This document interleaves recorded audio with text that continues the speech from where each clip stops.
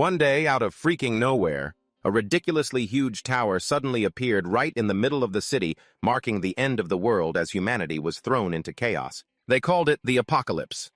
This guy is Juan. Before the apocalypse, he was just an ordinary guy living freely at the bottom of society. He began to conquer the tower much later than countless others. For that reason, things like hidden skills or secret classes, he chose to have none of that, giving up all that useless stuff and going all in on a single skill. That was basic stab. He trained and trained relentlessly, killing over 50 monsters through his own efforts.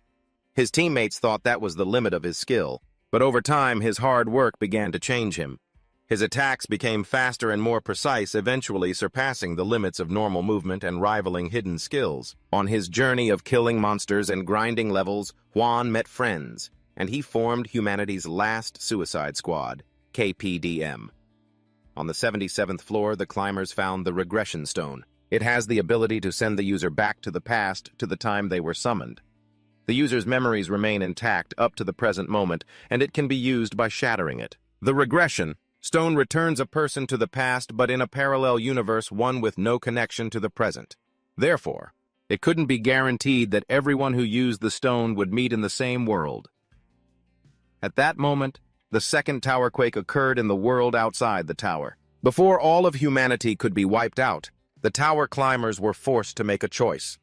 Facing death, many climbers used the regression stone to return to the past, abandoning this hellhole of a world. However, Juan's team KPDM, those who weren't tempted by the regression stone, were determined to fight to their very last breath. Juan's team climbed on and on. Overcoming countless thorns and obstacles, they finally set foot on the 98th floor of the tower. Juan thought everything would go smoothly as planned, but the monster on the 98th purgatory floor was insanely tough. It spat lava that melted their weapons and took down most of Juan's team. He was knocked 8 meters by the monster, slamming into a wall. Juan began to feel hopeless. He thought of his fallen comrades. All the things they had faced together, they had overcome so much, only to die like dogs now. How could he possibly accept this? Dong Quan, Juan's friend, slashed at the monster with his sword to draw its attention away from Juan. Dong Quan encouraged him. "Keep going. You can't take this monster down alone." The monster glanced over. It turned and pierced Dong Quan with its horn. After impaling him, the monster added a bonus, slamming him violently into the ground. Juan couldn't watch anymore. He rushed forward to fight the monster and save his friend. Juan saw a strange white light. It connected the path of his sword to a spot on the monster. Without hesitation, he grabbed his sword and thrust it straight into the place the light indicated. The monster shattered into pieces, unable to regenerate. Dong Quan coughed raggedly, leaning against the rock wall, blood flowing endlessly. Juan saw that in his hand he was holding a regression stone. Dong Quan looked at him and said he was sorry. Dong Quan was a person who smiled a lot, even in a cruel and tragic place like this tower. The smile never left his lips. That's why the climbers gave him the nickname, the Jester Knight. For the first time, Juan saw the Jester Knight, without his smile. Juan couldn't bear to look. He turned away and told Dong Quan to just disappear. He walked away without ever looking back. Dong Quan gave a bitter smile. The stone in his hand wasn't a regression stone at all. It was just an ugly, ordinary rock, but perhaps Juan already knew. Dong Quan dragged himself heavily up the stairs. He sat by a tower window, leaned back, and fell. He felt lucky that this world had someone like Juan. Juan stood before the door to the 99th floor. Thinking of his fallen friends, he continued to move forward. The door opened. Before him was a vast, white, snowy field. Juan panted as he dodged the attacks of the 99th floor monster. It was the ice dragon Velcasus. After fighting for a while, Juan found he couldn't beat it. This ice dragon was too big and too strong. It even knew how to spout demoralizing nonsense. Frozen by the cold, Juan hid in an ice cave to recover and heal his wounds, even as the ice dragon continued to circle outside. Juan bit down hard on a piece of cloth as he poured liquid onto the frostbitten area. It had been 15 days since he reached the 99th floor. Although he had faced thousands of dangers on the 98th floor, the danger level of the 99th floor was on a whole other level compared to the lower floors. Juan gritted his teeth, trying not to make a sound. Outside, the ice dragon relentlessly spewed its freezing breath. It came from the Forgotten Lands. Even if he had the maximum possible cold resistance, it would still be incredibly difficult to withstand. If it weren't for the leftover pieces of equipment from the climbers who had left, Juan would have been dead a long time ago. He took out his items to count them: the dragon's tremor sword he'd picked up on the 85th floor, the ice demon armor that Dong Quan had given him, and the Fire King's bracelet from Han Sojun, the girl who had died. Juan clutched the bracelet, endlessly apologizing in his mind. The image of the day she died flashed through his head. Juan also thought of his conversation with Jay the blacksmith from Atopo's village. It had recovered after they defeated the boss monster on that floor, although bodies and injured climbers were still brought in every day. But the people never gave up hope. The priests constantly formed emergency rescue units to quickly treat soldiers who could no longer fight. And the blacksmiths in the forges worked tirelessly, creating new equipment for the Climbers Association, ready to devote everything for the benefit of humanity. Jay was now probably the last blacksmith in Adipose because there was almost no one left, surviving in the tower. Juan didn't even know what year it was anymore. There had been more than 10 tower quakes so far. At some point, people were no longer summoned to climb the tower. All of humanity in this outside world was nearly wiped out. 2 days ago, Hillen had disappeared. People don't age inside the tower. If someone suddenly vanishes from the tower, it can only be for one of two reasons: either they returned to the past or they jumped from the tower. Hyland from the infirmary and Jay the blacksmith were some of the few remaining support climbers. Jay sadly stared into the red-hot iron bar. Juan told him to teach him the blacksmithing skill. Back in the present, Juan quickly forged himself a new sword and once again challenged the ice dragon. The dragon said that never before has any human managed to survive all the way to the 99th floor alone since this tower was formed. It acknowledged that Juan was an impressive human. Jae-Wan gave a bitter laugh. How ironic.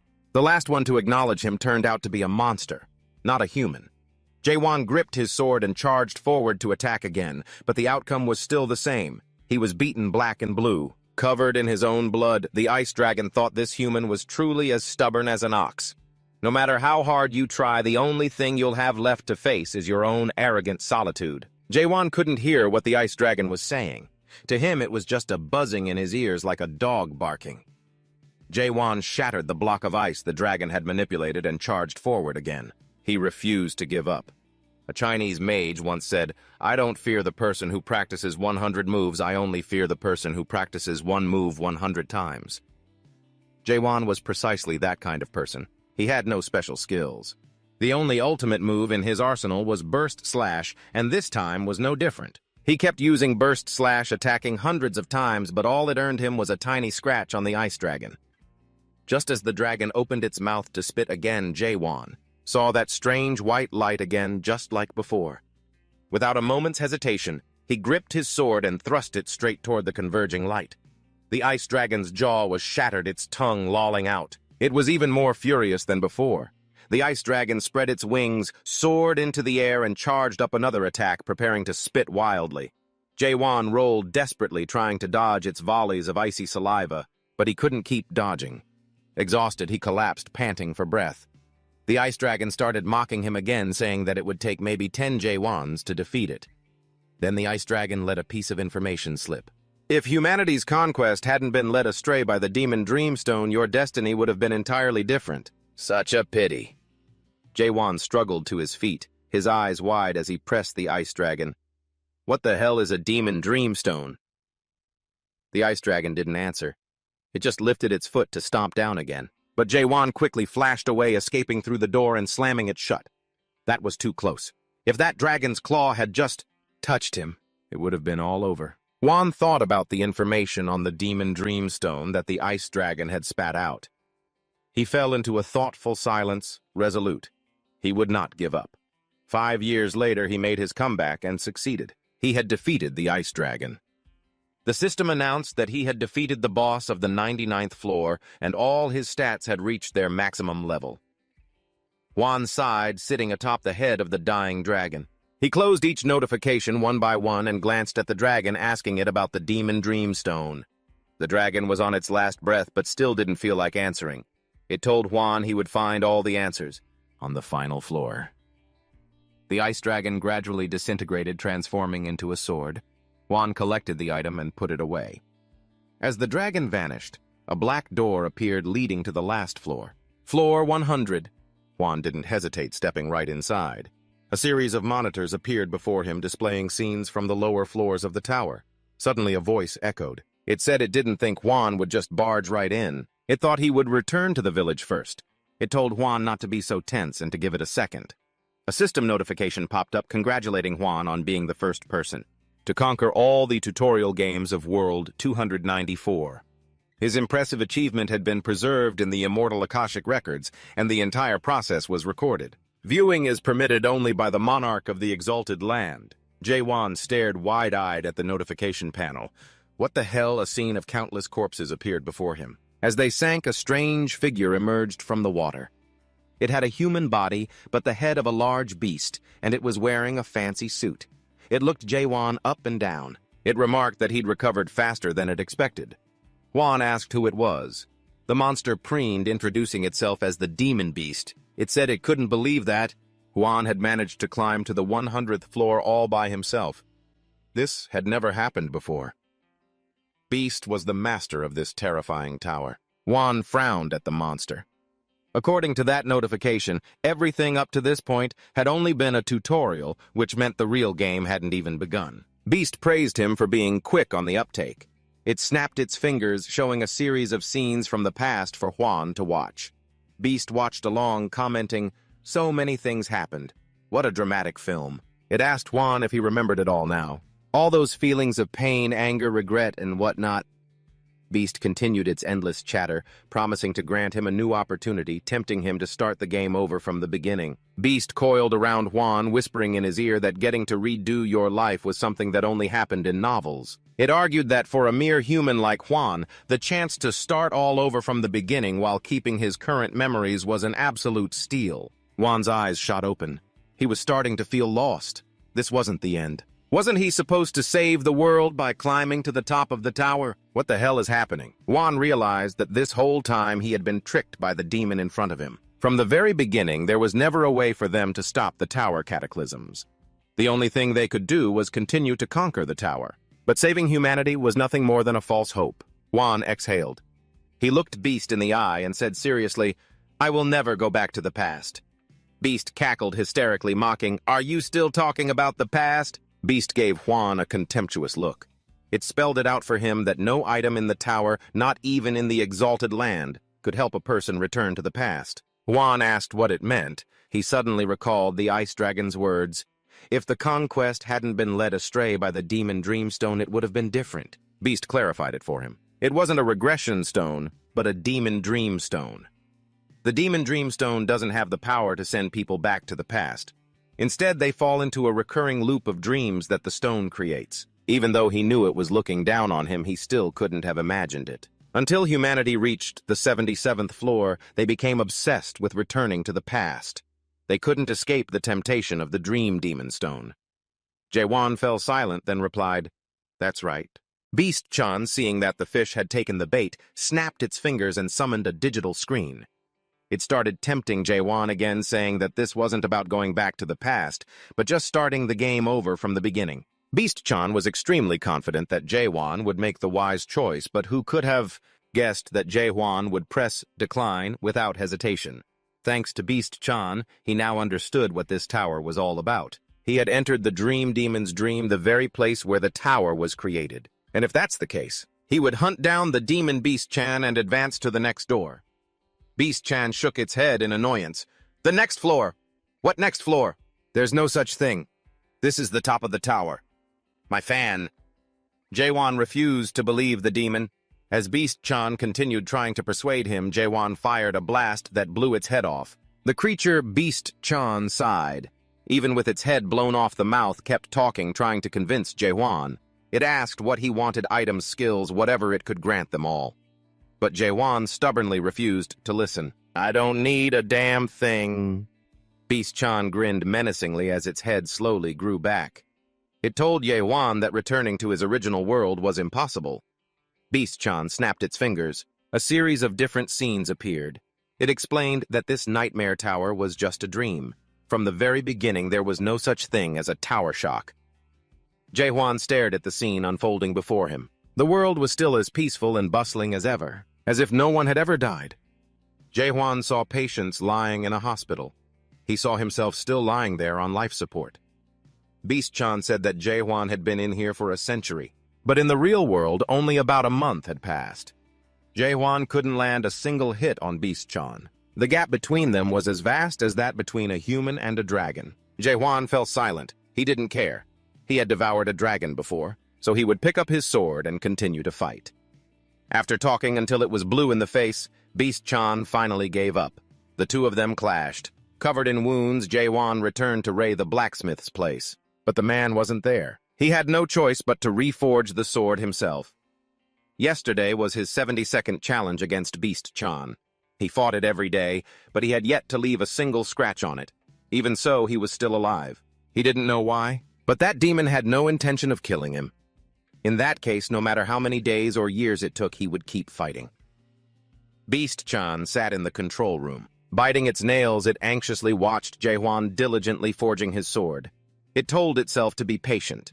Jae-hwan was a product it had to sell, an extremely special high-class item. As a ruler since the day it was born, Beast-chan had never met anyone like this. It was such a headache. It was a ruler that nurtured and trained Super VIP Pro products. For the product to fully adapt to the Great Land, it had to go through 2 steps. The first step, like choosing good seeds for farming, was the search process. Good products are found through the game's tutorial. The selected products are then nurtured through the main game. The second step is the process of planting these selected seeds by providing water and fertilizer. But a product like Jae-hwan dared to refuse to move on to step 2. Should it just get rid of him if Jae-hwan perished inside the tower? It seemed his soul wouldn't just disappear. Beast-chan racked its brain. But what if Jae-hwan's soul got damaged because of the power difference between them? What then? The thought gave Beast-chan goosebumps. The harvesters wouldn't let that slide. To be able to sell the product, it had to find a way to cultivate Jae-hwan without hurting him. Beast-chan nervously tapped its clipboard against the arm of its chair. Non-stop, it was so close to becoming a high-ranking demon. Not to mention, it still had to repay the debt it owed to the tower. Jae-hwan was such a special high-class product that even gods who never dealt with demons had contacted it to place an order. The more Beast-chan thought about it, the angrier it got. Just then, Jae-hwan returned. He flew out of the gate, attacking Beast-chan directly. The demon was getting tired of this too. Damn it, what the hell do you want? As Beast-chan parried Jae-hwan's sword strikes, it urged him to start the main game. It had already explained this 100,000 times. If he participated, it would be mutually beneficial. Why on earth wouldn't he? Jae-hwan didn't bother to answer. He treated Beast-chan's words like a dog barking in his ear. Beast-chan was getting annoyed. It swung its hand, grabbing Jae-hwan's chin tightly, lifting him up and shouting in his face, asking what he wanted. It had already offered Jae-hwan skills and items. So why was he being so damn stubborn? Jae-hwan adamantly refused to listen, repeating the same thing over and over. He would defeat Beast-chan and go to the next floor. Beast-chan was furious. It had already told him until it was blue in the face that there was no damn next floor. Just play the main game, I'm begging you. Jae-hwan was silent for a moment. Then he finally started asking questions. Beast-chan sat down looking serious. It put on a mysterious air and told Jae-hwan not to be too surprised. The truth is, the universe is made up of more than one space. Jae-hwan wasn't surprised at all. He already knew that. It was basic knowledge like those parallel universe theories. Theories like that were all over Earth. Beast-chan changed its approach. It explained more clearly that the universe was composed of a main space called the Great Land. Beast-chan even diligently projected a descriptive image to make it easier for Jae-hwan to understand. Earth was a tiny planet, one of many scattered spaces alongside countless other realms, and they called Earth World 294. And inside this nightmare tower, tower climbers will receive skills and items as well as stat increases to adapt to the system of the Great Land. Hwan has received his chance to go to the New World, and demons like Beastrend have the role of supporting those games. Hwan asks it why it's doing something like this. Beastrend gives a cunning smile. It refuses to reveal any more information. It snaps its fingers and the space around them changes again. Beastrend knows the questions in Hwan's heart. You want to know among the countless universes out there?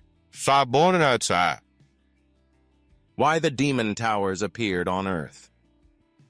Why does humanity have such a fate? Beastrend is extremely confident, rambling on as if it could read Hwan's mind perfectly. But he cuts it off. What he wants to ask is why. Beastrend is operating something like a demon tower. Asked this, Beastrend gets flustered and freezes for a moment. It stammers, trying to find an excuse.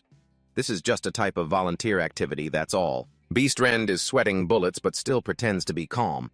It adds for persuasiveness, "We demons love to volunteer, you know. There's even a demon on another planet who likes to take care of climbers who have given up." Beastrend tries its hardest to be convincing, its confusion obvious. Behind it, a line of text appears. "The king has sent you a message, nurture the product." Juan's face darkens. Cut the bullshit. The last time Juan came out after a fight, he was covered in injuries. He was constantly drinking potions to heal, and his stats had no more room to increase. And yet he still couldn't lay a single finger on Beastrend. Juan collapses onto the cold snow. He wonders to himself, are humans really defined by those stats? Suddenly, Juan feels a jolt. He shoots up, wondering what that was. He feels that something about his body is strange. Juan's eyes widen. Before him are motes of yellow light. He thought he was hallucinating and reached out a hand to grasp the endlessly floating lights. Sometimes they looked like gentle particles of light. Other times they looked like grains of sugar. They continuously changed their shape and composition, and instinctively Juan realized that they were the very forms that create the essence of this world. In an instant, Juan understood everything. He didn't believe a word this demon said. He asks, "Who the hell is this king?" Beastrend is delighted. Juan is finally showing some interest. It explains that the kings are the rulers of the great land, those who have completed the main game. And those who advance to the great land usually receive advice on power from the kings. Depending on which king a player chooses, their future will change accordingly. Beastrend resorts to temptation again. If Juan listens to it, then as a demon it will do its absolute best to ensure Juan is placed under the authority of a wonderful king. Of course, that also depends on whether Juan obediently participates in the main game or not. Beastrend is truly a highly skilled marketer. Juan accepts. He promises to leave Earth in exactly 10 days. 9 days later, Beastrend is still sitting in the control room watching. It sees that Juan is still training diligently. Beastrend is fed up. That guy is doing that useless thing again. Just like a boring soldier. It just has to wait a little longer. That day is almost here. Why was I so stupid back then, getting tricked by those damned nightmare bastards into buying this piece of crap? Tower. Beastrend, furious, slams the table repeatedly, endlessly cursing the parents of those damn nightmare scammers. The truth is, Beastrend was tricked into buying the tower after hearing it was made directly by a top-tier nightmare, a first-generation artifact. This tower is so old that even Beastrend has no idea when it's from. If it were a third-generation tower like the ones on the market recently, it would have a function to forcibly turn off the tutorial screen without harming the product. But this first-generation tower is a lost cause. Beastrend is seeing red. It can't end the game if the products don't agree. So what can it do now? Being poor is a crime, isn't it? God help me. But then Beastrend is filled with hope again. A ray of hope shines in its heart. It comforts itself. This will all be over tomorrow. The appointed day arrives. Beastrend asks cheerfully, "Have you memorized all the documents?" He replies flatly, "Yeah. Now all that's left is to press the yes button and it'll be over." Beastrend is so moved it starts to cry. It's been waiting for this day for so long. In the middle of its emotional moment, it is suddenly run through by Juan's sword. Confused, it asks what he's doing. Juan grips the hilt tightly, turns, and stabs it relentlessly. Ever since he started seeing those yellow particles of light, his stabbing motions have gradually become more stable. Each time he stabs, he feels a strange sense of disharmony, as if some kind of feeling has been awakened inside him. Juan just follows the light and stabs forward. He suddenly sees a brilliant light and is filled with endless joy. Is this what it feels like to be alive? Beastrend is stabbed to pieces. It summons the black ironwood treant from the 9th floor to bind Juan. Its body gradually reconnects. How impressive. This is the first time it has ever met someone like Juan. If you had just cooperated, it would have been a win-win for both of us. In the end, without his consent, there's no way to end the game. It gave up on getting Juan's consent a long time ago. It asks him why he thought this game tutorial would go on forever. This nightmare tower is programmed to automatically end the game 100 days from the moment the tower is conquered. So Juan doesn't have to do a single thing. Just stay put and wait quietly to join the main game. Juan froze for a moment, but then he gripped the hilt of his sword tightly. He wasn't stupid enough to be fooled by this demon Beastren known on the Great Plains as the Master Manipulator. Having lived for 784 years and traveled back and forth between a total of 128 worlds, Beastren had always continued that disgusting nurturing process with the races of those worlds. Beastren was caught completely off guard, stunned that Juan knew such things. Not only that, Juan also knew that Beastren wanted to hand him over to a Reaper known as the Dark King. A terrified Beastren asked who on earth Juan was. Looking down on it, Juan replied that he was the product Beastren had nurtured for decades, but he no longer considered himself a mere product. Juan broke free from his bindings and continued his attack. Scared out of its wits and pouring sweat, Beastren watched as the ferocious Juan charged towards it. Beastren reeled from a painful blow. It tensed up, unable to believe what was happening ever since Juan had set foot on the 100th floor. Juan grew more suspicious, wondering if this tower was also part of the nightmare, and whether Beastren was incapable of killing him. He even began to suspect that human beings might have no value. Beyond these evaluation stats, will the very nature of this world shatter? Afterward, countless doubts arose in Juan's mind. When he had nothing left to doubt, he attained enlightenment in the art of the sword thrust, and now he was using that very technique on Beastren. Its body kept regenerating. This isn't funny. Beastren swelled up, baring its fangs and claws to counterattack Juan. It had to admit he had reached the second level of adaptation. To do so after only completing the game's tutorial, his talent was extraordinary, but he was still just a mortal. Juan refused to back down and fought back against Beastren. He was pierced by sharp spikes, blood gushing everywhere, but he still held his weapon firmly. His stats continued to rise without stopping, reaching 9,900,999. Beastren attacked fiercely, but Juan held his own. The numbers didn't stop there. They crept up one more step, hitting 10 billion. Once again, Juan saw that white light. He gripped his sword and thrust straight ahead, following the light's guidance. Beastren was hit, still unable to believe it. What the hell is this guy? This is an adaptation. This is an awakening. Beastren was beaten to a pulp. It lay flattened on the ground as Juan looked down on it with utter contempt. He told it not to look down on human beings, reducing them to damn numbers to be measured. Human beings are not something that animals like you can just buy and sell. Beastren stared at the sword pointed right at its face. It was dead silent, not daring to make a peep. Juan would do exactly as he said. Defeat Beastren, advance to the next floor, and see the end of this goddamn world that these strange creatures had. Shump created. The space within the tower began to crumble. The light of truth shone through. Juan's parameters had turned into uncountable variables. Beastren was so devastated it couldn't even cry. It begged Juan relentlessly not to do it, saying there was no such thing as a next floor. But Juan remained firm in his belief. He wasn't just being stubborn by insisting on staying here. On the lower floors, he had seen some scribbled carvings. When he read them, he felt as if he were an artist experiencing their suffering.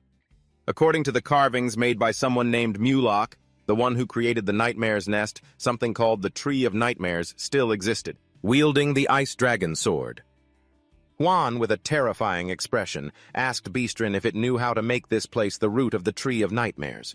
He theorized that if there were roots, there must also be a trunk. If he destroyed the ceiling of this floor, then something would surely happen.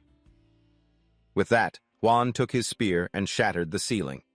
Beastren screamed in despair as the system began calculating the end of the tutorial game. Then it reached a conclusion. Calculation failed. There are no longer any travelers in the Nightmare's Nest. Juan vanished into thin air. The tutorial game was completely over. When Juan woke up, he found himself in a strange place. He was surrounded by trees and a horde of monsters bearing their fangs and claws. The monsters rushed him all at once, but with a single swing of his sword, Juan took one down. But then a much larger, colossal monster appeared. His previous slash wasn't strong enough to deal with it. Juan swung his sword with more force and the monster was obliterated. After defeating the horde, he pulled the horns from each one, slung them over his back, and prepared to leave. But then another group of insectoid monsters blocked his path. They arrogantly pointed and said something. They seemed aggressive, but unfortunately Juan couldn't understand a word they were saying, even with his analysis skill. Juan was a reasonable person, so he pointed at the horns he had collected and tried to make a deal with them. If you want these, that's fine. In return, you have to tell me where this is. The monsters deliberately ignored him, insisting on a fight, and charged at Juan. You've got to be kidding me, he thought. They really have insect brains just begging to die. He had no choice but to take them all down. The insectoids were still in shock that a damn mortal could defeat them. Juan grabbed one by its antenna, forcing it to tell him where he was. But the insectoid wouldn't say a word. It left only a final threat. I will kill you, before biting its own tongue and dying. Juan sighed. He thought they were weak, but their willpower was stronger than he'd imagined. Looking at the insect's antenna in his hand, he decided to make a small mound of dirt and stick it on top as a makeshift grave. Juan searched again to see if there was any loot. He found a small spatial pouch. Thank goodness, something to store my things in. He couldn't use the system interface after leaving the Nightmare's nest. He had thought he would be able to use the interface of a variant. World like the Almighty Land, but he couldn't use a single one. It pisses me off just thinking about that goddamn scamming bitch, but at least I can still use appraisal analysis to check the information on the items I just got. I held up and scanned the whole batch of gems. Then I put them all back into my spatial bag. The bag has its limits, but with so much stuff still left to put in, Jae-Hwan had no choice but to throw some things away. A moment later, he was admiring the pile of stuff he'd just acquired again. There was nothing useful at all. He took out the map from the pile and opened it. It was a map of Chaos, a place that wasn't included in the information business had given him. Over on the other side, a different group of people was hunting a beast. A red-haired girl and a few big burly guys. That girl threw a dagger, but instead of hitting the monster, she hit the red-haired guy right in the knee. Even though he was annoyed, he let it go because she was cute. But it didn't stop there. That red-haired girl then went and provoked a two-horned monster, leading it right toward them. Jae-Hwan watched the situation from above. Based on his assessment, it seemed like the woman with the red hair was the strongest among them. He couldn't understand how that group managed to get through. The Nightmare with that level and those skills. On the other side, the red-haired guy gritted his teeth about to use his ultimate skill. Breath of the Fire King and charge in when suddenly another dagger flew into his face. The one who threw it was that red-haired girl again. She said sorry with a smirk. The red-haired guy's patience had a limit. He screamed and cursed, "You bitch!" The girl remained calm as if nothing had happened. She even reminded this red-haired guy, "The monster's right in front of you." Just as the monster opened its mouth wide, about to take a bite out of the red-haired guy, Jae-Hwan swooped in and took down the beast in one blow. After the group collected the corpse of the two-horned monster, Jae-Hwan went along with them. They were still overjoyed about their catch. Jae-Hwan thought to himself, the monster I took down with stab earlier had at least 5 horns, so I guess the more horns, the stronger it is. The red-haired girl was annoyed because her plan had been ruined. She bit her nails furiously and turned to ask Jae-Hwan who he was. There's no adapter in Chaos strong enough to kill a two-horned monster with just a single simple attack. She asked him where he came from. Jae-Hwan mumbled, asking the red-haired girl, "What is Chaos?" The girl was incredulous, unable to believe the question that came out of Jae-Hwan's mouth. The red-haired guy eagerly asked for Jae-Hwan's personal information. He said he was just a passerby and couldn't speak the language of this place. The red-haired girl was still a mess of confusion. Jae-Hwan killed the two-horned monster so easily without even using a skill. She couldn't even use her investigation skill to check on him, even though his willpower was only at the level of a non-adapter. She whispered to Jae-Hwan, "The number of adapters in Chaos who can kill a two-horned monster with a single attack. They can be counted on one hand." She asked him again who he was and where he came from. Jae-Hwan repeated his question, "What the hell is Chaos?" The red-haired girl got pissed. She doubted if he even understood what she was saying. Jae-Hwan understood what she wanted to ask, but when it came to the question, "Who are you?" he had no idea how to answer. The place he belonged to and the relationships he had on Earth all became meaningless the moment he entered the tower. In return, he got new comrades and memories. But when the tutorial game ended, all of them vanished as if they were just an illusion. Although the comrades who fought alongside him are surely somewhere on Earth, and apparently the reward was that he could keep all of those memories. When he starts over, they won't remember him or the memories they made in the tower. Jae-Hwan had no choice but to say he didn't remember anything. The red-haired girl feigned sympathy, but not even 3 seconds later she was chewing him out. "There's no way I'd believe that." It was useless even if Jae-Hwan said he had amnesia in a serious tone. There was no way she'd believe it. Jae-won said, "I never said I had amnesia." The red-haired girl kept grumbling. She asked, "Are you the Supreme Lord of Purgatory or something?" Jae-won glanced around his hand, grabbing the hilt of the sword at his side. He drew it and threw a few smaller swords into it, letting it chew on them. The red-haired girl fell silent when she saw the sword, a spirit weapon. She concluded that it wasn't Jae-won who was strong, but his weapon. More importantly, the others in the group had also noticed the spirit weapon in Jae-won's hand. Malicious intent began to stir in their hearts. The red-haired girl, fearing Jae-won would ruin her mission, suddenly had an idea. She said she wouldn't ask who Jae-won was anymore. In return, she wanted to make him an offer. The red-haired girl then introduced herself as Mino and gave a simple explanation of chaos. They moved on to talk about parties. The red-haired guy's group was a band of ruthless thugs belonging to a guild called the Crimson Fox. He quickly understood that Mino was asking him to kill the red-haired guy's group. The sky was getting darker. The red-haired guy suggested everyone camp here for the night. Traveling in the dark would be dangerous, because they might provoke the horned monsters. The group started a fire and rested. Jae-won lay down under a tree. According to the map, the village was nearby. He grasped at the motes of light floating in the air. Jae-won could hear the whispers of the red-haired guy's group. They were discussing a plan to eliminate him. They figured Jae-won was only strong because of his spirit weapon. A spirit weapon is an artifact that can only be obtained in Purgatory. Jae-won heard everything. He knew they were planning to do something evil. They would freak out if they knew he got this weapon from the root of the Great Tree of Illusion. From what that bitch said before, equipment from the tower isn't all that impressive, and he didn't think this place was the Almighty Land. The group on the other side started to move stealthily, but Jae-won still didn't react. Mino jumped out of nowhere, flustered. She warned him, "Are you just going to lie there? Do something quick." She grabbed Hwan's shirt, asking if he had the sword that ate a pile of weapons and to use it to take those guys down. Hwan answered flatly that he didn't have it. He'd lent it to the red-haired guys. The others wanted to see it during their night watch. The red-haired girl was also there, completely speechless, unable to believe it.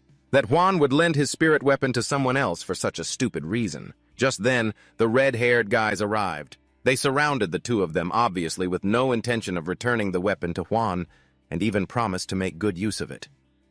A sword that powerful in Hwan's hands. It's just a useless toy. Just let the Scarlet Fox Guild use it for him. Mino gritted her teeth. These bastards won't learn their lesson until they're staring death in the face. Jae-won had no reaction. He wanted to see Mino's true abilities, so he just stood there. The group of red-haired guys charged all at once. Mino threw her daggers, hitting several of them right in their vitals. She then kicked another one square in the jaw. Mino gave a cold smile and summoned more daggers ready for the next round. "Big Sis is feeling a little ticked off right now, little brothers. All of you are going to hell." The red-haired guy's face hardened. He'd had a strange feeling when Mino lured the monsters to their location. Mino really is a cruel witch. The red-haired guy gritted his teeth and asked who had requested the help of the Black Corps. Mino just sneered and didn't answer. She waved her hand and instantly a swarm of daggers flew towards the red-haired group. The Scarlet Fox Guild had killed many adapters who knew nothing. Mino was sure that many people in the chaos wanted them dead. There was no way the Black Corps would act just for some pathetic losers like them. The red-haired guy took out the item he'd stolen from Chuan to use it. He was extremely confident that Mino would die here. Mino remained calm. She glanced around, assessing them. This group had at least reached the first stage of an adapter. There were 40 of them hiding here. That's why the red-haired guy was so confident in confronting the Witch of the Black Corps and a guy who killed a two-horned monster in a single blow. He had prepared very carefully. If he had known it would be this easy to get Hwan's spirit weapon, he wouldn't have had to go so far as to call his guild leader. The leader of the Scarlet Fox Guild, a man named Keelan, had reached the third stage of an adapter. He was several times larger than a normal person. His mouth was full of teeth, his tongue lolling out. More than half of the Scarlet Fox Guild's manpower had gathered here to hunt Mino. Mino put on a calm facade, but inside, she wasn't sure she could defeat the guild leader in a one-on-one fight. She turned and called out to Chuan. She pulled a gemstone from her pocket, tossed it to him, and told him to take it and run. She couldn't protect him. Chuan caught the stone. Even though he knew it was an illusion stone, he still asked what it was. Mino told him it was a return stone, and using it would help the user escape to the nearest castle. It was the only one she had. Chuan clenched the gemstone. This wasn't the kind for returning to the past. It was something that could save someone in the present. If at that time, instead of a useless stone, what would have happened if he could have given this stone to Yongguan? Chloe muttered, asking Mino if there was a way to go back to the past. Would she go back? Mino wondered if this guy had a screw loose, to be asking a question like that at a time like this. Mino said she wouldn't do it. She would try her best in life. If she had to die, she would die today. She would never go back to the past. Chuan patted Mino on the shoulder. Then he said she wouldn't die today. He drew another sword from his side and, quick as a flash, charged forward, mowing through the enemy formation. The guild leader ordered his men to deploy. Formation number 14 of the Fire King. The others eagerly charged forward. Chuan didn't even blink. He used a Lost Way talisman to break their formation and stabbed straight at the guild leader. The leader couldn't block it. The sword pierced his iron armor and impaled him. Chuan walked past the leader and stood before the red-haired guy. The red-haired guy trembled, offering the sword back with both hands. Chuan took back his ice sword. He gave it a light thrust, and the men who were about to run vaporized instantly. Mino was frozen. Her jaw dropped, completely baffled by what was happening. She had thought Juan was just an easygoing person, so she had assumed he was a fool with no defenses whatsoever. But that wasn't the issue. Mino had been wrong. Juan was just simply too strong. Mino repeated her question one more time, asking what Chuan's identity was. Chuan gave a faint smile. He told her she already knew who he was.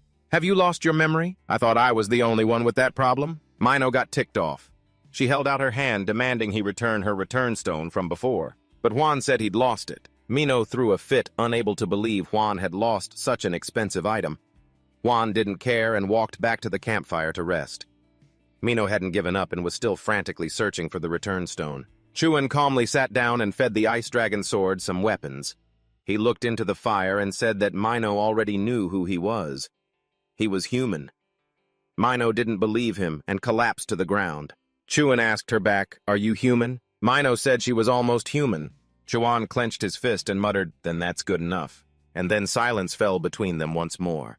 The next day they continued on their journey. Mino, still not giving up, asked, "Jae-wan, do you really not remember anything about your journey in the Almighty Land before you came to Chaos?" Mino sighed again. "I'm so jealous. Not a single memory." Jae-wan found it hard to understand. "What's so good about losing your memory?" He then asked how Mino got here. Mino's expression suddenly hardened. She told him, "If you knew the answer to that question, you'd regret asking." After walking for a while, they arrived at Goggin Fortress. Jae-wan noticed something that looked like a summoning circle. It was just like the one from the game's first-level tutorial. Suddenly, the circle lit up. Jae-wan's eyes widened and he froze. Inside it, he saw countless people screaming and crying. Mino sighed. "Looks like another batch of poor bastards has been summoned here." This was also how she had arrived in Chaos. Mino watched the desperate crowd. An endless sadness welled up inside her. Welcome to Chaos, the world of the dead. If you die in the Almighty Land, you get transferred here. If you die in Chaos, that's when it's truly over. You become nutrients for the great tree of illusions. Just then, soldiers began to file out of the fortress. They handed out clothes and ordered around the newly summoned people. They were told to form a line and would be taken to the assembly hall.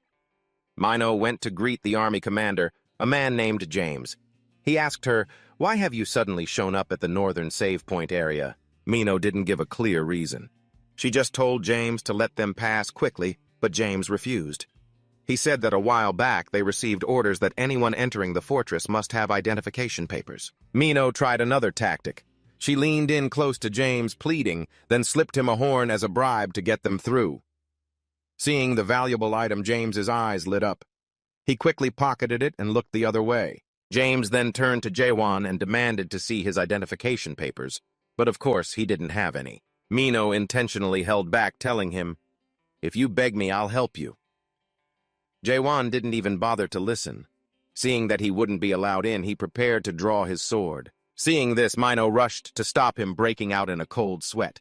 "This guy is freaking insane. Is he actually planning to fight the guards?" Imagining Jae-wan taking everyone down with a single sword strike, Mino quickly stepped in to stop him.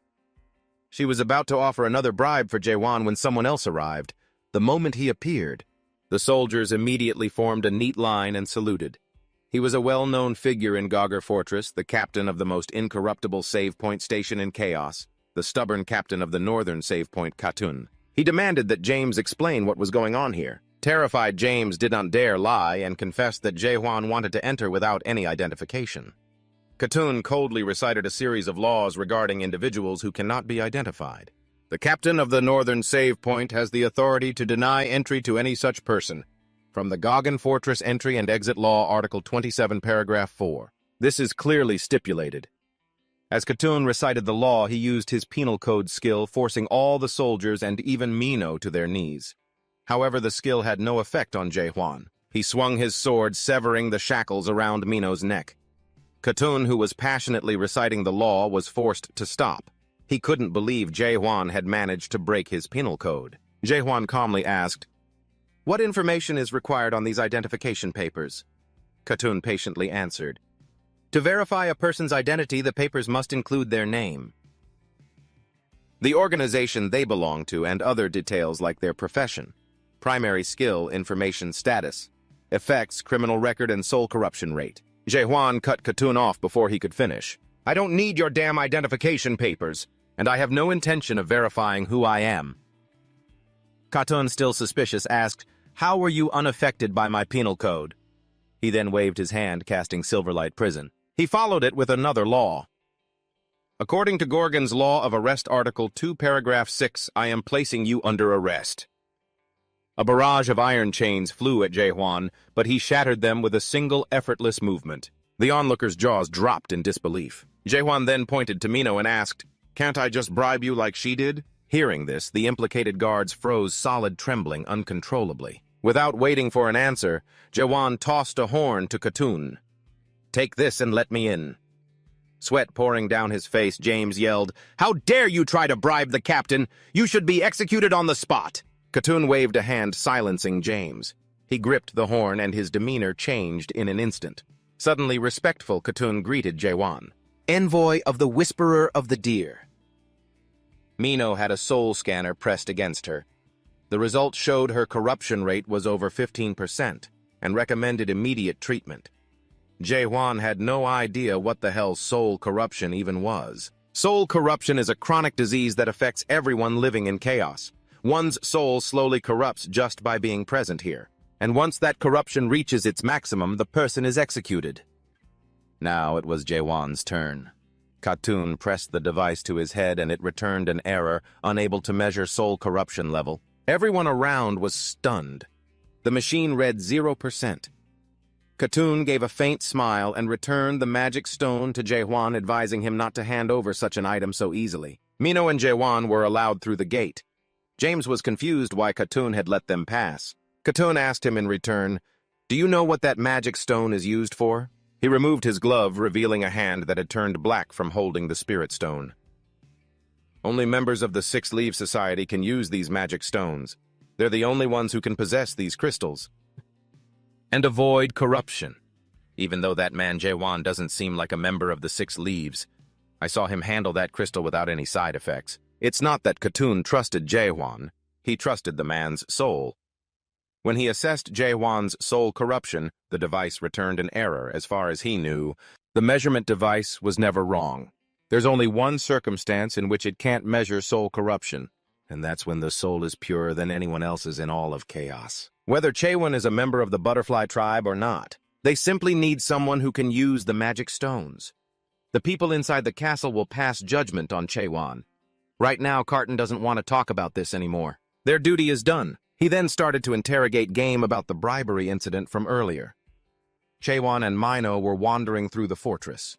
The paths were a confusing mess, and he also had to drag along a clueless Mino. Earlier, Carton had passed judgment on Mino's crime, citing Article 7, Section 34 of the Goguen Fortress Entry Laws. Anyone who does not have or fails to provide identification, as well as those who forge documents or use another person's card, may be denied entry or even be severely fined for their actions. However, Chaewon had pleaded for Mino to be let go, so she was forgiven. Also, bribery in any form is not permitted, citing Article 11, Section 6 of the Gug and Fortress Entry Laws. Anyone who offers a bribe with money or even valuable items, as well as the person who accepts said items, will all be punished. Mino was hit with the decree effect and became completely stupefied. She was dazed and confused, and it would take a while for her to return to normal. Chaewon went to ask where he could find a professional swordsmith to forge his Frost Dragon Blade, unaware that someone was watching him. A moment later, Mino finally returned to normal. She was still dazed, not even knowing when she had entered the village. Chaewon was just waiting for this chance to part ways. He wanted to avoid being held back, but Mino stubbornly refused to let him go. Gritting her teeth, she chased after him, insisting on being his guide, claiming she knew this place like the back of her hand. Chaewon sighed helplessly. He said he was looking for Nightmare. Coincidentally, Mino knew the place, so she would take him there. They hadn't gone far before they were blocked by another group of blind fools who wanted to rob Chaewon of his sword. The robbers were a group of 4 brothers.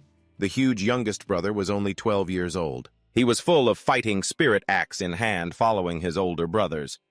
Mino's eyes widened.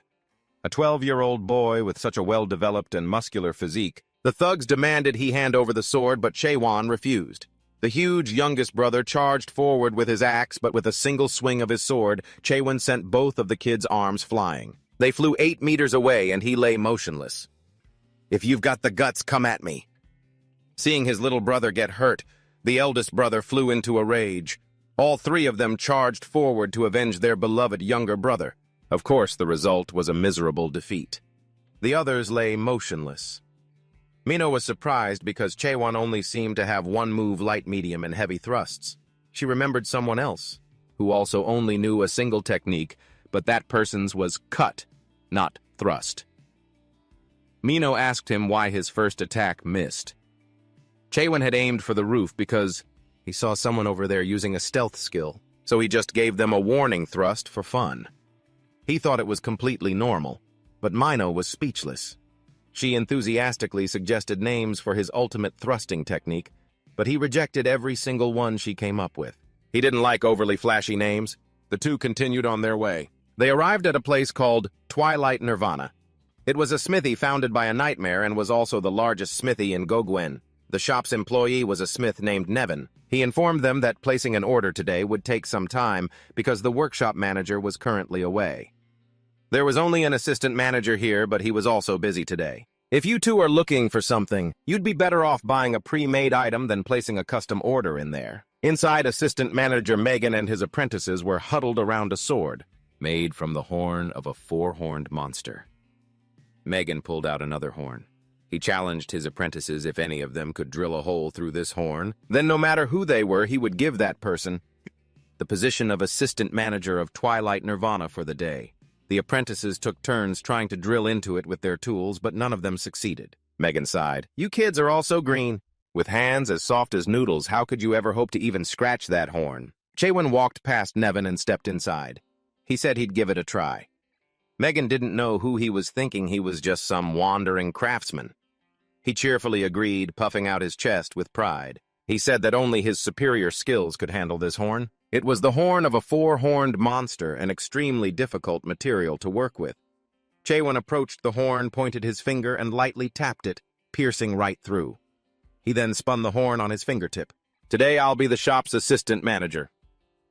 The pierced horn couldn't even last 3 seconds before shattering into pieces before everyone's astonished eyes. Megan was seeing red. He screamed and grabbed Chaewon's collar. "That horn was extremely expensive. The horn of a 4-horned monster is worth a fortune. How are we supposed to explain this to the Wonwoo Guild who ordered it?" Chaewon said he would pay for it with a better horn, but Megan couldn't believe it. How could a beggar like Chaewon possibly have something better than the horn of a 4-horned monster? Chaewon took a horn from a 5-horned Ganlak out of his bag and gave it to Megan. He gave it to the assistant manager as compensation since he didn't have a 4-horned monster's horn on him. Holding the rare horn, Megan's eyes lit up. He ordered his apprentices to close the shop. Chaewon was the assistant manager for the day. He could freely use all the equipment and manpower here. Seeing that everything was settled, Mino left Chaewon there. She had some business to take care of outside. Megan asked Chaewon how he managed to get the horn of a 5-horned monster. Taking off his coat, he replied that he got it himself. Megan couldn't believe that Chaewon could hunt a 5-horned monster by himself. People who could do that were extremely rare in this entire world of chaos. Chuan put on an apron saying he needed a scabbard, but he'd never made one before. Megan thought he'd misheard when Chuan said he would use a Ganox horn to make it. Just how incredible must that sword be? Chuan pulled out the ice dragon sword.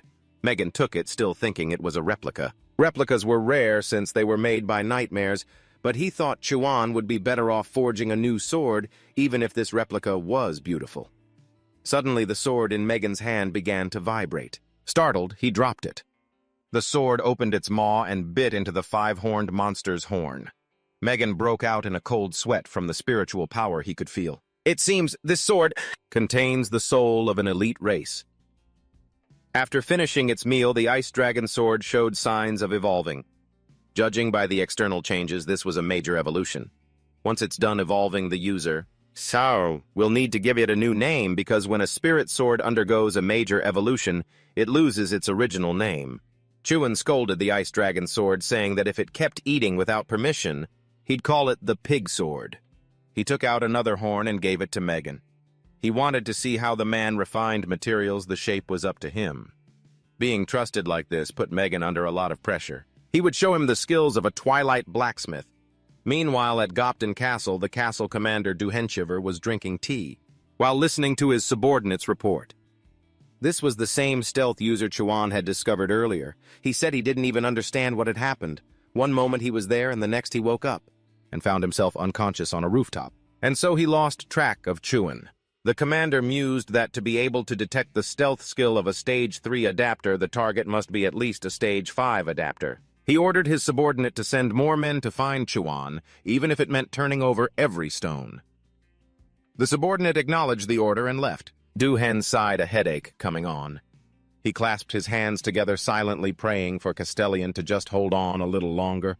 Elsewhere at a certain tavern, a video was playing on the large screen showing some young man clearing the 99th floor by himself. The man's face was blurred and everyone was buzzing with chatter. No one knew what happened to that guy. There are rumors he ran away and abandoned his duty to train himself. The public believes the video is fake, saying there's no way someone could clear it alone. The first-generation tower. Suddenly the door opened and Mino walked in looking absolutely stunning. Her beauty captured everyone's attention. She walked over to the bar and sat down as a drunk guy decided to try and hit on her. But Mino shot him a death glare that shut him up instantly. Feeling frustrated, Mino ordered a drink and chugged it down until she was drunk. She couldn't stop complaining about Chuan to the bartender Key. That man was giving her such a headache. Key sighed. All right, stop being such a drunk. You can have any man you want. Why are you so hung up on that one guy? But Mino was still fuming. Just thinking about Chuan annoyed her. He destroys everything, whether he likes it or not, and just swings his sword around as if he couldn't care less about the rules here. And he says the weirdest things, too. Mino grew sad. Chuan made her feel like she was nothing. Everyone here works so hard, but Chuan just crawled out of some hole and looks down on her with an expression that says they're on completely different levels. Every time Mino sees that face, it really gets to her. Kay patted Mino's head, comforting her and advising her to stay away from Chuan. If you get involved with him, you could seriously get yourself killed. Just then, a golden pigeon flew in and dropped a letter from Cotton into Mino's hand. She had a bad feeling. As she was about to open it, someone came up close behind her, startling Mino. She quickly drew her weapon to fight, but the man grabbed her weapon hand firmly. He glared at Mino. It's not that he doesn't enjoy a good fight, but he was busy today, so he'd save it for another time. He asked Mino to do him a favor. Back with Megan, he had been thrown to the ground. He looked at the five-horned monster before him, trembling. How could he possibly forge a sword like this? How can a sword turn into something like this? Chuan grabbed him by the collar, telling him to snap out of it. They were in the middle of smelting. If he was going to help, he needed to do it right. Panting, Megan gave up. He couldn't do it anymore. He couldn't even touch it. This horn was on a completely different level from his refining skills. Chuan placed a hand over the man's eyes. It's not an issue of level, but of perception.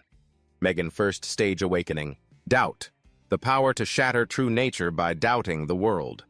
When Chuan removed his hand, Megan's second stage awakening. Insight. The power to see the corrupted world. Megan looked at the horn again. A mass of black fluid suddenly shot out, revealing a five-horned monster with its tongue hanging out. Megan let out a curse and stumbled backward. Chuan urged him on. You said you'd help me, so get to it properly. Megan trembled so much he couldn't stand. The true form of the five-horned monster was just too horrifying. Had he really been using his half-baked skills on a monstrosity like this? Megan thought he had to be dreaming. He looked around frantically, then ran for the door, desperate to wake up from this nightmare. Chuan sighed and clicked his tongue, but didn't stop him. Megan pushed the door open, crying for help. On the other side of the door was a group of skeletons which made him freeze in place. Megan was completely petrified. The skeletons questioned him, asking if he had finished the refinement process yet. The ignorant do not yet have the right to see this place. Megan trembled, his eyes wide, wondering how he could even exist in a world like this. Why did he have to die here? Meanwhile, Juan was fighting the monster alone, and in no time he defeated it. Megan screamed in despair, tears and snot streaming down his face as he sat stunned in one spot, muttering. Some actions in this world are futile no matter how many times you perform them. Like a mortal trying to match the craft of a nightmare or trying to overcome the limits of nature. Megan was too old to handle the Ganap's horn. He lit a cigarette, completely silent now compared to before. His arrogant, boastful demeanor was gone. Chuan hadn't come here to find him, but rather to find the manager of the smithy a nightmare. The last time his manager had been outside was a very long time ago. He was the only one who could help Chuan right now, but he was just too pathetic. Chuan didn't seem to mind. He told Megan that just making a scabbard would be fine. Just keep going. Megan refused, saying he had tried enough. Chuan disagreed, telling him that he could do it. If he tried 100 million times. Megan cackled. So typical of the young. In Chuan's eyes, it might look like he wasn't trying, but he truly had given it his all. He had tried his best while watching Juan, though he wasn't sure if he would believe him. Megan had mastered every skill related to smithing. Now he could say with absolute certainty that he could repair any weapon in Nightmare with a 99% success rate. But after achieving that success, Megan started to think differently. Perhaps he hadn't been aiming for that success rate. That 99% was him trying his hardest to run away from the 1% chance of failure. Chuan stood up. He admitted that Megan worked harder than anyone. He asked him if he knew the principle behind work that required the processing skill. Megan answered that he did. The Nightmare's processing skill is one of the original skills. It's something that has existed since the beginning, like fire and water. How could a mere human explain that? The origin of the world. And even if he could, what would be the point of explaining such things? But Chuan argued that Megan was using a skill without truly understanding what he was doing. Megan fell silent, putting out the cigarette in his hand. Based on what Chuan was saying, he guessed the principle was to reinforce his hammer and chisel with spiritual power, then refine that power to suppress the horn. He pointed to his apprentices. If the principle is that simple, then why can't they use the processing skill? Megan was stunned. If the principle behind the processing skill was this simple, then, even if they haven't learned it yet, they should be able to do something similar, right? Megan frantically turned and asked Juan if he knew the principle behind processing. Juan said he didn't know, but he had figured it out recently. He touched the horn. Immediately, its outer layer liquefied, dissolving into golden dust. He told the others to take a closer look. And tell me what you see. Megan watched as the golden particles separated. His own extraordinary efforts had condensed the wall of the world, allowing him to see it at its very limit. There was nothing wrong with his hard work. If he couldn't accomplish anything after all that effort, then it wasn't he who was wrong, it was the world itself. It was like Megan had an epiphany. He remembered his past as an apprentice, how he kept ruining everything. The method he was using was the method of the nightmares. Not of a human, there was no method for humans. As a human, it was impossible to advance beyond the crafting level of a novice. Megan had tried to overcome his human limits to become like a nightmare, but it was impossible. He despaired, not knowing what to do. Fight against the world. This is a realistic world where one's results are proportional to their effort. What's so wrong with getting used to that? Chuan continued to set Megan straight. This world had tricked him into thinking he couldn't do things that were within his power. He might be old, but he could still fight. Chuan encouraged Megan to look closer at the horn. Don't rely on the system. Instead, look with your own eyes. Megan did as he was told, peering deeper. He saw the image of Chuan rushing forward. He wondered if Chuan had always lived his life seeing the world this way. A world without skills or an interface. A transparent world with no exceptions. How could a person live like that, unless they were insane? Megan gripped the chisel in his hand, shouted, and slammed his hammer down. Chuan left the Twilight Calamity. He asked Mino why she was following him. You're plotting something again, aren't you? Mino came closer and said half-jokingly that she planned to kill him. Chuan showed no reaction. He asked flatly, "And what would you gain from killing me? A life of luxury with the countless spirit stones I possess." Mino pushed a bundle into his chest. "Take this. It's some clothes. I don't want to use other people's things for free." Mino then asked him, since he couldn't meet the nightmares, what was he going to do next? "Megan showed me a way to meet them. I'll go see them, ask about the Great Tree of Illusions, and find the path to the abyss."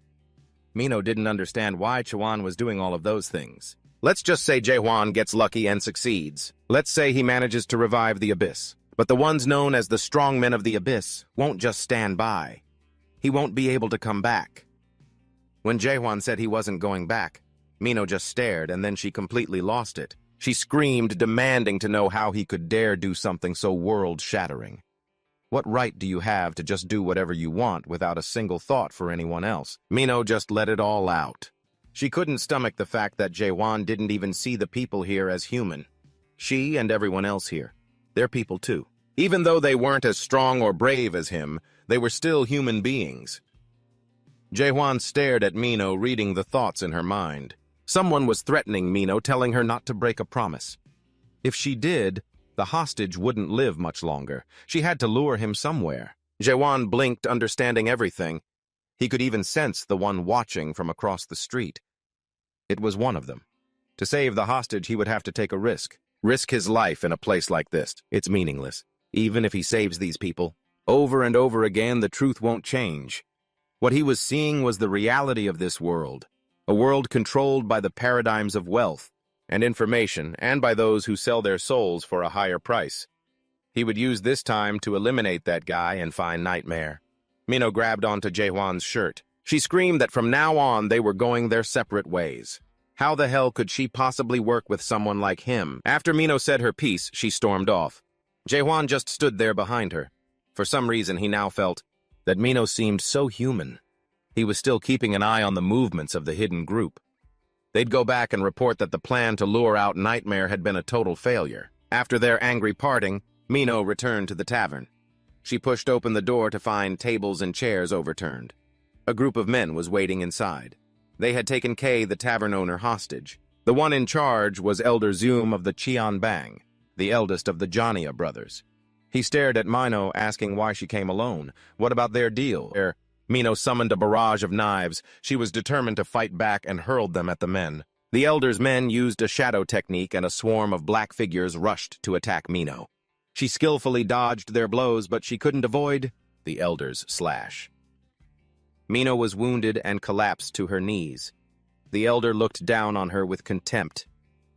There was a sound-dampening barrier here, so no one would know what was happening. Inside. "That's enough! Stop that useless screaming and bring the man here." The Elder grabbed Claire's hair, lifting her up and telling Mino to stop playing games. They knew there wasn't a single dark soldier in the nearby GOG fortress, so she shouldn't hope for reinforcements. By the time anyone found them, Mino and Claire would be nothing but dried-up corpses. Mino didn't give up. She used the ultimate skill, Akaram's shrieking daggers, throwing all of them at the Elder. But with a single swipe of his sword, he easily shattered them. Mino was beaten to a pulp by the Elder.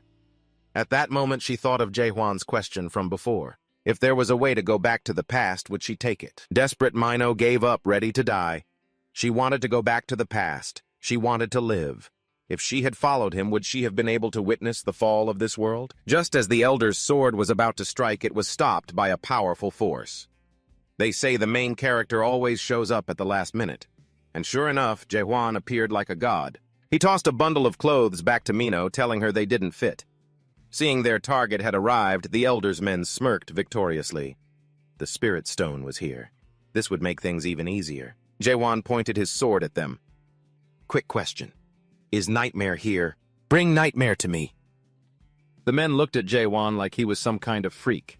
"Is this guy insane? They say you fought against the fortress. You're just like the rumors." Mino struggled to her feet.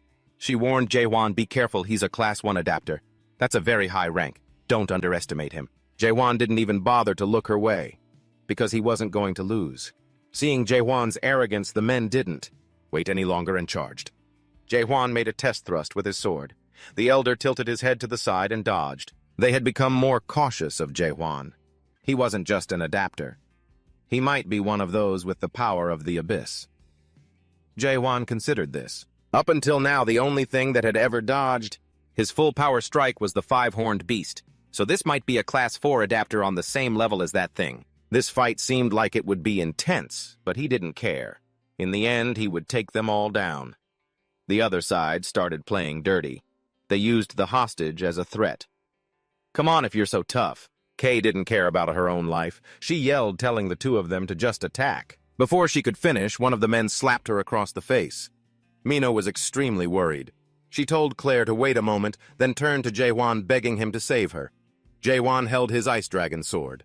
He didn't understand why Mino was asking him to do this. He was here to find Nightmare from the very beginning. He just needed to destroy anything that got in his way, whether it was an enemy or a hostage. Mino clutched Jae-hwan's shirt, pleading with him to save Claire. "She's a person, too." Chuan was startled. The image in his eyes changed. He saw a decisive Klee screaming, urging him, "Just attack." Gritting his teeth, Chuan raised his sword and fired a beam of green light into the sky, attracting the attention of Cotton's troops. Chuan had broken the barrier, and the tavern was quickly surrounded. Cotton came in from outside and asked what was going on.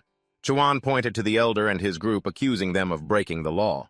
He didn't know the specifics, but he guessed they were violating the criminal code. Something like Chapter 276, Section 4 or thereabouts. Chuan was playing the victim, conveniently pinning the blame on the other group. They were planning to use this tavern as a base of operations to destroy the world by conspiring with the Nightmares. Cotton understood everything. He proceeded to recite a series of laws based on the criminal code, citing Chapter 174, Section 4 and Chapter 124. Section 6 for the crimes of illegally destroying private property within the fortress and kidnapping its residents. The elder and his men were to be arrested. No warrant was needed. Seeing things were going south, the elder tried to retreat, but Cotton wasn't having it. He launched silver chains, restraining two of the elder's underlings. The elder hadn't given up. He lunged at Cotton, who summoned an axe to block the downward slash of the blade, causing it to crack. The elder retreated to ready himself. As he was about to land another blow, Cotton quickly used his silver chains to bind the elder's arms. Unable to resist any longer, he fell to the ground, seemingly surrendering. But the old man was incredibly stubborn. The old man pulled out something he'd hidden and threw it behind Cotton. An orb burst open, releasing poisonous smoke. The elder and his men used the chance to flee the tavern, but one of them inhaled the gas and fell unconscious. Someone was waiting for them outside.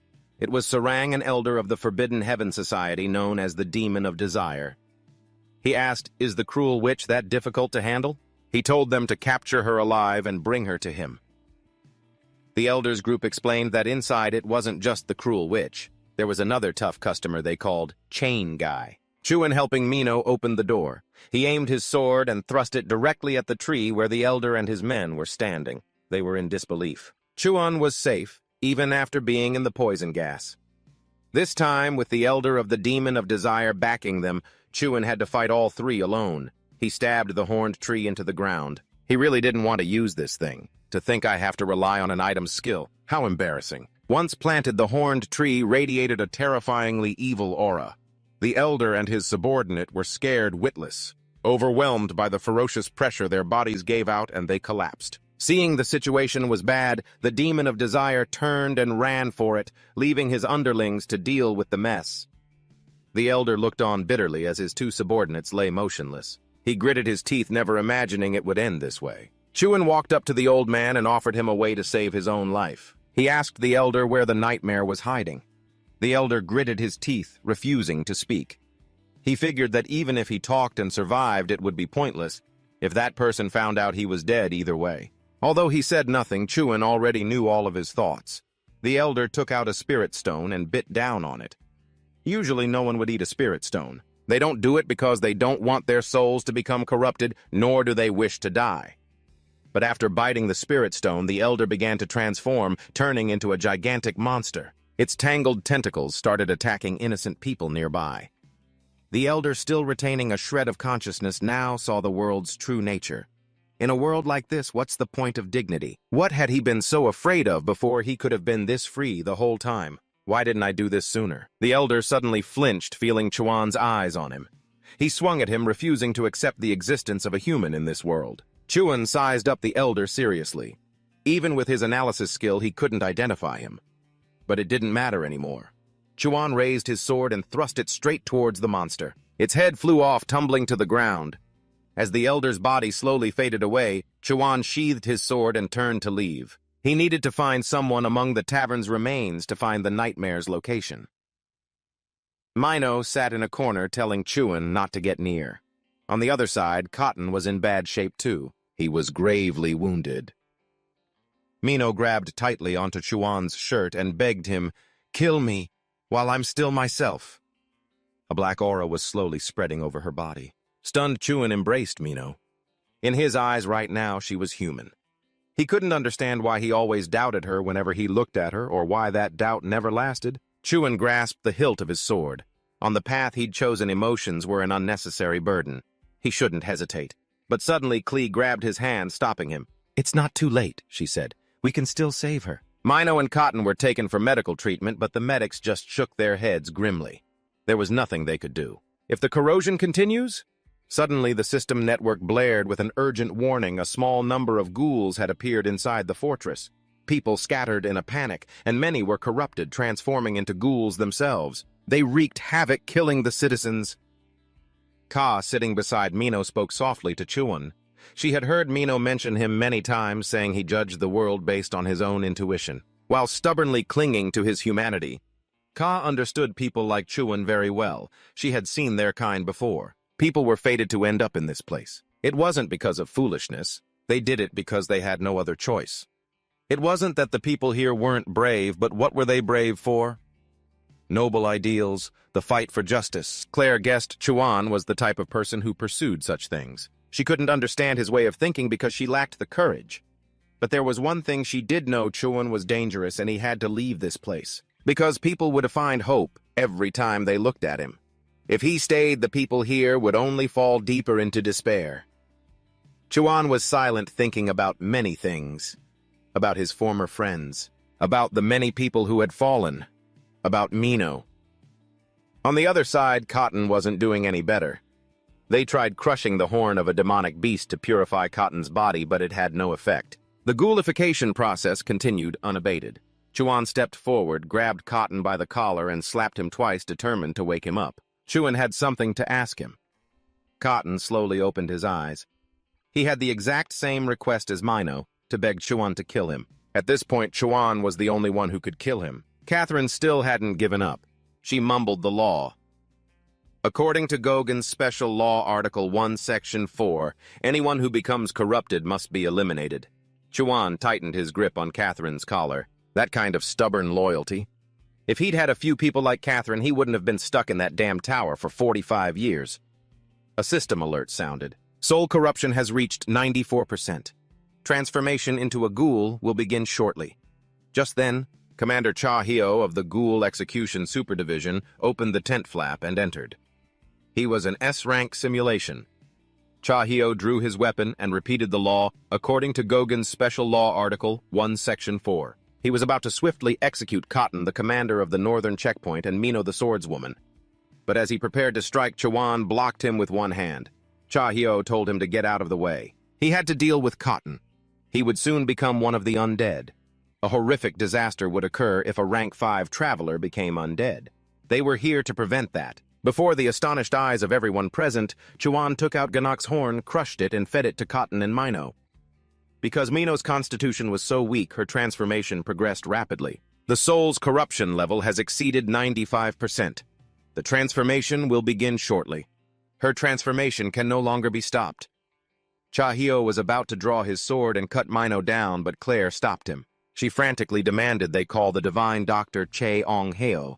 He could use his severing slash to cut away the corruption. Claire was held back by the soldiers. Cha Hyo refused to call the divine doctor. He was currently handling an important matter in the inner city. He couldn't be summoned here for such a trivial matter. Cha Hyo told Chuan to move. He could no longer make any concessions. Chuan's face darkened as he drew the sword at his side. He said he would be the one to end Mino's life because she had asked him to. Claire was still screaming non-stop. Chuan pointed the tip of his sword at Mino. A brilliant golden light flashed, and before Chuan's eyes was a vast white space. An old man with a white beard and hair was sitting beside Mino. Seeing Chuan's appearance, the old man was startled and backed away. At the same time, Chuan used a skill to analyze him, but it had no effect. He figured this old man was the source of the corruption. Mino would probably live if he killed him. Without a second thought, Chuan charged the old man with his sword. The old man simultaneously drew his own sword to block, but the blade in his hand shattered. The old man was so heartbroken he practically leaped out of the dimension. He was Cheong-heo, the divine doctor of despair. Cha-heo was also surprised by Cheong-heo's appearance. Wasn't he the leader of the fortress right now? Why was he here? Cheong-heo didn't give a damn about that. A beautiful lady is about to kick the bucket here. Of course he had to come and save her. Who gives a damn about the fortress? Cheong-heo pointed at Chuan and cursed him out. You damn little brat! Because of you, my severing slash was completely interrupted. And the severing slash can only be used with a sword made from a tri-horn or something better. Suddenly, Cheong-heo's gaze fell upon the sword at Chuan's hip. His eyes lit up. He began to fawn over Chuan, admiring the sword. Chuan stopped him and asked, if he let him borrow this sword, could he save Mino? Cheong-heo declared with extreme confidence that he was 10 billion% sure he could. Without hesitation, Chuan handed the sword to Cheong-heo. He took the sword trembling with delight. He could feel an incredibly mystical energy. A sword just like its master. Cheong-heo swung the sword a few times, and a stream of white light appeared. But after a few swings, the old man ran out of breath and collapsed to the ground. He was low on soul energy, gasping for air. The world Cheong-heo had created began to crumble, but he no longer had the strength to stand. Chuan took back the sword. Cheong-heo knew what he was planning to do. The old man advised him against it. You haven't even been able to properly enter my world. How can you possibly imitate my demon-purging slash? Chuan gripped the sword tightly. I can't perform the slash, I can only imitate it. Cheong-heo tried his best to stop him, but he couldn't. Chuan gritted his teeth, held the sword firmly, and began to draw. This was the first time he had ever raised his sword to save someone. Chuan quietly recalled Mino's image. She was a stubborn clown. Even though she was an assassin, she was also very vulnerable. She was very loyal and also very trusting. Chuan made one final stroke, completing the drawing of Mino. She slowly began to wake up. The corruption gradually subsided, and the ghoulification stopped. A worried Claire rushed over to check on a sobbing Mino. Jae-hwan remained silent, showing no reaction. Chong-ho praised him. Looks like you're not so narrow-minded anymore. Your mental age just went from 5 to 10. Jae-hwan can use the demon-purging slash.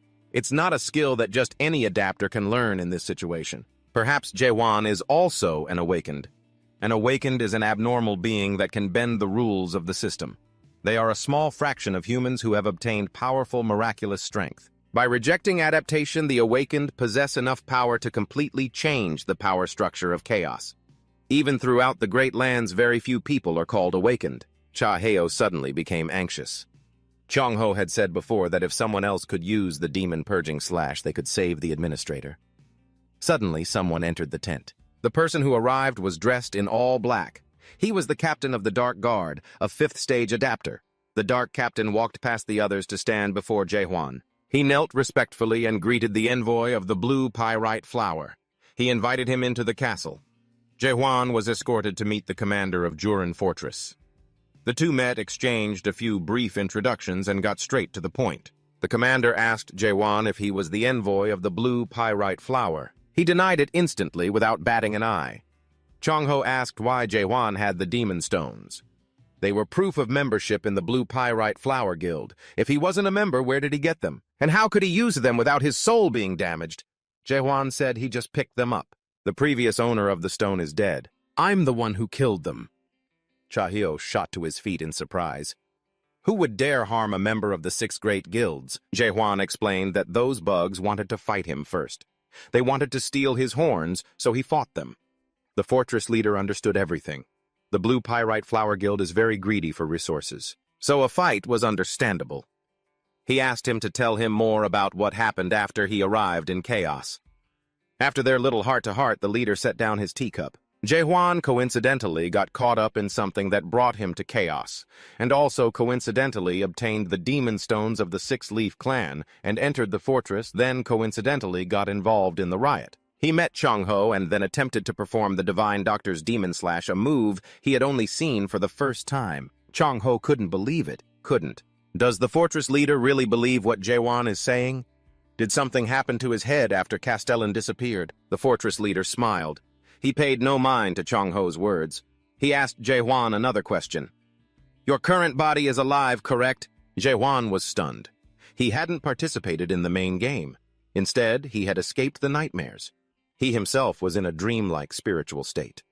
The great tree had nearly made a mistake. It mistook him for an envoy, so it sent him to chaos. If it were his physical body, it would surely still be breathing oxygen on Earth. Jae-hwan asked the commander in return, "How did you know I wasn't dead?" From what Jae-hwan had said, he was able to deduce that he wasn't dead, because surely no one would describe their own death so nonchalantly. Jae-hwan must have a reason for not revealing his identity. Jae-hwan neither agreed nor denied it. He didn't want to answer. The fortress commander tapped his hand on the table. Frankly, I must apologize for a few things. For the past 4 days, my subordinates have been following you. But he already knew that. The guy on the roof he had threatened with a stab was also one of the fortress leader's subordinates. Jae-hwan's true strength far exceeded what he had anticipated. So monitoring him was very difficult, but that doesn't mean it was completely useless. The leader projected all the intelligence gathered on Jae-hwan over the past few days. Danger level SS, combat power unidentifiable, estimated financial damages approximately 380 million. Hearing this, even Chong-ho had to exclaim, "You psycho? I can't tell if you're a hero or a criminal. You're not even human." The leader Jurin laughed out loud. Some people will call Jae-hwan a hero while others will think he's insane. I'm certain everyone will call Jae-hwan by different names. But as for me, I call people like Jae-hwan protagonists. Protagonist Jae-hwan didn't understand a thing. Is this a webtoon or something with all this talk about main and supporting characters? A common trait of protagonists is being famous, but it seems Jae-hwan isn't famous at all. This means that some power is intentionally restricting information related to him. And that power doesn't seem to be friendly towards you, because if they were the ones pulling the strings from behind the scenes, you wouldn't have had so much trouble over a few identification papers. Jurin thought Jae-hwan was a protagonist who had coincidentally fled to chaos to escape from some power. Jae-hwan fell silent, lost in thought. The power behind him. He wasn't sure, but it might be the Dark Monarch, one of the 12 monarchs of the Great Lands. He wondered how strong these so-called monarchs were. Jurin said he wouldn't ask about Jae-hwan's identity. They also wouldn't hold him responsible for the damage he'd caused, and Gogang Fortress would protect him. Jae-hwan asked in return, "Is this fortress strong enough to stand against the 12 monarchs of the Great Lands?" Jurin immediately grasped the issue. He asserted that it was possible. The monarchs are not allowed to interfere directly in the affairs of chaos. "Gogang will do everything for you, Jae-hwan. But in return, you must do one thing for us. Save our land of Castellan." 2 hours later, Jae-hwan was led down into the basement by the captain of the Dark Soldiers. Right now, Mino and Cutton were recovering in the infirmary while they were heading down to the training grounds. Chong-ho was insistent on comparing Jae-hwan's stab with his own slash. Which one was stronger? Chong-ho proposed a condition: if Jae-hwan could defeat him, he would answer any question he had. Chong-ho was extremely confident. He believed that being defeated was absolutely impossible. The two fought for a moment, and Chong-ho was slammed into the ground. He demanded a rematch. Jae-hwan sighed. "The outcome is obvious. Let's just stop here." But Chong-ho was stubborn as an ox and wouldn't give up. He insisted that he hadn't used his ultimate technique yet. If he had, Jae-hwan would definitely be dead. He was still just holding back. Jae-hwan was at a loss for words. This old geezer has been repeating that same line this whole time. From the bottom of the pit, Cheong-hyo's voice echoed up, asking Jae-hwan how old he was. He estimated about 60. Cheong-hyo furiously shouted that he was 1,000 years old. A young punk who's only used thrusting attacks for 65 years could never possibly defeat him. He had used his slash attack for 1,000 years. But even though Cheong-hyo had used his slash for 1,000 years to Jae-hwan, it was as if he'd only used it for 15. Cheong-hyo's pride was wounded. He launched himself out of the pit, sword in hand, and used his slash attack again. Chaewon also raised his sword to counter. The two clashed, and Chaewon was pushed back. Chae-ong-hyo was intrigued by Chaewon's technique and asked for its name. Chaewon replied flatly, "Normal thrust." He was left speechless by that name. Who would have thought that was a super powerful technique? Chaewon gripped his sword tightly, preparing for another more powerful thrust. Chae-ong-hyo froze. Appearing before his eyes now wasn't the normal Chaewon. It was the sole monarch of chaos, a being he could never forget for the rest of his life. The feeling of terror when facing this monarch. Chae-ong-hyo broke out in a cold sweat. He didn't think he could possibly cut through something like that. Although it wasn't on par with the sole monarch's power, it was still an incredibly strong attack. Chaewon crouched, gathering his momentum. Just as he was about to charge, Chae-ong-hyo suddenly stopped him. At the Great Land's 5th region, the Iron Zone, the Iron Monarch. The unwavering Hoyu listened to a subordinate report about the profound black monarch crossing through chaos. Hoyu frowned.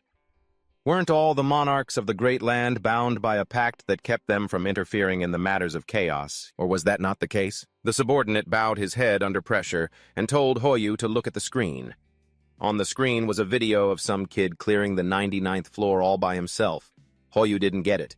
Wasn't this video a fake? The item in this video is the property of the profound black monarch of the 9th region.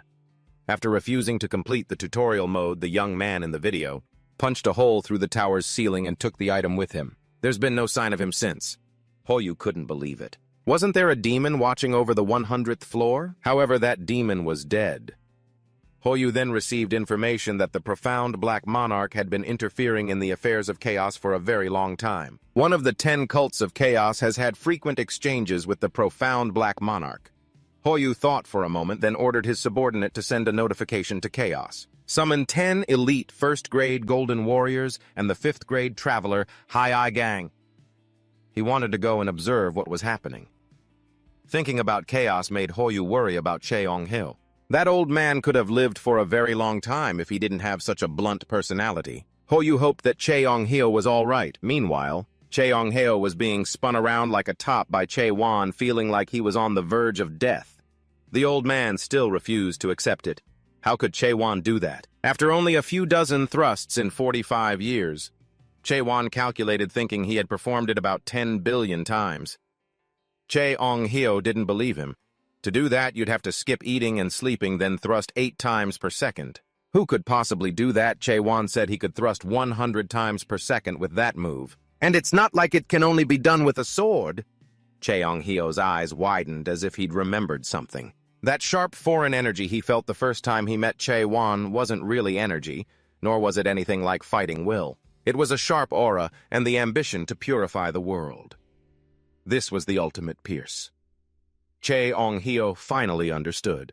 Chaewon had transformed himself into the pierce, and he was still continuously piercing this world, even in this very moment. Chaewon stood up. He wasn't lying. He had performed the pierce 10 billion times. Chaewon held a piece of paper in front of Chae-ong-hyo, asking if he remembered it. This was their contract written before the duel. The loser would fulfill one wish for the winner. Chaewon's request was simple: to answer his questions truthfully. That was all. The two left the training room. Chaewon asked him what a master's tower was. Chae-ong-hyo explained as he strolled along that the things that create the towers are nightmares. Those towers are ranked from S-class to F-class. Masters are those who completed the creation of an S-class tower as an apprentice and became a master creator at a very young age. But just because a master creates a tower, it doesn't automatically become a master's tower. Only special towers created without any connection to a seed can become a master's tower. Nobody knows why the towers are created. No one in this world knows what the hell the masters are thinking. Everyone says that the masters are the ones behind the truth of the world, but one thing is clear: every so often an awakened one appears from among those who complete that master's tower. Chae-ong-hyo also came from a master's tower. He was from the 4th master's tower, Melville. It's the tower known as the Moby Dick of the world. A giant white whale appears on the 1st floor of the tower and relentlessly hunts people. The difficulty of that tower sounds like a joke now, but for Chae-ong-hyo back then it was a total disaster. Many martial artists from the martial kingdom died there. The fact that he managed to complete that tower was truly a miracle.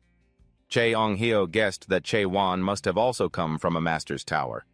He asked who the master of that tower was. Che Wan thought it was Mulok. Hearing the name Che Onghyo was stunned. He never imagined an awakened one could clear Mulok's tower. He knew Mulok because he had once journeyed with him. The two continued their walk, heading all the way out of town to Key's pub. Che Wan looked at the grilled meat skewer on his plate and fell silent. Che Onghyo realized what he was thinking. And yet food still existed in a world where humans never felt hungry. Che Onghyo took a sip of beer. The old man looked down into his cup. Chaos was actually once a world of blessings. It was a place where souls weary from the wars in the great land could find sweet respite. Everyone found their lives again after being freed from their former lives. Warriors could lay down their weapons and singers could sing of peace, not war. Suddenly, the sound of a scuffle broke out nearby. Chuan glanced over for a moment. It looked like a drunken brawl. Seeing it had nothing to do with him, he lowered his head and took a sip of his drink. It tasted like water. People in chaos don't get drunk, they don't get hungry, and they don't grow old. They just pretend to be drunk. In a paradise like this, humans started to want the opposite. They missed the real world, which included death, and began to act as if they were living a real life. A life where they would die if they didn't eat, and get drunk if they drank. A life where they had a real body and a beating heart. Just as he was deep in thought, Che Onghyo suddenly shouted, "One day, those drunkards started doing something new." An expedition team appeared, one that dreamed of the impossible and gathered people to find a real life again. That was the Abyss Expedition Team. Chuan didn't understand. With so many places like this, why would they choose the Abyss? Che Onghyo slumped into his chair. Those guys want to find the fruit of revival. It's a fruit that grows on the branches of the tree of illusion at the end of the abyss. The only way for those who have died in this world to live again is to eat the fruit of revival. The Abyss Expedition Team was an alliance, formed to find that fruit. At that time, Che Onghyo had just awakened, and he was at an age where he feared nothing in heaven or on earth. He was only 150 years old back then. Mulok was also a member of the expedition team. He was the captain who led the expedition. Truly a very special individual. Che Onghyo recalled his conversation with Mulok. The two had even come to blows once. Mulok was a nightmare. He was supposed to be emotionless, yet he felt regret for creating the towers. The reason Mulok sought the Tree of Illusion and went to the Abyss was because of a tower. The tower that ended all nurturing. That's why he joined this expedition. Che Onghyo didn't know what happened to the expedition after that, because he only made it to the entrance of the Abyss. He was left behind. But Mulok reached the top of the Tree of Illusion because the fruits began to fall from its branches. Thanks to that, every member of the expedition was able to return to chaos with their hands full of fruit. Chuan suddenly felt something was wrong. If that old man Che Onghyo had gotten the fruit of revival, then why is he still here in chaos? Just then, Clay arrived with some food. She scolded Che Onghyo for telling the story all wrong. The expedition failed.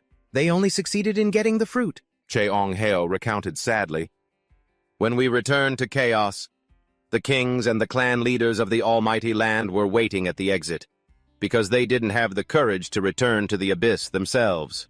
At that time, the 4 fortress masters and 10 cult leaders who were members of the expedition fought back, but they were no match for those bastards. There was a huge gap in power.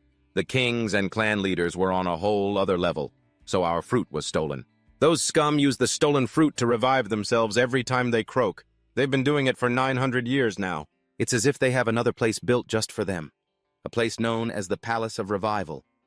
The kings and the 5 great clans take turns reviving whenever they die. From the very beginning, it was already decided who gets to live. They are the only ones who can live a normal life. Chuan blinked, understanding everything. That's why the people here were so apathetic.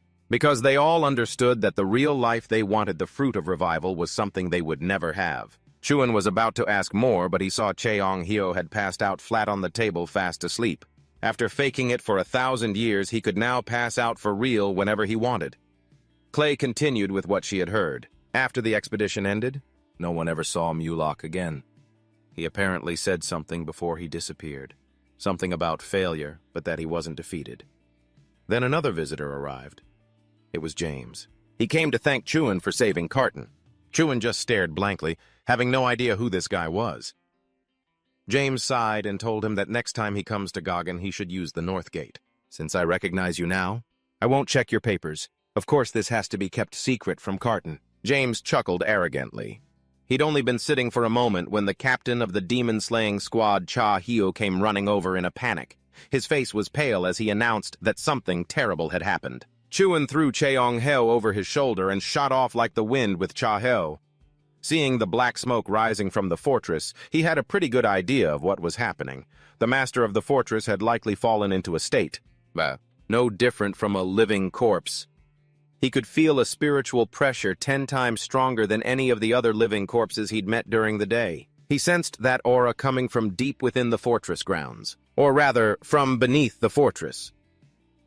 Chuan thought of the request from the fortress commander Juren. He had begged him to save the master of this fortress. Chuan quickly realized the fortress master was undergoing a transformation, a sudden outbreak. Usually it only happened once a week, but something was different today. Cha Hio reminded Chuan to avoid any misunderstanding. The fortress master is a good person. Before he started fighting this transformation, that person was a living legend because he is one of the companions who accompanied the divine healer Jae-hwan-nim during the subjugation of the abyss. Ga-ho can perform the death slash in Jae-hwan-nim's place, because he is asleep right now. Jae-hwan hesitated. He was just imitating what Jae-hwan-nim did. His death slash wasn't as good as his. Things would be different if he had been taught by the man himself. The black smoke spewing from the castle grew even more intense. Just then, the commanders of the Fallen Tower and the Tower of Despair appeared, blocking the way. They had received orders not to let anyone enter the castle. The only divine will they followed was that of the Forbidden Heaven, not the corrupted fortress master in there. The commanders of the Fallen Tower and the Tower of Despair lunged down to attack. Ga-ho pushed Jae-hwan to get out of the way, then faced both of them alone. Jae-hwan calmly said, "Oh, he's pretty good." With a sword in one hand and blocking a hammer with the other, Ga-ho couldn't believe members of the Forbidden Heaven cult had infiltrated the fortress.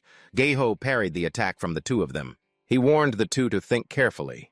If they retreated now, the fortress master would surely forgive them. The commander of the Tower of Despair scoffed. "That thing that's currently taking a route underground, you call that a fortress master? That thing can't even control its own power, nor can it distinguish between good and evil. That is not the paradise we wish to serve." The commander of the Tower of Despair retorted, asking if Ga-ho would really still follow that thing. Even after witnessing the current situation with his own eyes, Ga-ho held on to his faith, believing the fortress master would make a comeback. The two men wasted no more words. The commander of the Fallen Tower, she seized the opportunity to swing his hammer at Ga-ho from behind. He couldn't dodge in time and was sent flying 8 meters, his hair a mess and his clothes in tatters. Ga-ho coughed up a clear liquid. Those two were only 4th-tier travelers. Theoretically, that should be impossible. How could they defeat a 5th-tier traveler even if they were ganging up on him? How could they do this? He couldn't even gauge their speed now. This wasn't just normal progress. Something was dangerously wrong. Ga-ho was about to shout for Jae-hwan to get out of there, when he had Jae-hwan-nim thrown in his face. "Leave it. I'll handle this." The commander of the Fallen Tower asked Jae-hwan once more to confirm, "Can you really perform the death slash?" Jae-hwan neither confirmed nor denied it. The two commanders communicated telepathically, silently sizing Jae-hwan up. On the surface, he didn't look like a traveler at all. They weren't sure if Jae-hwan was bluffing. Who in their right mind would perform a death slash with that sword? Jae-hwan's physical condition looked less than half of the Fallen Tower commander's. He'd be dead before he even knew what hit him. But who would have thought? As they were whispering to each other, Jae-hwan heard everything. He moved with incredible speed, appearing behind the commander of the Fallen Tower and punching him so hard his face warped. Before the commander of the Fallen Tower could even make a sound, he was sent flying, crashing through a wall. Seeing this, the commander of the Tower of Despair rushed in to attack Jae-hwan and save his friend, but he was beaten to a pulp, his armor shattering to pieces. The commander of the Tower of Despair struggled to keep his balance to avoid falling. He swung his spear at Jae-hwan, but he leaned back and dodged it. The commander of the Tower of Despair used his ultimate technique, Divine Spear Rotation, launching a relentless assault on Jae-hwan. He retreated, dodging the blows. He could feel an energy, as powerful as the one from before. A heart full of hatred or something like it. The commander of the Tower of Despair growled, "Do you think someone like you can save the fortress, master?" Jae-won could also sense fear. These guys plan on betraying each other with this level of skill. How ridiculous. He said he couldn't save the fortress, master. That's a job for that old man Jae-won over there. But dealing with you two is far too easy for me. Jae-won stepped on the spear, launched himself high into the air, and brought his sword down. Fortress Commander Jurin and his subordinates went down to the basement to assess the situation. He swallowed hard. It hadn't even been a full day since the divine healer performed the demon slash. So how did the fortress master end up like this already? Jurin had seen it with his own eyes when he checked this morning. The ghoulification process and his energy had been stabilized. So why was he going berserk now? Just when there was a glimmer of hope that the fortress master could be cured, this happened. If they could have just bought one more month, they might have been able to save him. Currently, Juan's demon slash is just an imitation. And unlike with Mino, the fortress master's collapse is extremely severe. A normal person would have turned into a ghoul long ago. But perhaps in another month, Juan's demon slash might have become usable. Jurin gritted his teeth. He looked at the subordinates behind him. One of these people must know about Jae-won. He had long suspected there was a traitor among them. Previously, the fortress master wanted to meet the person who could manipulate mental collapses, so he went out to inspect the army. But when he returned, he was already in a state of mental collapse. No longer human, not yet a monster. And one of the people who witnessed it is also here. It's Mayhan. Suspicion began to grow in Jurin's heart. Mayhan urged everyone to be on high alert. This was an emergency. If they delayed any longer, it would be the end of Gogen City. Jurin was stunned. They couldn't perform the demon slash if the divine healer wasn't here. Does he want the master to just die? Mayhan knew that even if all of them attacked together, it wouldn't be enough to defeat the master. He would perform the ghoul seal. If they waited any longer, it would be too late. At the very least, they had to protect the fortress master's mental energy with the ghoul seal.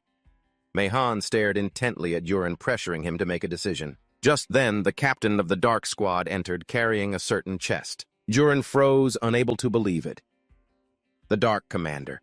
A member of the Command faction was a traitor, and the box he was holding contained the Dark Crystal. Wan Ma-Ihan questioned Jurin, demanding to know why he would hide and monopolize such an important item. This is the future of Goken. Ma-Ihan pressed his advantage, accusing Jurin. Were you planning to turn the Fortress Master into a great ghoul? A ghoul, you say, even just a mid-level ghoul, would already be an enormous threat to Gogen. A great ghoul is a catastrophe ruling over countless ghouls and bringing destruction wherever they pass. Jurin clenched his fists, unable to say anything to refute it. The Fortress Master is going mad and the Saintess isn't even here. Ma-Ahan's current point of view was very reasonable, but Jurin still felt uneasy. Performing the ghoul seal was not something just anyone could do. Just because he has the Dark Crystal. Sealing a ghoul is a secret art of the Six Butterfly tribe. Was Ma-Ihan planning on bringing a member of that tribe here? Ma-Ihan told Jurin not to worry. He had already summoned people who had learned that secret art. These people were not from the Six Butterfly tribe, but they could at least perform the seal. Jurin watched as a group of black-robed figures filed in. Damn it, this is going to hell. If the ghoul seal is performed like this, then the Fortress Master's spiritual energy will be sealed within the Dark Crystal. Since energy can't be inherited in the chaos if someone were to possess a Dark Crystal, with the Fortress Master's spiritual energy, that person would be able to wield it and become the new master of Gogen. Jurin broke out in a cold sweat. If Gogen fell into the wrong hands, it would be disastrous. He watched the black-cloaked figure take the crystal from the box, unable to believe that someone who wasn't from the Six Butterfly tribe could hold the Dark Crystal. Besides Qianwan, Jurin recalled the Fortress Master's earlier words and his face turned pale. The one who can manipulate mental collapse has appeared. From the moment the Master's mind began to collapse 6 months ago to his madness today. Could it all have been? A part of external commander Ma-Ihan's plan panicked. Jurin frantically ordered his subordinates to stop Ma-Ihan, but no one listened. In despair, Jurin collapsed to his knees. These people, they've all betrayed me. There was nothing he could do. He felt he had truly failed the Fortress Master. Because of his own complacency, he had failed to protect Gogen. Tears streamed down Jurin's face. He was helpless.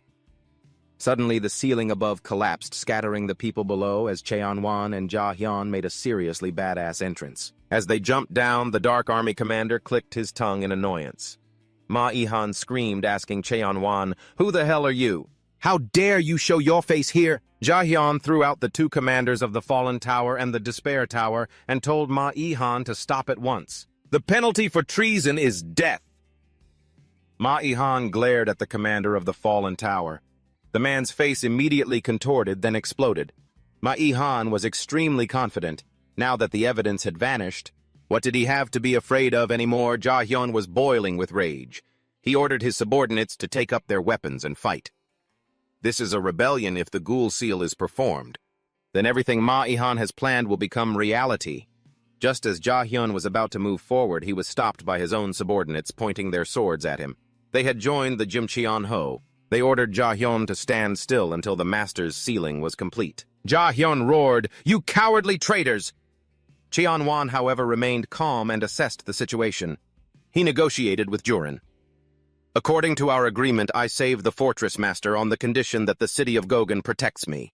But now Gogan has broken its promise to me. This place can no longer protect me. Therefore, we must change the terms of our promise." Cheonwan boldly declared, "I will save the fortress master and kill every single traitor over there. In return, you must give me the Saintess Cheon Ong Heo, and I will begin the conquest of the Abyss once more. Everyone here will help me achieve it." Everyone was stunned to hear this. Ma Ihan found it ridiculous. He had heard a story about someone who could take down Jania, a corpse, in a single blow. He had thought it was a lie. But perhaps this was the truth after all. If that was the case, then he would also have to go all out to kill Cheonwan. Ma Ihan ordered his men to charge and swarm him, surrounding Cheonwan from all four sides. Cheonwan suddenly switched into hidden leaf ninja mode. He pulled out throwing knives and let them fly with his supreme skill. He shot them out like he was firing darts, shattering the enemy team's formation. The tough guys in the lead were successfully hit. They had now joined the handicapped club. Another group rushed forward to take their place. Cheonwan realized these people would just keep attacking him. He sighed. Do these guys have a death wish or something? Cheonwan used his signature move, thrust, shooting it towards Ma Ihan. He tried to block it with his sword, but he had miscalculated. He couldn't stop that attack. So Ma Ihan took that signature move and deflected it towards the wall right next to the fortress master. Ma Ihan broke out in a sweat. If he had stubbornly tried to block that attack head-on, he'd be dead by now. The others began using telepathy to discuss what to do next. If they couldn't continue with the Ghoul Seal, then they would just have to resort to Plan B. They had to use the Black Cloud, even if it meant slaughtering everyone in Gogan. Cheonwan heard everything. His face darkened. He pointed directly at Ma Ihan, making the old man flinch. "I know you're the manager of Gogan's outskirts and a great elder of the Jumcheon Ho." He didn't know why they wanted to cause a soul collapse, but Cheonwan knew one thing. "I really like guys like this. It's because of people like them that I can so easily destroy this world." Chuan raised his sword as a powerful aura surged from him. Mai Han and his cronies sensed the terrifying level of this technique. They formed ranks, doing everything they could to stop Chuan. Truong Huan pointed his sword to the sky. A circle of light formed and rained down attacks from above. Mai Han's group was beaten to a pulp. Jurin's eyes filled with hope. He thought about the fortress master's words, that the people of Goguryeon needed hope, a great hope that wouldn't falter in the face of anything. Jurin couldn't believe that he could feel the great hope the fortress master spoke of coming from the young man who was just talking about destroying the world like Chuan. Mai Han was split in two, just like Gojo. The old man was dying, but with his last breath he still had the strength to curse Chuan, calling him a monster. Chuan pointed his sword at the man's face, causing him to disintegrate instantly. Just then, Jahyo arrived. Cheong Hyo was still sleeping like the dead, showing no signs of waking. Chuan picked him up and threw him hard against the wall. Cheong Hyo screamed in agony, his already crippled back nearly giving out. The system blared a red alert. The target's mental collapse has exceeded 99.9%. Ghoulification initiated. The system began calculating the target's danger level. After a moment of calculation, unable to determine the system's prediction, an extremely dangerous ghoul, the Goguryeon Fortress's automatic warning system has been activated. Tremors began to shake the entire fortress. The citizens scattered, fleeing in chaos. Soldiers quickly evacuated everyone to a safe location. A powerful dark energy emanated from within the fortress. Cheong-heo got serious. He told Jurin and Jia-hyo to head to the evacuation area immediately. He and Hwan would stay here. The other two obeyed and left. Cheong-heo drew his sword. It was a new one he had just acquired, and now was the time to use it. Without hesitation, Cheong-heo began to draw. The fortress master was also his friend, his extremely important friend. They had shared so many wonderful memories together. As Cheong-heo performed the technique, he explained to Chuan that engraving forgotten memories is the purpose of the death slash. If their minds are filled with memories, they can at least overcome the worst-case scenario. As Cheong-heo was drawing, he saw a group of black figures appear behind the fortress master. They were cackling. They stared at Cheong-heo with horrifying eyes. He trembled. That wasn't the fortress lord. Something terrible was coming. The fortress master opened his eyes, snapped the chains, and flew up. His two eyes were empty. His body emaciated, nothing but skin and bones. Cheong-heo trembled. That was definitely not the fortress master he knew. The fortress master's feet touched the ground. Instantly, both Chuan and Cheong-heo felt a chill run down their spines. A savage feeling rose up. The black shadow behind the fortress master stared intently at the two of them. It spoke, "How surprising. I never thought I'd be able to enter the world with this body. After all, even this man became a ghoul." The black shadow laughed savagely and asked Cheong-heo why he was still here in this chaos. "Didn't you find what you were looking for in the abyss 9 years ago?" Cheong-heo recognized that voice. Sweat poured down his face. This was the master of the Palace of Death, located in the center of chaos, the only one who can open the gate to the abyss. The monarch of solitude. The calamity. Chuan couldn't identify the black shadow even using doubt. "This thing is similar to a ghoul, but it isn't one. What in the world is it?" The master of the Palace of Death waved his hand, releasing an extremely oppressive aura that made it hard for the two to even stand. He relentlessly questioned Cheong-heo, "Why are you still here? Do you intend to protect this world?" Cheong-heo fell to the ground. With just a flick of its finger, the barrier he had erected was shattered. The master of the Palace of Death cackled and looked towards Chuan. "This boy is interesting. A human who possesses a pure heart even though he has fully awakened." Cheong-heo was frozen, unable to get up. The authority of the master of the Tower of Death is possession. He must have taken over the fortress master's body through possession. If so, then the thing in front of him now is just his clone. It's unbelievable that a mere clone could exert such terrifying pressure. Chuan knew Cheong-heo couldn't get back up. Now it was his turn to take the stage. The master of the Tower of Death seemed to hear a joke and stared at Chuan full of challenge. Cheong-heo tried to grab Chuan's clothes to stop him. "You can't do anything in this state. Even Mulak couldn't injure." The monarch of solitude. Chuan cut him off, telling him not to be afraid. He was dead certain he could defeat the man before him. The master of the Tower of Death, the monarch of solitude, laughed like a maniac. He coughed up a glob of black threads from his throat. He grabbed the threads and pulled them out, forming a sword, ready for battle. Cheong-heo recognized that sword. The monarch of solitude just drew. That's the Void Sword, the terrible weapon that turned half of the expedition team into ghouls in an instant. Unbelievable that he would use this card. The monarch of solitude gripped his sword and rushed forward, closing in on Chuan. He fell back, dodging. The monarch of solitude had seen eyes like Chuan's before. He knew the boy wanted to reach the abyss. He felt a surge of excitement, to think that there was still someone in this world who wanted to reach the very end of it. The monarch of solitude grabbed Chuan's head with one hand. He swung his sword about to strike, but Chuan flipped his body to dodge the attack. At the same time, he landed a blow that broke the monarch of solitude's arm in two. Chuan retreated to maintain distance. He rubbed his face where he had been grabbed.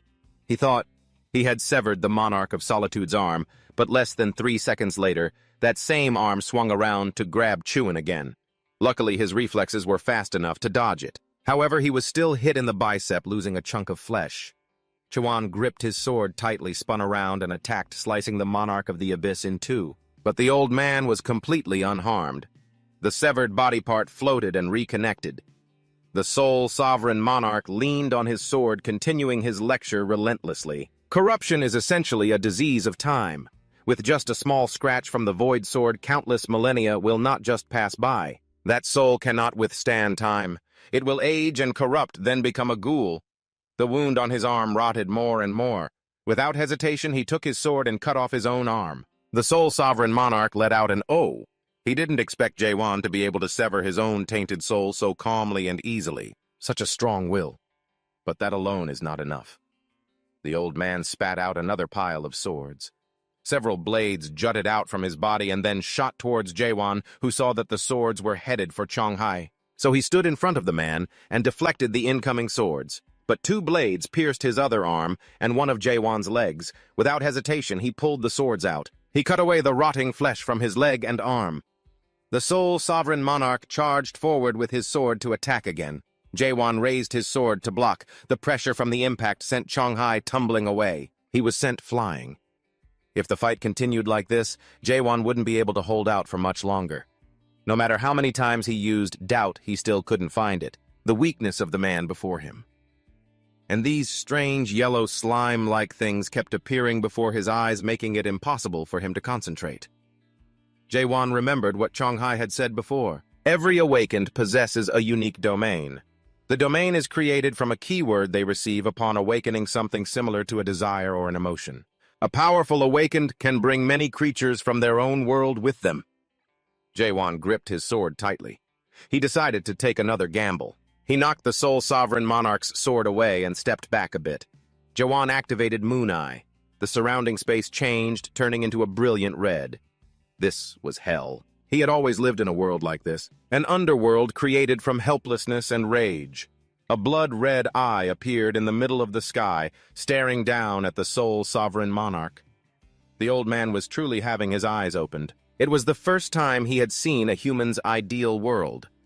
He was about to open his mouth to spit again when Jaewon rushed forward at an incredible speed and stabbed the old man right in the mouth. The Soul Sovereign Monarch then unleashed a mass of vines that bound Jaewon. The old man brought his face close to him again and stuck out his tongue. Jaewon was just relentlessly charging at him without a clear way to end it all. The Soul Sovereign Monarch grabbed Jaewon's face and slammed it into the ground. The earth shattered, creating a massive landslide. The Soul Sovereign Monarch stepped on the motionless Jaewon's chest. It's been a long time. It's been a long time since he met someone who never gave up on their hatred like Jaewon. He pulled another void sword from his body, aimed it at Jaewon, and prepared to strike. As the sword was about to reach Jaewon, he suddenly opened his eyes. He swung his sword, cutting the Soul Sovereign Monarch in two. The old man's eyes widened, not understanding what was happening. Jaewon took off his jacket. His fun was just beginning. The Soul Sovereign Monarch's body tumbled to the ground. He was still extremely confident that Jaewon couldn't inflict a single wound on him. He began to reconnect his body again. This time it was even bigger and more colossal than before. The Soul Sovereign Monarch swung his sword towards Jaewon. He dodged out of the way. The old man swung another arm towards Jaewon. He was sent flying into a wall. Jaewon coughed up blood. The Soul Sovereign Monarch charged forward to attack again. Jaewon reacted just in time. He slipped behind him and thrust his sword forward. The old man stretched his head to dodge Jaewon's blow. He cackled. He had been observing the creations that made up this world. All of them tried to climb to the top of the illusionary tree to satisfy their curiosity. He knew Jaewon was also trying to find an answer about this world for himself. He asked him what question he was wondering about, but Jaewon didn't answer. He continued to block and attack. The Soul Sovereign Monarch began a rambling monologue. He kept guessing him the question Jaewon wanted answered. Meanwhile, the two continued to fight fiercely. The Soul Sovereign Monarch clearly had the upper hand over Jaewon. Jaewon had no idea what the hell this guy had been spouting all this time. He recognized this situation. He was sure he had experienced it before. He thought of the monster Big Trend from before. Jaewon was startled to realize that the thing he was fighting was a clone connected to a main body. He took a deep breath and stabbed straight ahead with his sword, blowing the Soul Sovereign Monarch to pieces. The old man continued his ceaseless rambling. He was extremely confident in his own regenerative abilities. He opened his mouth to chomp down on Jaewon, but he seized the opportunity to leap high into the air.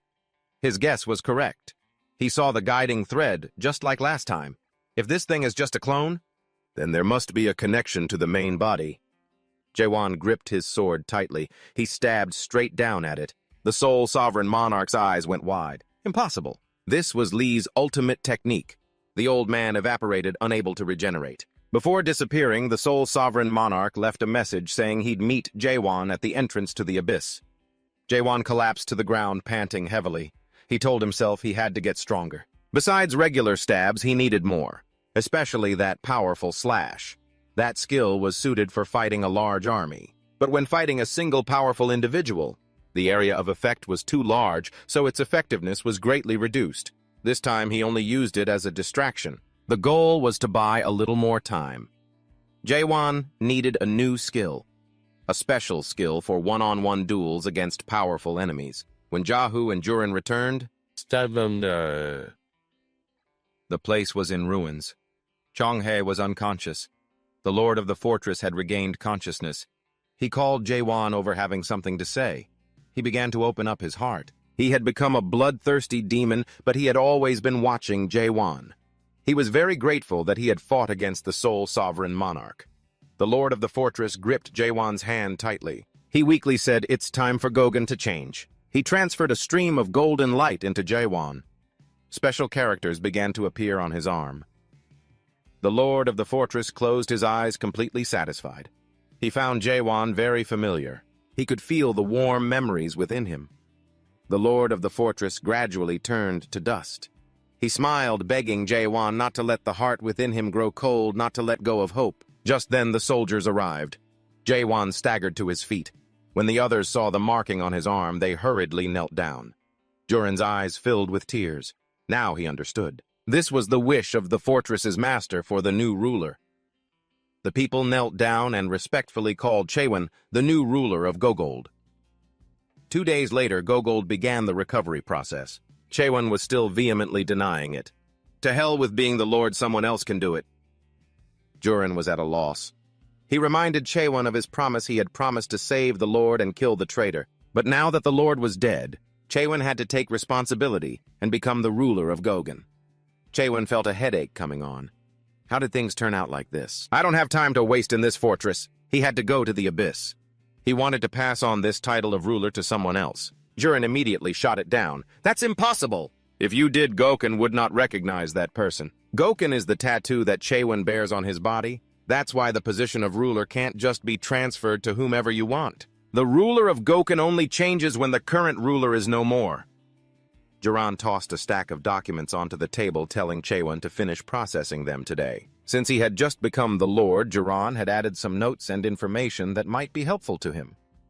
Chaewon took out a sheet of paper to read. At the top it said, "The Law of Gogolan."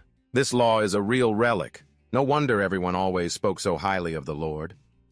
Jurin showed Chaewon the items in the drawer and then went outside to organize his work. He told him to just call if he needed anything. Chaewon opened the drawer to look and saw a crumpled ball of paper with the words 17th Ruler written on it.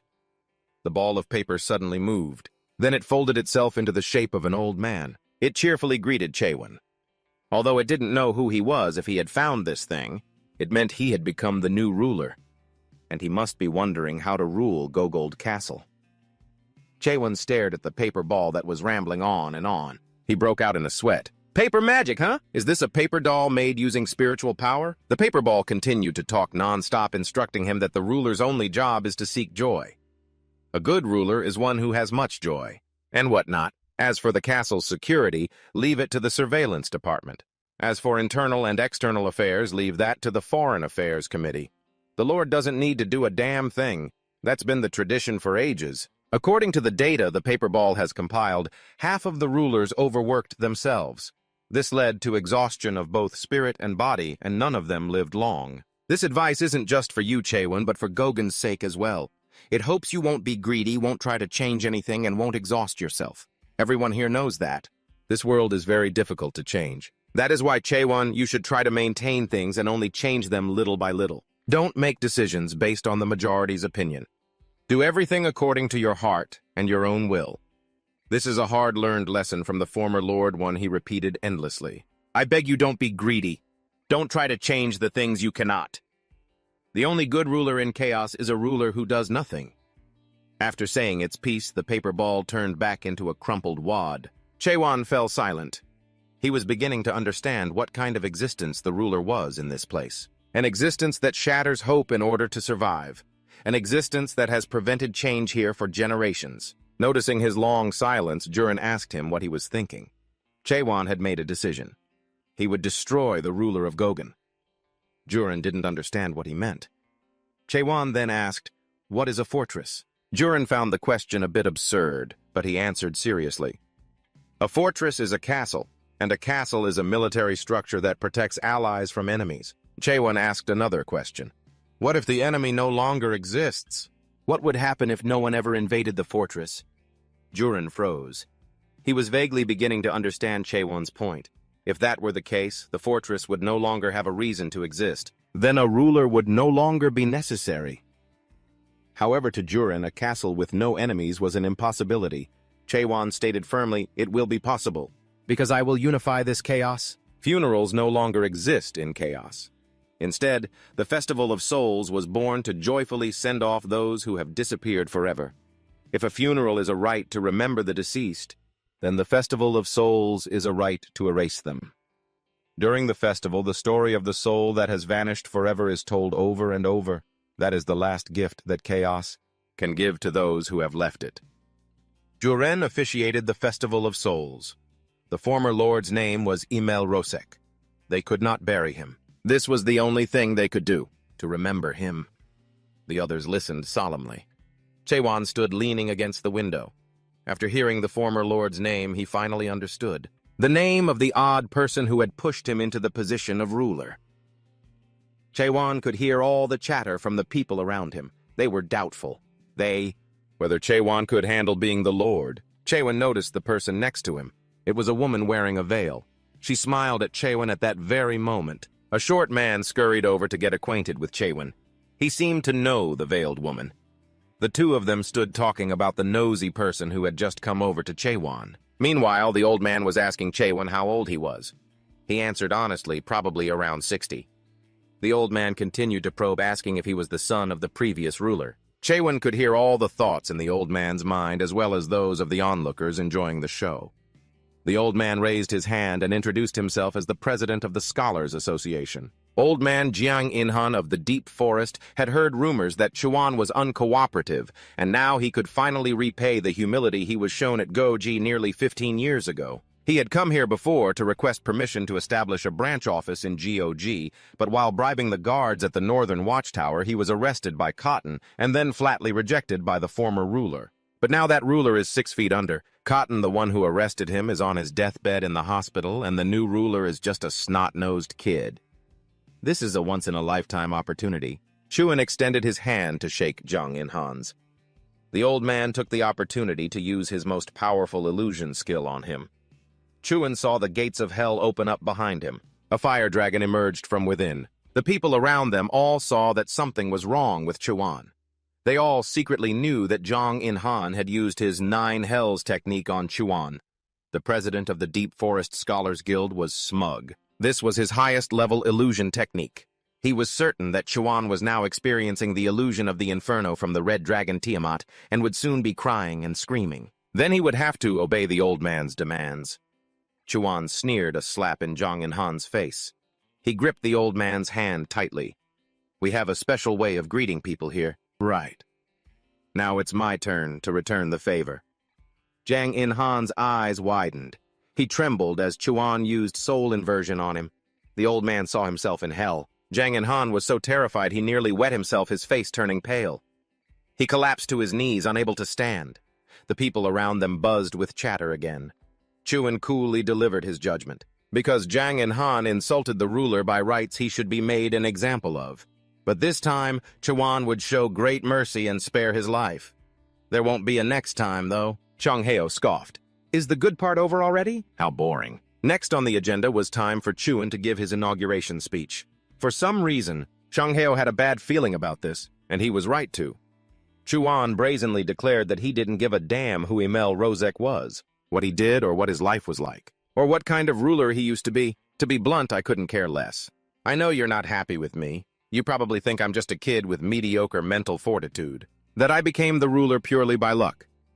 And while that's true to an extent, I really had no intention of doing so and just happened to become the ruler by surprise. You're not happy with me, and I don't want this position either. So how can this possibly lead to a good outcome? After about 30 seconds of consideration, I've found a solution to this situation. He announced that whoever could defeat him in a one-on-one match would become the new ruler.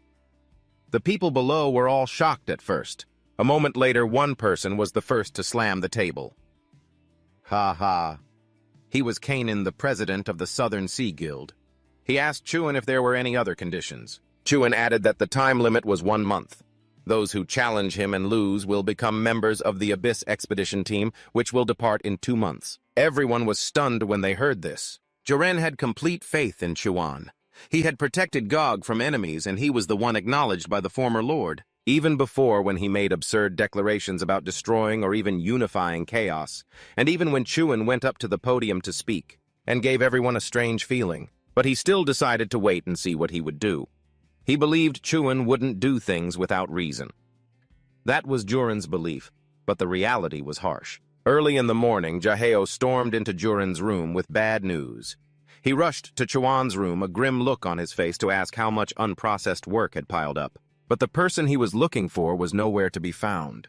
He only saw Cotton covered in injuries handling the documents. Juren was seeing red. Where did Chuan sneak off to now? At that moment, Chuan and Chongheo were in the basement breaking statues. He had just come up with a new move and was getting into stance to demonstrate it for Chongheo. Chongheo praised him. Chuan's stance looked more solid than usual. Looking at his sword movements, he guessed that he had been influenced by his own sword style.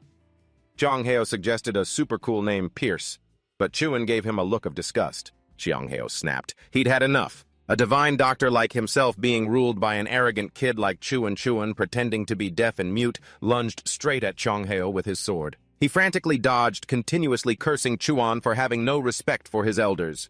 Chuan's attack swept past the old man. It struck the wall behind him. From behind the wall, someone fell out with a thud.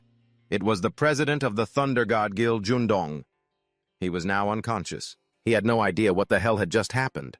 A moment ago, when the president of the Thunder God Guild was acting like a sniffer dog to find Chuan, his dog-like instincts led him to this basement. Jundong came here hoping to fight Chuan one-on-one to become the one on top. He didn't care if people called what he was doing cowardly. To Jundong, an assassination was the same as a one-on-one duel as long as you took down the opponent. Suddenly, Jundong felt a massive shockwave. He peeked out to look and realized that all the intel on Chuan was completely inaccurate. Jundong charged out aggressively to challenge Chuan with the firm belief that he would win. Chongheo sighed, wondering why a guild leader like Jundong would resort to a sneak attack. Unfazed, Chuan paid him no mind and just told Jundong to hurry up. With lightning crackling around him like Pikachu, Jundong rushed forward with scissors to attack. He then confidently used his ultimate move, Lightning God's Descent, firing a massive ball of electricity toward Chuan. But before it could connect, Chuan slipped behind him and slammed him face first into the ground. After the beating, Jundong became completely obedient, eagerly fawning over Chuan and promising to keep his word. And from that day on, he followed him. Jundong came from one of the 5 great families of the Great Land, and it took him exactly 100 years to reach this place. Or to be more precise, Jundong was a slave of the Jun family. His comrades who attacked the tower with him also became part of that family.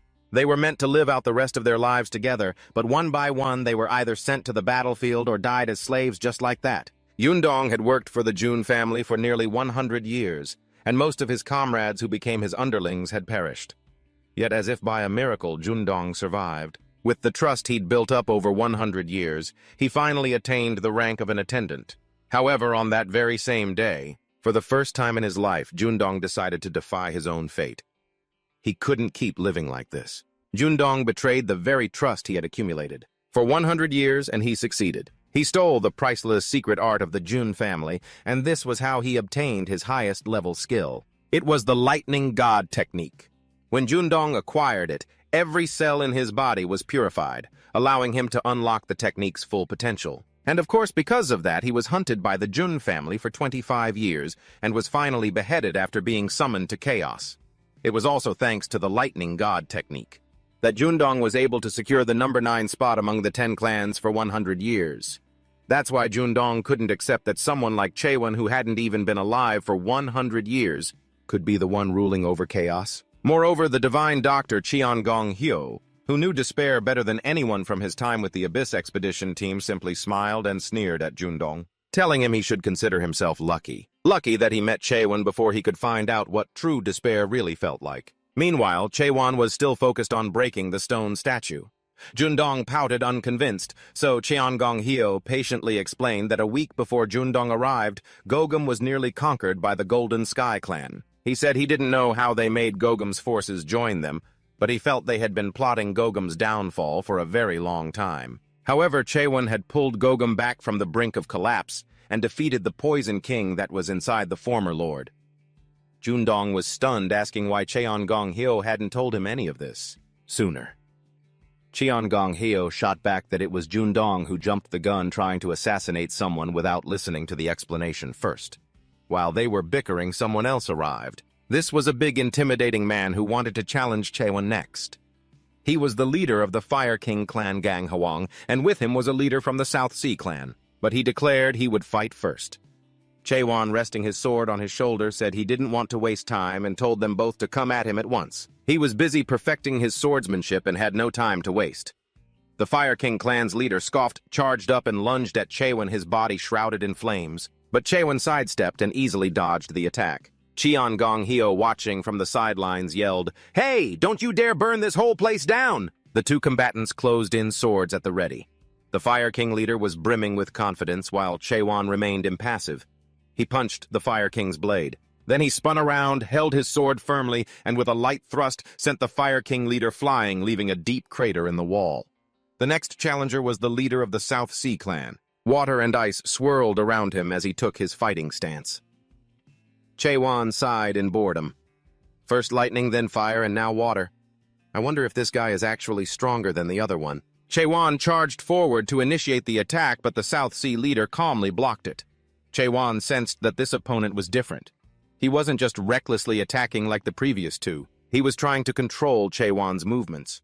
The South Sea leader swung his blade downwards, and Chaewon jumped up to attack from above, forcing the leader to retreat to dodge the strike. He realized that if that attack had connected, he would have been pulverized. Without using his full strength, the South Sea leader sheathed his sword, admitted defeat, and agreed to discuss the Abyss expedition. The three defeated challengers now sat together. The Fire King leader was yelling at the Lightning Saint Guild's leader, unable to accept that Jundong had only narrowly lost while he himself had been defeated so utterly. Jundong acted as if he didn't hear a thing. He just looked away and started whistling. They had lost now, so they had no choice but to obediently join the Abyss expedition. What else could be done? The South Sea clan's leader, Kamen, revealed that his goal wasn't to take down Chaewon, but to join the Abyss expedition. Kamen was once a close friend of the former lord.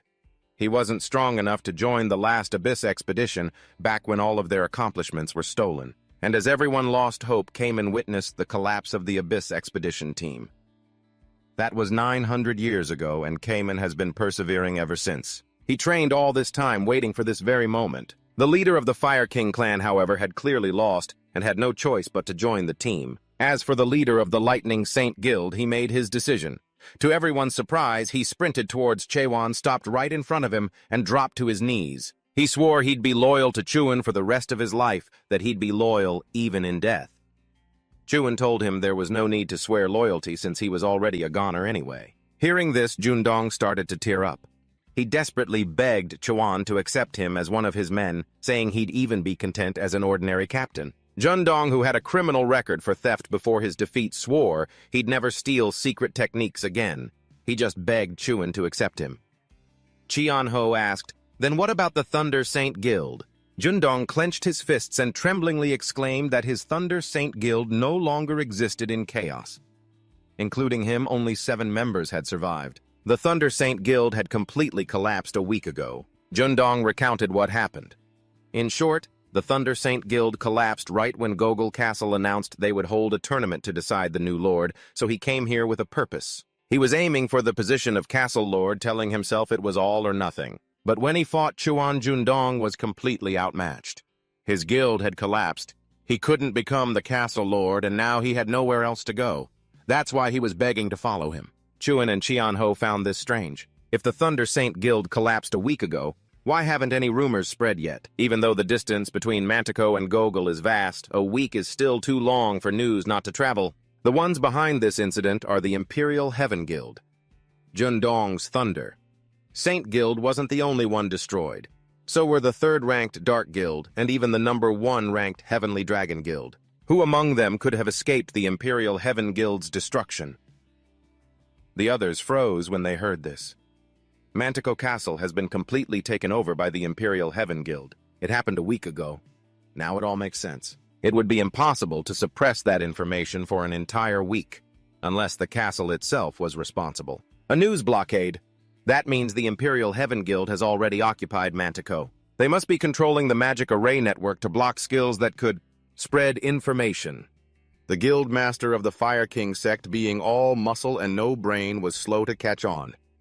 3 of the 10 guilds in Chaos were defeated at the same time, and by the 10th-ranked Imperial Heaven Guild of all people. The leader of the South Sea sect had also heard rumors that the Imperial Heaven Guild was getting stronger, but how could they have become powerful enough to control Mantico Castle in just a few years? Chuan was just realizing it now.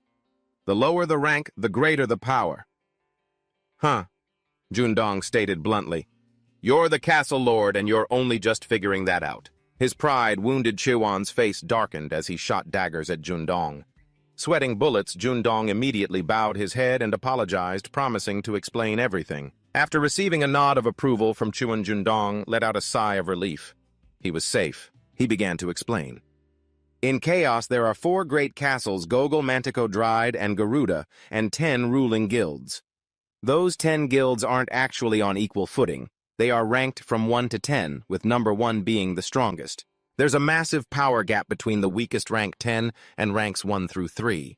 And yet Jundong's 9th-ranked Thunder Saint Guild, the 3rd-ranked Dark Guild, and the 1st-ranked Heavenly Dragon Guild were all defeated by the 10th-ranked guild. And Mantico Castle was taken over too. Jundong gritted his teeth. He wasn't sure what kind of support the Imperial Heaven Guild had received, but he was certain someone was pulling the strings. Chuan was silent. At first, he'd only thought that the Imperial Heaven Guild was just a group of ordinary people who possessed nightmares. They had tried to take over Gogol. Their first target was Mantico Castle, and they succeeded. They're conquering the castles one by one. Their goal must be the same as mine, to control all of Chaos. I just don't know how much the nightmares are influencing their goals this time around. But the mastermind is definitely in Mantico Castle. At Mantico Castle, a man named Lim Jin Hong, the guild master of the Imperial Heaven Guild, rests his chin on his hand as he watches someone else being tortured. 2 of his underlings report that they've thrown the Heavenly Dragon Guild master into the dungeon after cutting off all 4 of his limbs.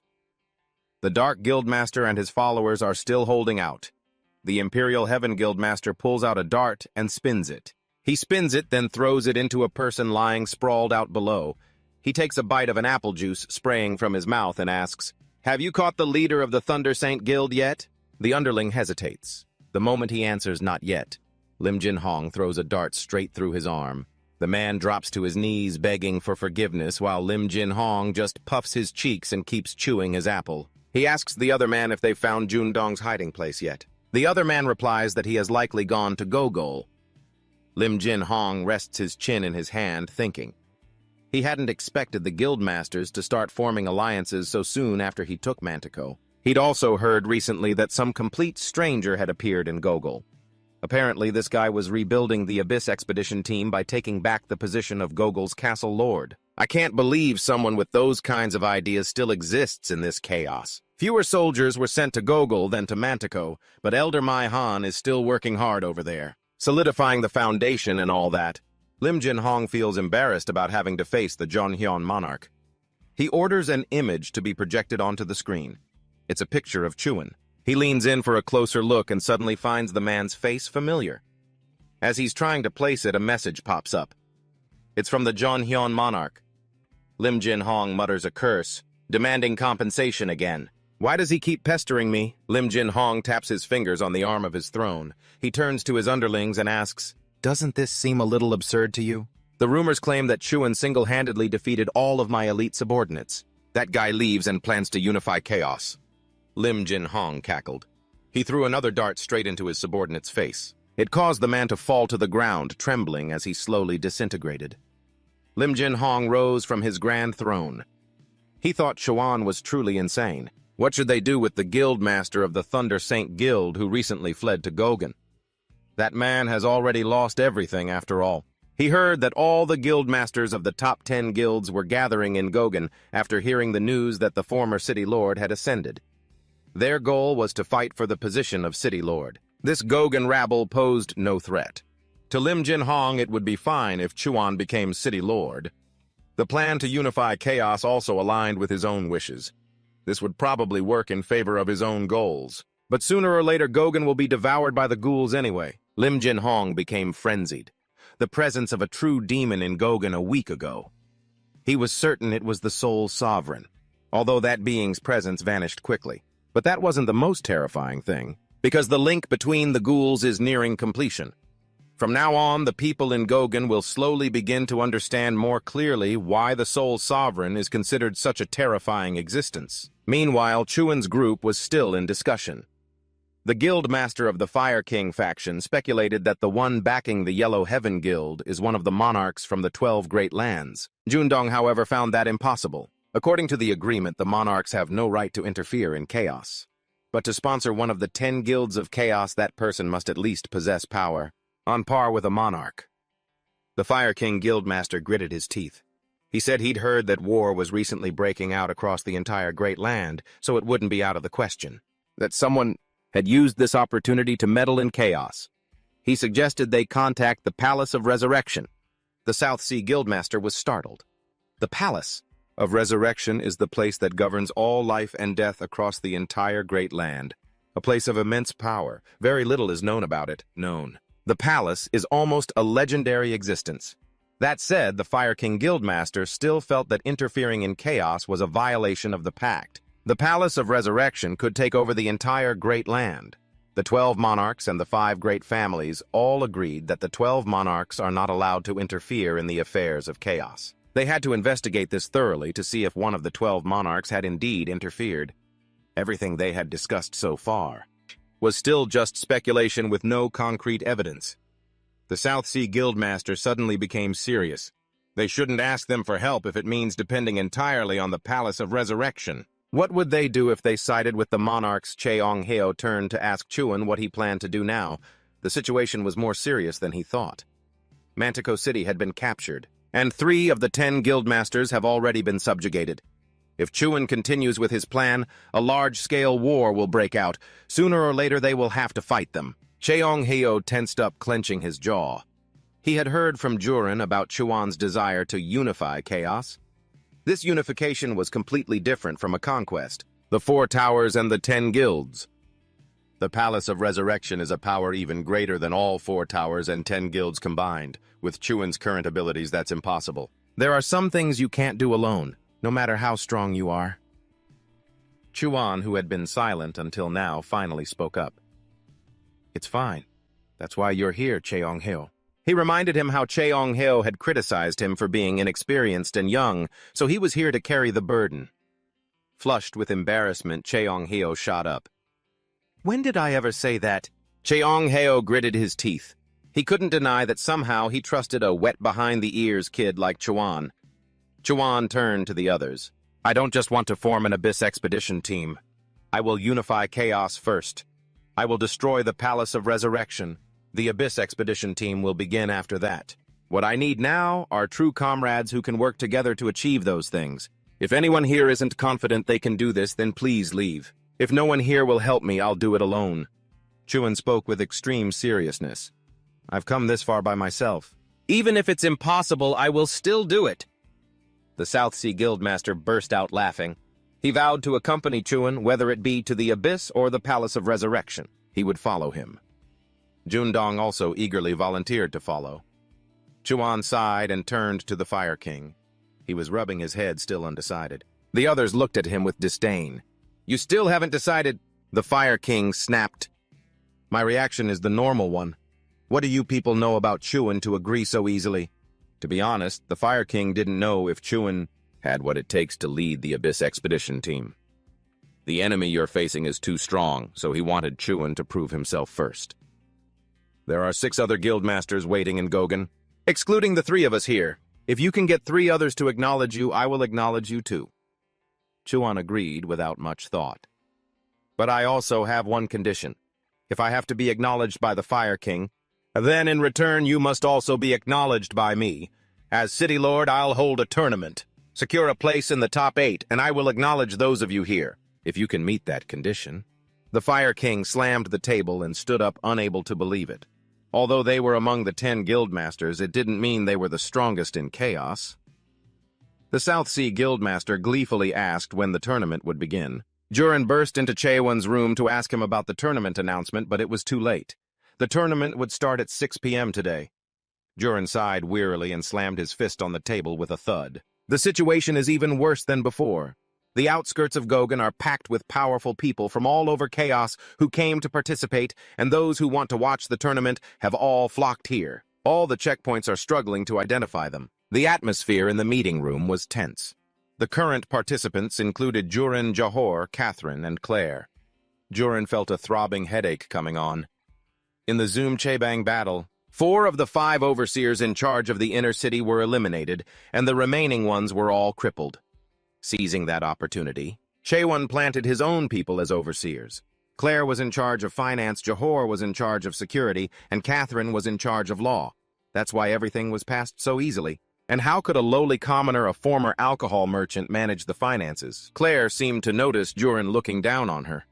She wouldn't back down. Chaewon's policies had created immense value.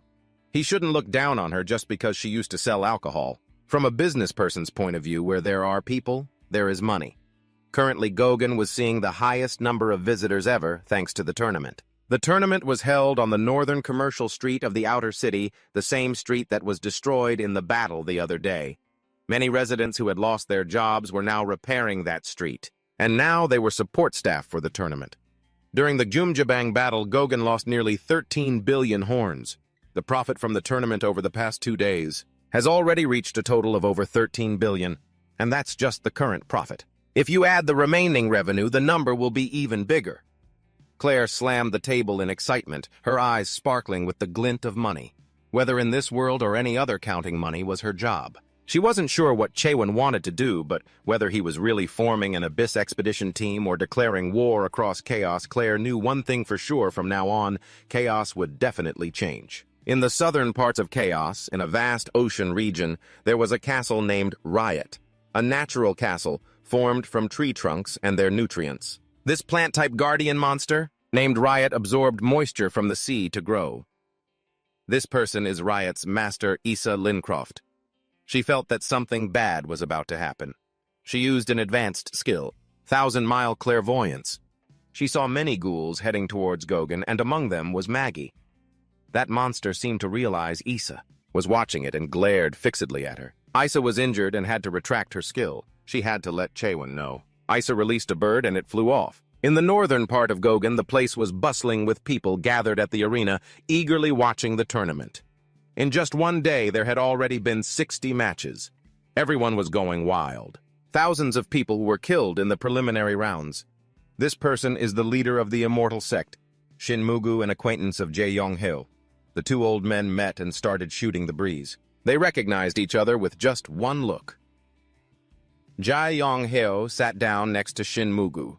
He was quite surprised that although Shin Mugu loved to fight, he wasn't participating in the tournament. Shin Mugu haughtily said that he didn't like to participate in meaningless tournaments like this one. Chaewon would be sad if he heard that. At that moment in the arena, the Fire King was battling one-on-one with a figure completely hidden by a cloak. It looked like a sure thing. The Fire King thought he was about to win. Who would have thought the tables would be turned? He had a sword held to his neck by the cloaked figure. Shin Mugu and Jae Yong-hyo, sitting in the stands, judged the skill they just saw. They were certain that the cloaked figure was the monarch of assassins Hoyu. Who knew what he was doing here? Johor took on the role of MC. He announced that the round of 16 had ended. Next up was the quarterfinals that everyone was waiting for.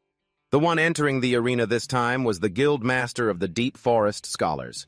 He was wearing an outfit made entirely of fur and feathers, fanning himself back and forth. He was rated as the warrior with the strongest skills in Chaos. Chaewon threw off his cloak and entered the arena with his sword. The guild master of the Deep Forest Scholars was quite confident.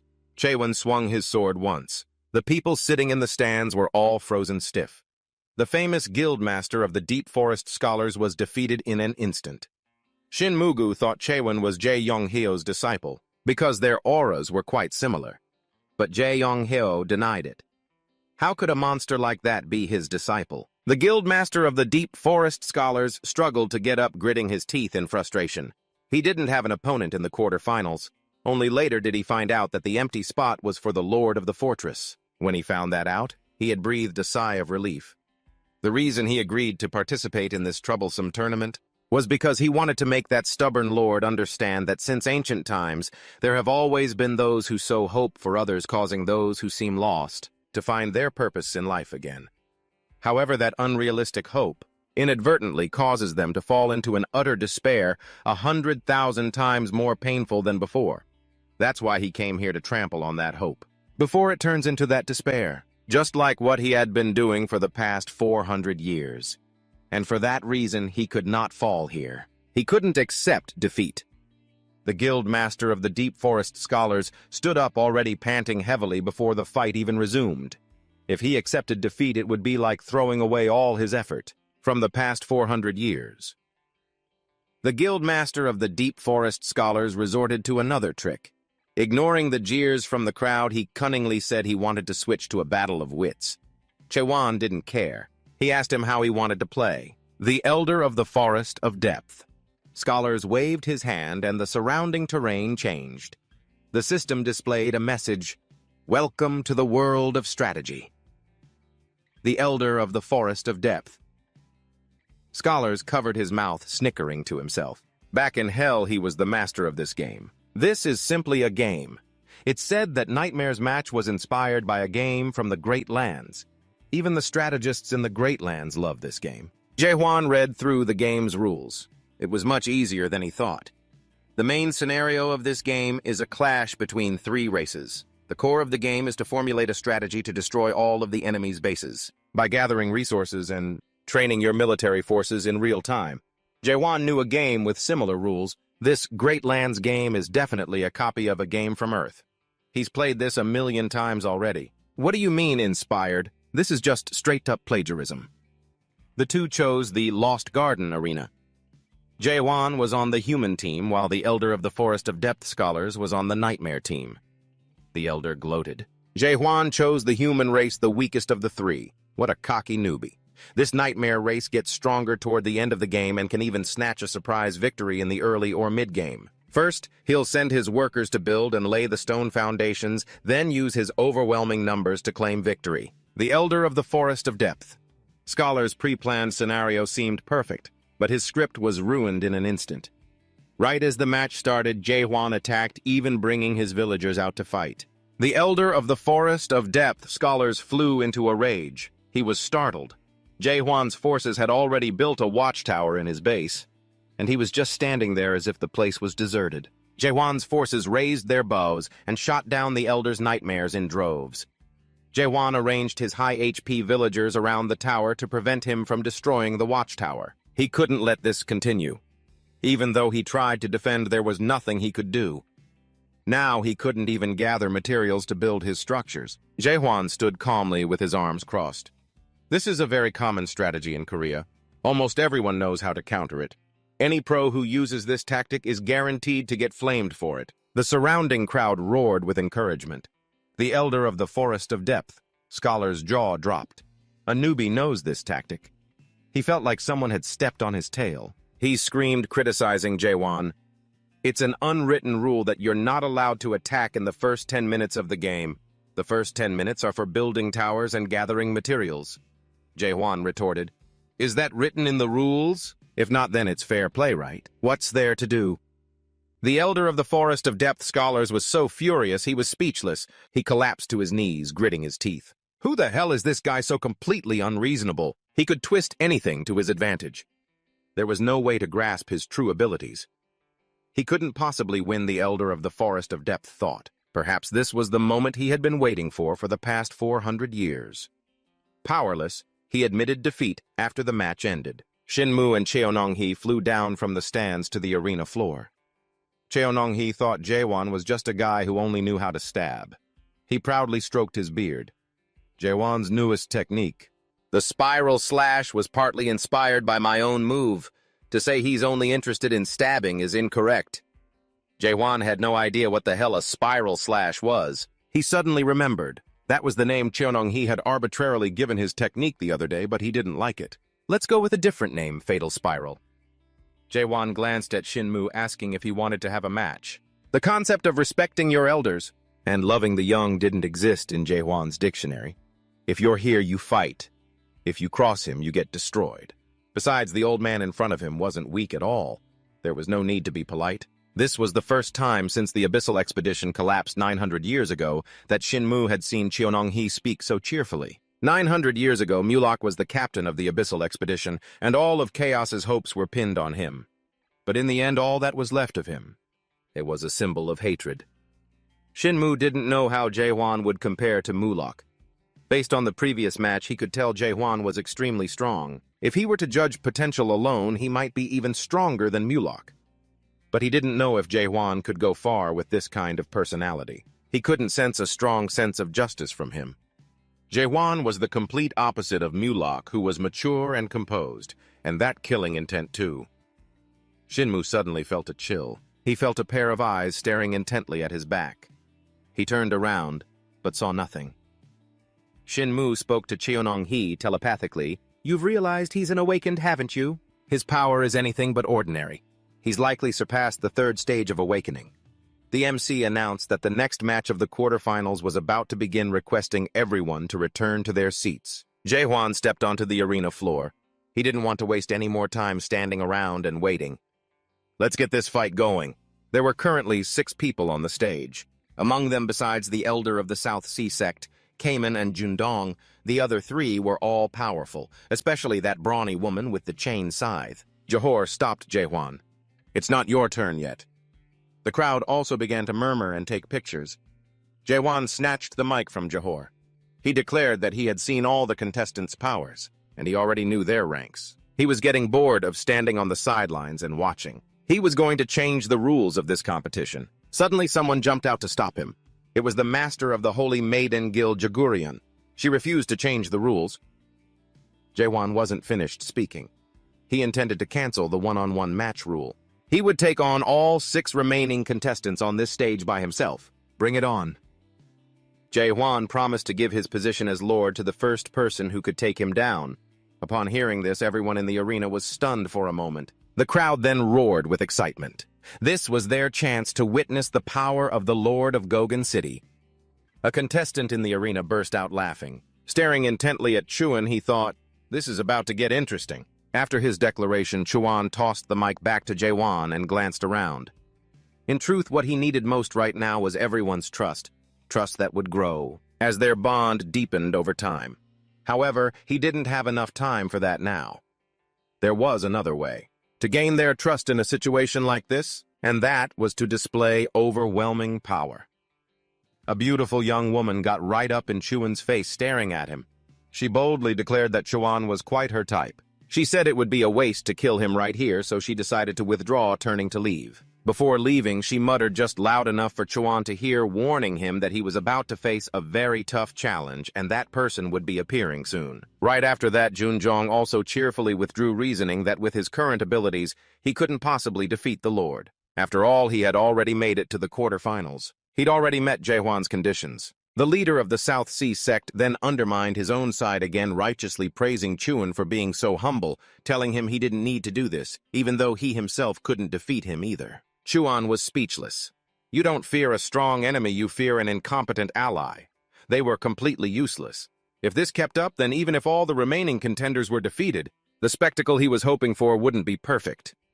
The leader of the Saintess Guild believed the others were just trying to save face for Chuan. Her subordinate contacted her telepathically. He told her to just go ahead. Show Chuan what a real festival is. The Saintess Guild leader told her subordinate to calm down. Their purpose for coming here wasn't to fight. The Saintess Guild leader then turned to ask the man in the black robe behind her what he intended to do. He replied that he was still assessing the situation. Nothing could be said for certain yet. They should just stick to their original plan. The two conferred. They now wanted to see what a pawn like Chuan could do. After a moment of discussion, the Saintess Guild leader spoke up. She said that she didn't want to fight Chuan, but she didn't want to forfeit either. She would voluntarily join the Abyss expedition team. The arena fell dead silent. Chuan asked what their motive was. Covering her mouth, the Saintess Guild leader said they wanted to help those trapped in chaos return to their normal lives. They had only come here to have a proper conversation. The Saintess Guild leader then said something that exposed Chuan's entire plan. From the very beginning, he had no intention of giving up his position as Lord. This match wasn't to select a new Lord, but to recruit more members for the Abyss expedition team. They were quite impressed with Jaewon's method. After the failure 900 years ago, no one had been able to organize a large-scale recruitment like this. And so she was very proud to be standing here with everyone, and she believed that everyone else here felt the same way. People didn't come here just out of curiosity about the Lord's position. The people in the arena began to whisper among themselves. The Saintess Guild leader threw off her veil and activated her skill eyes of truth, summoning a swarm of purple butterflies. She began to manipulate everyone in the arena, compelling them to speak their true thoughts. She whispered continuously in their ears. First, she planted a series of doubts. What is your purpose for coming here? Is it because of the tournament? Or is it because of your uncertain lives and future? Then the Saintess Guild leader dangled a tempting piece of bait. She claimed that chaos had forgotten the desires of the people here. The people in the arena heard this and found it reasonable. They started to clamor and discuss the Abyss expedition team. Chuan looked around and saw public opinion shifting. He was probably considering whether he should just end things right now. Suddenly, someone spoke up. He agreed with the Saintess Guild leader's opinion. He was the Sword King, considered the strongest among the 10 clans. He had traveled a long way to get here. And not just to watch these battles. Chuan clicked his tongue in annoyance. What is going on? He could see some serious collusion happening here. Meanwhile, Catherine was walking around the fortress when he suddenly noticed something. Catherine opened the door to Chuan's office and saw the blue eagle perched inside. When the eagle saw him, it delivered a message. Catherine read it and was shocked. An army of ghouls, including super ghouls, was advancing on Gogan Castle. The message was from the Lord of Dryad Castle. Catherine looked out the window in alarm. The sky in the distance was turning pitch black, gradually moving toward Gogan. Chuan also noticed the sky growing darker. The Saintess Guild leader was still passionately manipulating the crowd. Seeing that the crowd had been manipulated, she now revealed her true purpose. She asked the crowd who should be the commander of the Abyss expedition team. Simu and Chong-ho immediately realized what that witch was up to. She was using her eyes of truth with a high-level illusion technique. The Saintess Guild leader declared that Chuan would take on the role of leader for the Abyss expedition team. This was accompanied by a series of flattering words. The crowd murmured in praise, saying the Saintess Guild leader truly had the heart of a bodhisattva, always praising others instead of herself. Suddenly, the Sword King raised his hand to voice an opinion. He said the position of expedition commander couldn't be filled by strength and intelligence alone. It required someone with the talent to lead hundreds of members. He proposed that the Saintess Guild leader was the one suitable for that position. The Saintess Guild leader feigned surprise. Me? How could I possibly take on that position? Seizing the opportunity, the Sword King suggested using the eyes of truth on Chuan. The crowd immediately roared in enthusiastic agreement. Jae-hwan spoke into the loudspeaker, demanding that everyone leave the stands. They're going to ask the Saintess Guildmaster to use her eyes of truth. The Saintess Guildmaster smirked sinisterly. She cheaply agreed, playing along with everyone. She waved her hand, creating a path of butterflies that led towards Chaewon. She asked if he could overcome the eyes of truth and take the position of commander for the Abyss expedition team. Chang Hyo clicked his tongue. So that's their scheme. We've been played. Most people know about the Saintess Guildmaster's eyes of truth. Those with high stage adaptability will ask her to use the eyes of truth on them, to gain enlightenment values and advance to the next stage. Chang Hyo ground his teeth. If Chaewon just launches everyone into the air like usual now, then the Abyss expedition team is completely screwed. Who would want to follow a commander who would just stab his comrades in the back until they're dead? Chang Hyo bit his nails. It's even more dangerous. With Chaewon's personality, it's entirely possible. I can't believe that woman is using the eyes of truth to test his character. Chaewon agreed without hesitation. The Saintess Guildmaster smirked triumphantly. She waved her hand, and immediately the scene before Chaewon and the others in the arena changed. Chaewon was transported to a water region. He was on a boat being battered by violent waves. This time, the trial of the eyes of truth was for the most part an ocean region. The ocean is mostly filled with dangerous seas like this, so boats getting sunk like this happens all the time. Just then a lifeboat appeared. There was one more person who hadn't gotten on, but the boat could only hold 10 people. If anyone else got on, the boat would sink. In this situation, Chaewon would have to make a decision to let the survivors live on. Either abandon the one person in the sea or refuse to abandon anyone even though it meant the boat would sink. This was a test of justice. Chaewon would have to make a choice. If he chose the first option, everyone would call him cold-blooded. If he chose the second, they would say he couldn't assess the situation. No matter what he chose his worthiness to be, the captain of the Abyss expedition team would be questioned. Chaewon decided on a third option. He would save everyone and keep the boat from sinking. The Saintess Guildmaster grit her teeth in frustration. She never expected Chaewon could find the hidden option. A hidden option only appears when you search for the answer yourself. She had intended to make Chaewon look incompetent by only giving him two choices, but she failed. The Saintess Guildmaster pressed on, asking Chaewon what his third choice was. Chaewon smiled confidently. The people here are all slowly dying because of the ocean. If that's the case, then I just need to split the ocean in two. Chaewon raised his sword, getting into position. Chong-heo panicked, yelling for everyone to get out of the way. The crowd scattered in chaos. Chaewon thrust his sword, piercing through the ocean. Everyone's jaw dropped. The system reported an error. The churning ocean evaporated in an instant. The rescued people chirped their thanks to Chaewon, and then they vanished. The test was officially over. The Saintess Guildmaster screamed, asking Chaewon what he was doing. How could you do that? Before she could finish her sentence, Chaewon stared daggers at her and told her to stop barking. The raging sea disappeared, and everyone returned to the arena. Suddenly, the Gogan warning system blared with a red alert. Chaewon turned and ran for his life. The Gopdon warning system announced the postponement of all events and a lockdown of the city gates, ordering all residents to evacuate to the northern district immediately. The crowd looked at each other, then scattered in chaos. By then, Chaewon's group had reached the city walls. They could all see the horde of nightmares approaching. Jundong's face turned purple. My saint's assembly was destroyed in Mantico, and now I have to fight them in Gogan. This must be the end of days, the Fire King Guildmaster sneered. Jundong is so weak. Meanwhile, his own legs were trembling uncontrollably. Chong-heo mused to himself. Never in his wildest dreams could he have imagined that a kid not even 900 years old would now be the leader of the chaos of the limitless southern sea. The Saintess, the Fire King, and the Thunder Saint.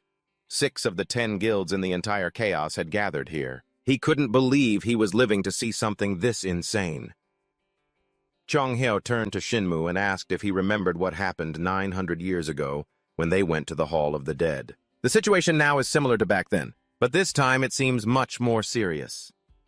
When a middle nightmare appears, the lesser nightmares gather.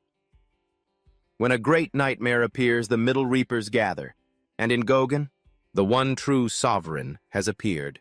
The very culprit that forced cities to build such high walls, the bringer of catastrophe to chaos, is heading towards Gogan. Another great nightmare. A Margit nightmare began its assault on Gogan. People screamed and cried desperately, trying to escape, but the nightmare's arms snatched them up and eliminated them. The Saintess Guildmaster. Her face was drained of all color. She trembled, unable to stand steady. Just then, an elderly civilian woman tripped and fell. Behind her, a ghoul was in pursuit. The Saintess Guildmaster saw the Sword King behind them and screamed for him to save the old woman. But the Sword King walked right past her, fighting a ghoul this large. It was a bit too much for him, so... Farewell, ma'am. The Saintess Guildmaster was completely stunned. She felt utterly helpless, her eyes wide as she watched it all unfold. The Sword King stepped on a patch of thorny ground. Spikes shot up from below, impaling him. The Sword King was dead. The Saintess Guildmaster could do nothing. A wave of despair washed over her. This is a strange world. No matter what choice she makes, the outcome is always the same. This world has no justice, no choices, and no hope. The Saintess Guildmaster stood frozen as she watched the monster open its mouth towards her. Suddenly, the monster was split in two. The one who saved her was Jun Dong. He told her to hang in there. On the battlefield now, the only ones still determined to fight back were the Fire King, the Southern Sea, and Gyun-dong. The Holy Maiden Guildmaster was stunned. She wondered why these people were still fighting. Even if they fought back, it would only buy them a little time. There was no way they could win. The Holy Maiden Guildmaster watched as he took down another demon, then noticed that he too was trembling with fear. Even so, why did he keep on fighting? Jun-dong, surrounded on all four sides by ghouls, gasped for breath and told the Holy Maiden Guildmaster to stop talking nonsense. There were even stronger enemies up there. At that moment on the city wall, Chuan was soloing the final boss. He easily grabbed a minion demon that lunged from behind the boss and crushed its neck. The final boss opened its mouth and roared. Pieces of the city wall broke loose and shot toward Chuan, but he jumped to dodge them. The creature Margaret swiped its arm at Chuan, trying to grab him, but he dodged again. As Chuan fought, he assessed the situation. Its attacks were quite violent, capable of finishing an opponent in a single blow, and they were also very difficult to dodge. The monster roared and fired a blast at Chuan. He sidestepped to dodge its blast and was about to charge in with his sword when the monster fired another one. Chuan clicked his tongue and raised his sword to block it. Elsewhere, Cheong-heo and Sinmu were still actively farming monsters. Cheong-heo's sword hand was trembling. This scene reminded him of that time. A tiny human being could do nothing against these giant monsters. All that remained was despair. They were helpless.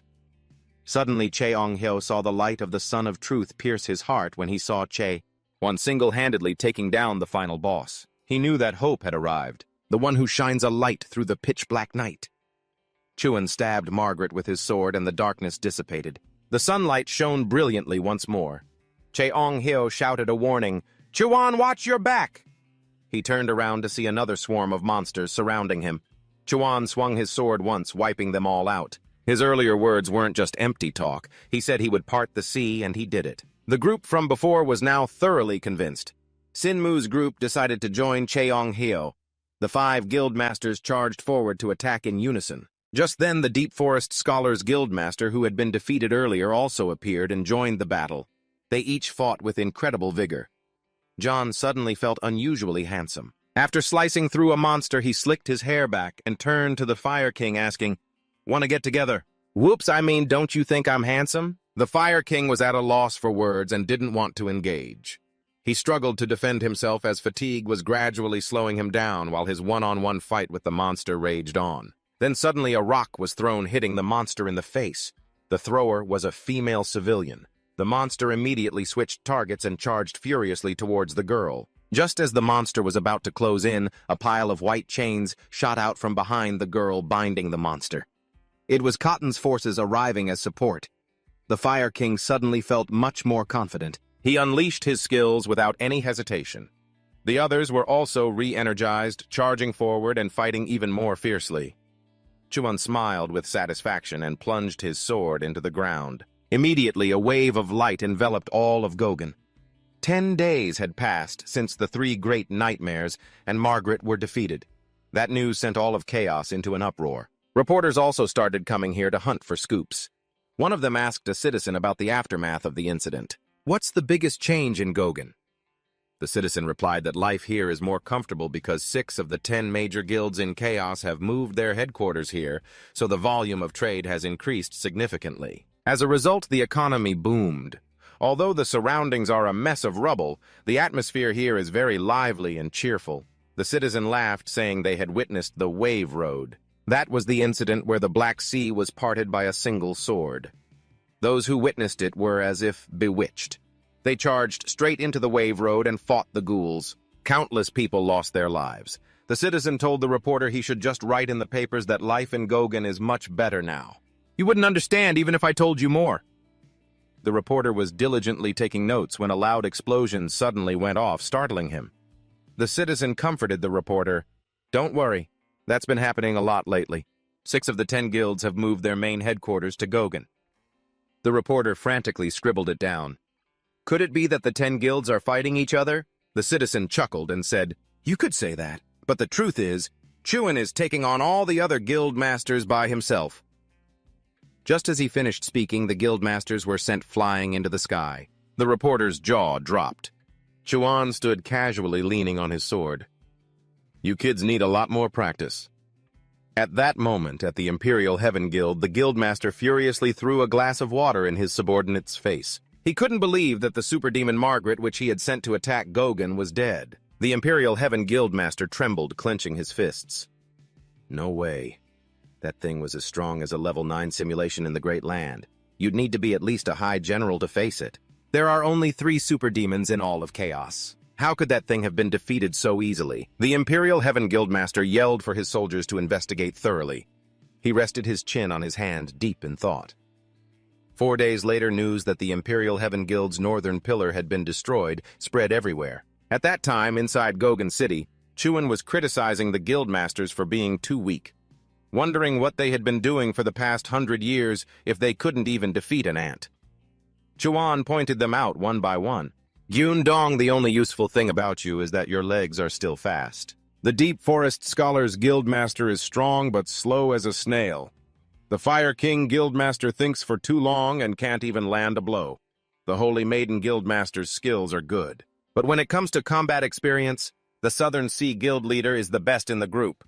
He has a solid foundation and isn't weak in any particular skill. But that also means he doesn't have any real strengths. And the problem that everyone has in common is people who've never actually worked for their achievements are criticizing him. Ong Heo is standing there showering him with praise. Now that's a spot-on observation." Che Kwang spun around and slapped Che Ong Heo right across the face, yelling that for someone who's lived 1,000 years, he's still pathetic. So who is he to talk? Che Ong Heo, looking disgruntled, hated to admit it, but Che Wan was right. 900 years ago, the leaders of the 10 great clans all had to be adapters of the 7th stage or higher. The leader of the Sky Dragon Guild, the strongest leader among them, was a 9th stage adapter. But Mulek was 1,000 times stronger than even him. Even though they were all powerful, an expedition was still out of the question. "The Abyss is an incredibly brutal place," Che Wan warned in a stern voice. "During the Golden Sky Guild's recent conquest of the North Pillar, they didn't even make it to the Manticore's headquarters, and yet half of their forces were critically injured while the rest were killed. If they were on the brink of death after fighting just one attack guild, what hope did they have for an expedition? That's why I've decided to conduct a special training session for 1 week starting today." Upon hearing this, the Deep Forest Scholars Guildmaster blushed, his eyes sparkling with excitement. He cleared his throat and told Che Wan that all the leaders here were adapters. There are 15 stages to evaluate an adapter's level, but reaching that level in a short amount of time is no easy task. Normally, for non-adapters, it takes 15 years to reach Stage 125, for Stage 2, 45 for Stage 3, and 85 years to train to Stage 4. However, surviving long enough to reach that level is another matter entirely. That's why even a 4th stage adapter is considered quite skilled. The Deep Forest Scholars Guildmaster wondered if Che Wan intended to turn them into awakened beings. Hearing this, everyone else's jaw dropped. The power of an awakened being doesn't increase gradually like normal. It skyrockets to the next level in an instant. Che Wan didn't deny it. He wanted everyone here to become awakened on the condition that they were willing to leave their own worlds. Che Ong Heo stepped forward to explain. In order to awaken successfully, you must go through 3 phases. The first step is to destroy the simulated world you have lived in all this time. Those who reach this state can awaken the insight to see through the true nature of this world. Che Wan silently realized that Che Ong Heo was talking about his doubt ability. Jundong's head was throbbing. He didn't really get it. The Saintess Guild's master explained it to him again. "It means we have to give up all the benefits from the system, including our skills and stats." It was only now starting to click for Jundong. They were currently privileged adapters. These are people who receive many favors from the system with numerous advantages from skills to interfaces. People like them awaken 10 to 100 times faster than others. All the gods enjoy these privileges, including the 12 monarchs. It won't be easy for them to give up these blessings. The non-high sect's leader was silent. He seriously was not a privileged adapter. If it meant getting stronger, he was ready to abandon everything, skills, worlds, whatever it took. He only wanted to hold on to his hatred for those monarchs. The Saintess Guild's master tried to persuade the non-high leader to reconsider. If they gave it up, it meant they had to abandon every thing they had. It wasn't that simple. She reminded Nanhai of the Great End. Of course, Chaewon had no idea what the hell the Great End was. It all started with the appearance of the Fisher. 700 years ago on the Great Land, they appeared as a terrorist group and announced they would fight against the apocalypse. They murdered 4 of the monarchs who opposed their doctrine in a brutal fashion.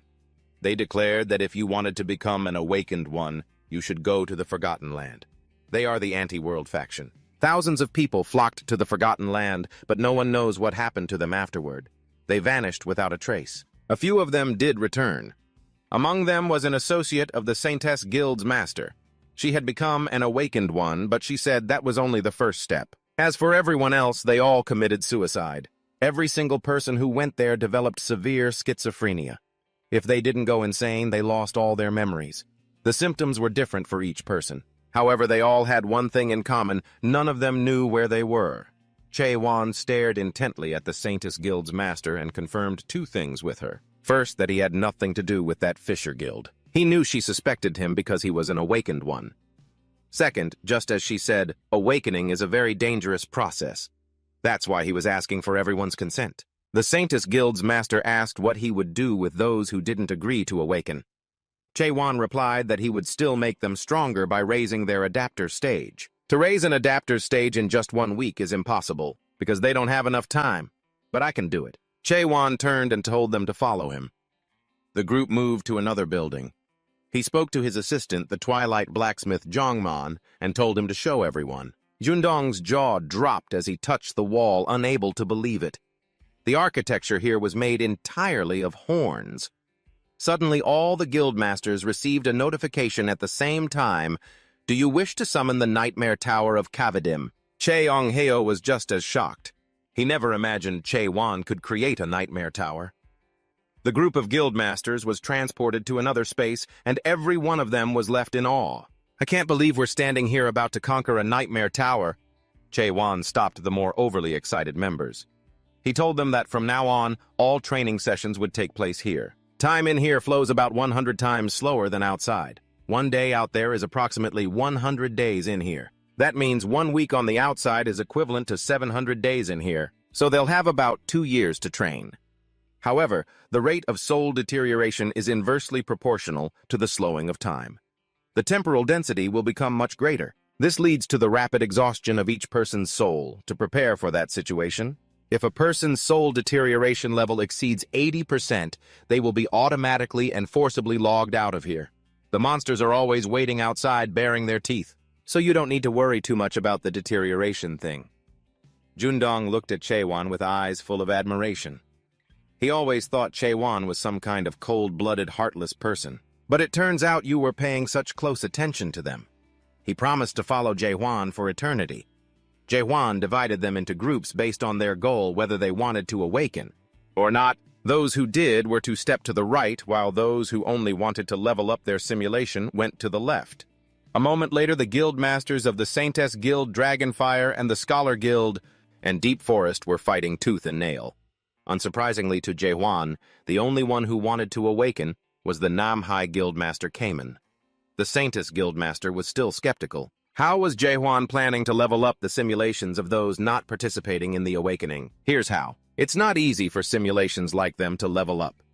To do so, they have to reach a certain level of enlightenment or learn high-level skills. To increase their own abilities, Jaehwan calmly declared that it wasn't a difficult problem to solve. He didn't need any secret manuals from this day forward. The 4 of them would become each other's teachers. Sinmu, watching from the side, had to praise him. What a groundbreaking idea, having them teach each other the skills that each of them had already mastered. The guild masters, with their sky-high pride, would never have thought of this. But here, every single one of them was vying for the title of the strongest, so they fought like cats and dogs. Over on Cayman's side, he practiced a single move over and over again countless times. 10,000, 100,000, or over 1,000,000 times. He couldn't even remember how many. Jaehwan, standing beside him, relentlessly urged him to speed up. Cayman wondered more than once if he would really get stronger this way. Jaehwan was tired of repeating himself. He told Cayman that he must have felt it for himself by now. Cayman admitted he wasn't some kind of prodigy, but Jaewon knew he was different from the other guild masters out there, those who had the natural talent to become super-powered simulations. Kaiman's perseverance and effort to the very end were what brought him to the threshold of the most powerful individuals. With Kaiman's spirit full of determination, he wouldn't lose control the moment he touched upon the ultimate questions. It wasn't just talent, but the power of will that leads to true awakening. Jaehwan had complete faith that Kaiman could do it, so he wanted Kaiman to trust him too and keep speeding up. Kaiman gripped his sword tightly. He continued to thrust without rest. Meanwhile, outside the tower, that beautiful girl from the other day sat leisurely enjoying some wine. She looked at the Tower of Nightmares and scoffed, despising those foolish humans. They still think they can change something, even after all these centuries have passed. She turned to the person behind her, addressing him as Master. Surprise, surprise. It was none other than Cheon-hu. He asked this girl named Seoha what she was plotting here. Seoha just gave a faint smile, not worried in the slightest. She told Cheon-hu to come back. Many people were waiting. Cheon-hu refused. He would absolutely not go back because he would never cooperate with unscrupulous non-humans like Seoha's group. He would fight for humanity. Seoha approached Cheon-hu, introducing herself as a member of the Rupture Guild. Cheon-hu looked down. He had already realized the filthy nature of that guild. Rupture disappeared after the Great Disappearance long ago. The remnants left now are just a powerless bunch who have lost both their purpose and their way. Seoha burst out laughing. She couldn't hold it in. To think those words would come from the mouth of one of the people behind the Great Disappearance like Cheon-hu. Seoha walked past Cheon-hu. He didn't directly participate in that event, but he didn't stop it either. Cheon-hu just stood there and watched everything unfold. However, Seoha was very grateful for that, because after all, if it weren't for Cheon-hu, she wouldn't be who she is today. Seoha gloated as she brought up the past. There were many people in Rupture who tried to awaken using the method Cheon-hu taught them. They are still swinging their swords at each other hundreds, thousands of times, continuously killing one another. Among them, only a tiny fraction could survive and swing their swords 1 billion times. Those people became numb to life and death, and in order to overcome human limits and see the world beyond. That's how to pass the first stage of awakening destruction. Cheon-hu drew his sword, drawing a line. He insisted that was not the right way. Seoha acted as if nothing had happened. Cheon-hu wasn't even a complete awakened being. His world was still just a single color. Just like that, Cheon-hu was afraid of losing his humanity. There was no way he could paint his unique world, the very thing he had journeyed so long to find. Seoha drew the weapon at her hip. She had found her own world and become the commander of Rupture's second corps. Seoha threw her chains toward Cheon-hu. A chain matrix surrounded him. He had heard that Seoha had become a commander. Could it be that she had reached the third stage of awakening? Seoha gloated. She didn't just stop at the third stage. The chain formation around Cheon-hu showed severed heads and flowing blood. Seoha was painting the scene of the Great Disappearance before his very eyes. This was the masterpiece that Cheon-hu himself had created. Now Seoha was recreating it for Cheon-hu to admire. Seoha said with great sarcasm that since Cheon-hu was alive, he didn't need to act as if he were already dead. You can't change anything in this chaos. This world will never change. Seoha then invited Jaewon to return to the Crevice Guild with her. Jaewon cut Seoha off, insisting that the world could be changed. He held an unshakable belief that chaos could be overcome. Seoha's expression changed. She couldn't believe Jaewon could wear such a look on his face. But you'll just fail in the end. Seoha retracted the boundary she had drawn, turned around, and left. Just like the failure 900 years ago in Chaos and 700 years ago in the Almighty Land. And just like when Jaewon had abandoned her and fled, she left him to do whatever he pleased. She reminded him that the members of the Crevice Guild would always be watching him. At that moment, Kaiman was lost in thought, contemplating the first stage of awakening, doubting the world. The second stage of awakening, understanding the doubted world, and the third stage, forgetting the world. As Kaiman sank deeper and deeper, Jaewon drew his sword and pursued him. He shouted, telling Kaiman to snap out of it.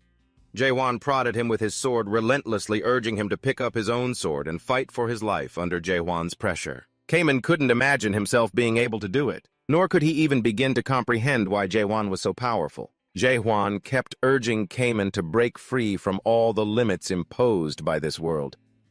Kaiman closed his eyes, then opened them again. He had entered the third stage of awakening. Cayman gripped his sword, forgot himself, and simply thrust forward. He had successfully opened the moon eye. Jaehwan was satisfied, congratulating Cayman on becoming so much stronger. Even though they were both in the third stage of awakening, Cayman didn't think he had caught up to Jaehwan, no matter how many limits he shattered. Inside the meeting hall of Gorgon Fortress, the meeting between the three fortresses devolved into a chaotic shouting match. The other fortresses argued that Gorgon organizing an expedition into the abyss was a violation of their pact. Jurin sighed, a headache forming. The reason he had gathered everyone here, it was because of the Ten Clans incident, not to argue about this matter. The Lord of Golden Sky Fortress, Kim Hwanbang Solra Hidong, an 8th stage adapter, spoke up, demanding a fair reselection for the commander of the Abyss expedition. The Lord of Mythology Fortress, Issa Linscroft, also voiced her agreement. The topic then shifted, with everyone asking about Jaehwan's whereabouts when Jurin received the news that the three-fortress meeting was being organized. Before he could even organize it, he received word via a messenger eagle that the envoy from Golden Sky Fortress had already departed. By then, Jundong's group of adapters had returned, but Jaehwan and Cayman had not. Now they were in a tense situation, lacking their decision-maker, and being pressured by these uninvited guests. The Lord of Golden Sky Fortress refused to accept it. The fact that a brat who's only lived for 55 years had created the Abyss expedition, let alone was leading it. He refused to hand all of chaos over to Jaehwan. Jundong had heard enough of the Golden Sky Lord's barking. Unable to stand it any longer, the feisty young man put his sword to the Lord's throat and told him to stop barking. The others also drew their swords ready to fight. Jundong's group refused to back down an inch. They refused to change the expedition commander. Both sides were ready to throw down. The Lord of Golden Sky challenged Jundong to make the first move, and Jundong wasn't one to refuse. In fact, he was going to do it anyway. Jundong lunged forward with his dagger, but the Lord dodged it as if with his eyes closed. He continued his assault, circling his opponent. The Lord of Golden Sky had to admit the kid was fast, but he was still no match for him. It wasn't until Jundong leaped into the air and came crashing down with astonishing power that the Lord was forced to use a skill to block. The attack made him suspicious of whether Jundong was truly only a 7th stage adapter. A power flow like this should belong to someone much stronger. At this point, he had to admit his opponent was stronger than he'd imagined. Still, he believed that no matter what the kid tried, he could never overcome the massive gap in their skill levels. There was no way Jundong could defeat an 8th stage adapter like him. As he spoke, he summoned a holy stone wheel and hurled it straight at Jundong. Playtime is over. Let's begin the real fight to the death. Everyone outside was worried for the Thunder King Jundong. He was struck by the attack, much to his enemy's smug satisfaction. Although the master of the Thunder King Guild fought brilliantly, he still had to fall to the Lord of Golden Sky. He declared that today everyone present had witnessed the Thunder King's defeat because he was the victor, and the expedition commander's position as well. But Jundong could still fight. He wouldn't let that guy unilaterally declare the match over. Not while he was still standing here perfectly fine. Jundong was brimming with fighting spirit and power. He was about to show that raccoon-eyed bastard something interesting. After all, he must be tired from spouting all that nonsense. The Lord of Golden Sky thought the kid was just stubborn, unable to recognize when to give up, when speed was the only thing he had. Just then, Jundong shot forward like a flash of lightning, passing right through the holy stone wheel completely unharmed. He then used the flames of the 7-8 emperors to surround his opponent. Before the Lord could even register his surprise, Jundong also activated the 8 Faceless formation, the same technique used by the master of the Illusion Forest Guild. At that moment, he finally sensed the true danger of the situation. Losing his composure, he roared, "Why would the guild masters be insane enough to teach their ultimate techniques to an outsider? Have they lost all of their pride? Pride doesn't help one get stronger. The victor is always right." Jundong successfully landed 2 slashes on him. If this was what the boy wanted to show him, then it was time for the Lord to start fighting more seriously as well. With that said, the Golden Sparrow Lord began to amplify his power. Junyang watched, stunned, his jaw hanging open. Everyone nearby quickly fled as far as they could. If you run early, you get to keep your life. His 10,000 Seas wheel was larger than a tower, its destructive power beyond words. It was like a tornado pulling in all the earth and rock. "Where are you? Thunder Saint, let's see you take this attack. Someone call for me, here I am." The Thunder Saint was completely unharmed, piercing straight through the center of the attack. He announced that playtime was over and the Golden Sparrow Lord should surrender before he gets taken down. Jun Young, along with the Cloud Sword's Sky Child, shattered the 10,000 Seas wheel. The tip of his blade was less than a centimeter from the Lord's forehead when Shinmu arrived and stopped Jun Young. This fight should be over now. Shinmu hoped he wasn't, trying to use the Golden Sparrow Lord's horn. After all, it's the ultimate weapon against ghouls, not something to be used here. The Golden Sparrow Lord clenched his fists, disappointed in himself for losing to the Thunder Saint. Shinmu announced Gao Huidong's defeat. Who's next? Who will fight Shinmu? His opponent is Isaac Lincroft. Shinmu announced, "If there's anyone else who wants a fight, feel free to step down here." Just then, the leader of the Saintess Guild Gurium also stepped down. Shinmu looked confused, wondering what on earth she was trying to do. Gurium calmly replied that she was switching sides. The two of them couldn't understand women at all. What was she plotting? Her reason was simple. She thought this side was stronger and had a better chance of winning. Just then, a mysterious figure stepped forward and said he would be his opponent. This was the monarch Bang Chun, in a Phase 9 artificial simulation. However, his appearance here was highly unusual. It couldn't be because he had vanished after the Three Lords Conference. Shinmu was furious at his presence. Chun-In was the one who had slaughtered countless spirits in the chaos and stolen the fruit of resurrection 900 years ago. He had no right to return to this place. Chun-In casually said, "Don't be so narrow-minded, my old friend. It's all in the past anyway. Now let's fight. I've missed you so much." Such close friends always missing each other no matter how long they've been apart. Shinmu scowled and asked if he was truly serving under the Steel Monarch. Chun-In confirmed that he was. His subjects are very lenient towards warriors. The Fifth Citadel is basically a microcosm of the criminal underworld. Shinmu thought angrily to himself that Hoyu must be finished, and yet he still took in a piece of trash like this. Chun-In noted that his old friend still seemed angry about what had happened back then. Hoyu had forgiven him quite easily, but he had not. He even had the nerve to ask Shinmu not to be so heartless towards the other warriors. Didn't we all go through so many good times together in the past? Hearing that, he flew into a rage and lunged forward without hesitation. "You're the real traitor!" Someone who betrayed his own comrades has no right to say such things. Chun-In blocked Shinmu's sword with his bare hand, not forgetting to add a few taunting words. "You're far too harsh." It's been 900 years since we last saw each other. But when he thought about how Ryot Garuda and the High Priest had also been deceived by him, he couldn't hold back. Chun-In still acted like he was talking nonsense, claiming they had only given them advice so they could make wise decisions. From the very beginning, Lord Gogone and a few others were just living in a pipe dream. "How pathetic," he said with a smirk. It drove Shinmu insane. He demanded the bastard shut his mouth. Shinmu turned to look at Isaac Lincroft, who wore a complicated expression. Suddenly a voice spoke up from behind them. "Do not waver, Lord Keol. Your decision is the correct one." Isaac Lincroft remained silent. The one who had just appeared was the emissary of the Steel Monarch Hai Yang. He said that Lord Gogone was far more dangerous than the leader of the Heavenly Forbidden Guild. He's trying to use the Abyss Expedition team to unify the chaos. The monarch considers him a threat. A mark is placed upon those creatures who try to change the chaos. Every time a threat emerges, a sign of hope appears in the chaos, and that sign ultimately leads to despair. He continued his persuasion. "If we do not eliminate him, blood will spill all across the chaos.